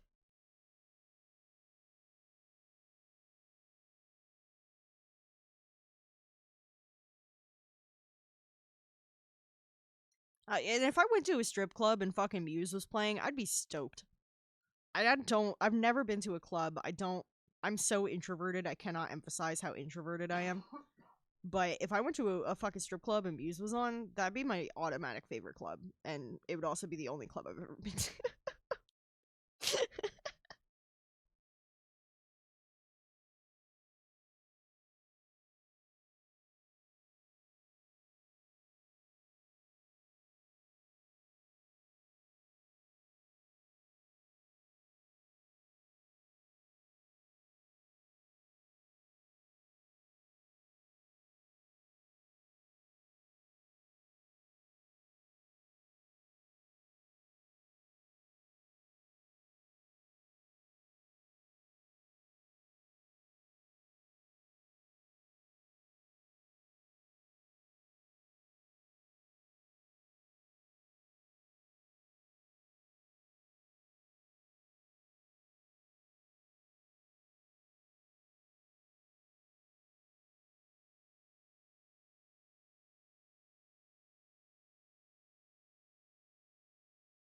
Yeah, I don't think I'd like clubbing at all. I think I'd have to be in exactly the right mindset and exactly the right level of drunk, which is a very difficult combination to achieve. I think I'm gonna leave clubbing to the extroverts, but I might go once just because I like to experience new things, and I could see myself doing something like that once, just to say I have. Because like, how do I know I don't like it if I haven't tried it? Although I basically can guarantee I wouldn't like it.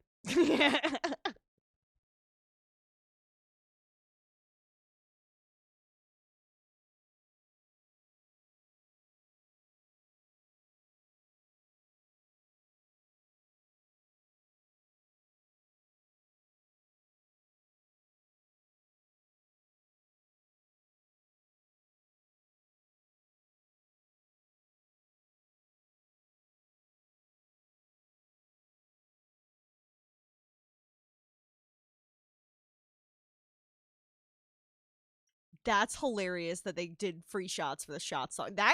That could just about get me to go to a club simply because I am not a lightweight and I don't want to spend fucking $100 to get buzzed. Like, people always expect me to be a lightweight because I'm a skinny fucking bitch. And like, that makes sense, but I'm not. Okay, I like overlay, divide, and soft light. Let's zoom out a little bit.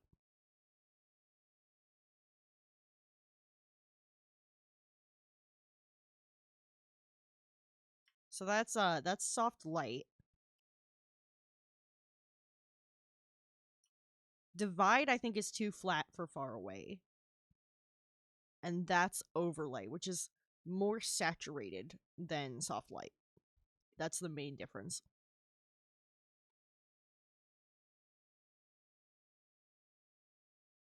I think in this case, I like it a little desaturated by using soft light in that regard.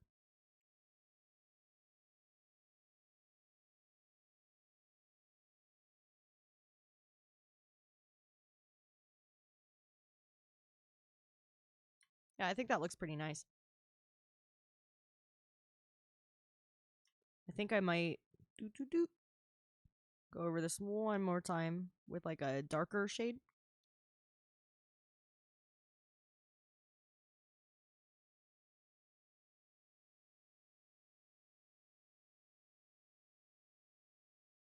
Yeah, that's popping. Yeah, that's so disgusting. The fucking sticky floors, I've heard about that. And like, you have to like pay to sit the fuck down. I'm not about that. Let me sit down. I have a heart condition. Like, give me a fucking chair.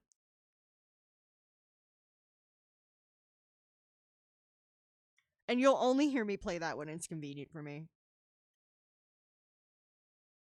Like, in the dumbest ways. Like, a place doesn't let you bring in your own water bottles, but they sell them for like fucking $8 a pop. Nah, fuck you. I have neurocardiogenic syncope. Spell it to me, I dare you. Even closed captions got it wrong.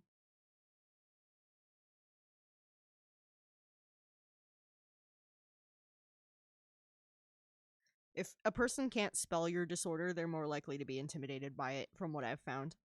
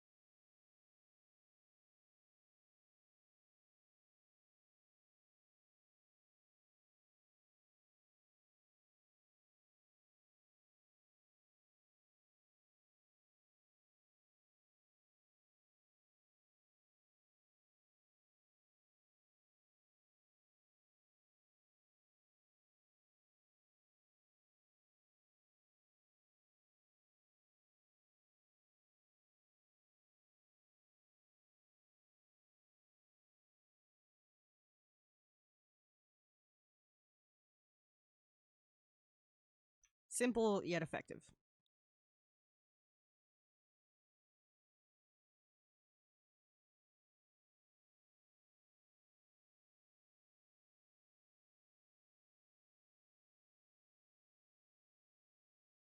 Like, I could go fucking crazy over every leaf on that fucking wreath, but nope.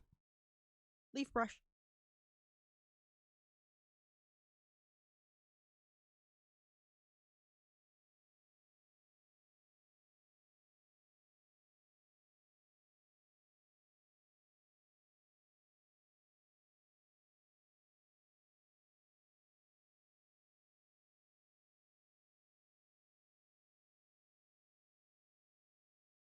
With that, it is my wrap up time, and I do have a doctor's appointment tomorrow.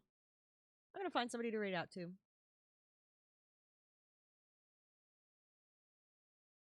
Let's see who's online. Anybody we know?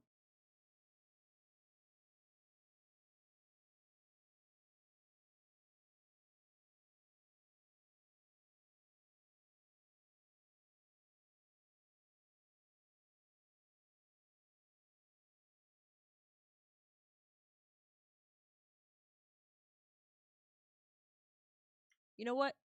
We're gonna raid Sachi Kino. Because Sachi's been kind enough to raid us in the past. Thank you so much, everybody who hung out with me today. I really appreciate seeing you guys. I'm gonna switch over to my ending screen here. If you'd like to grab the raid message, it's just about to be in chat.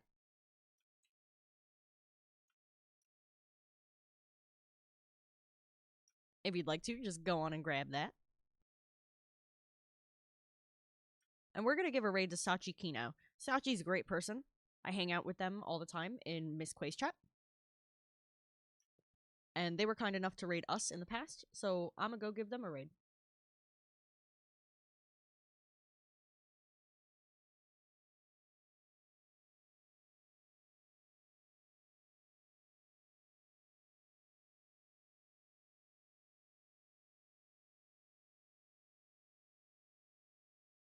All right. Have a wonderful night, everybody. I'm going to get this raid started.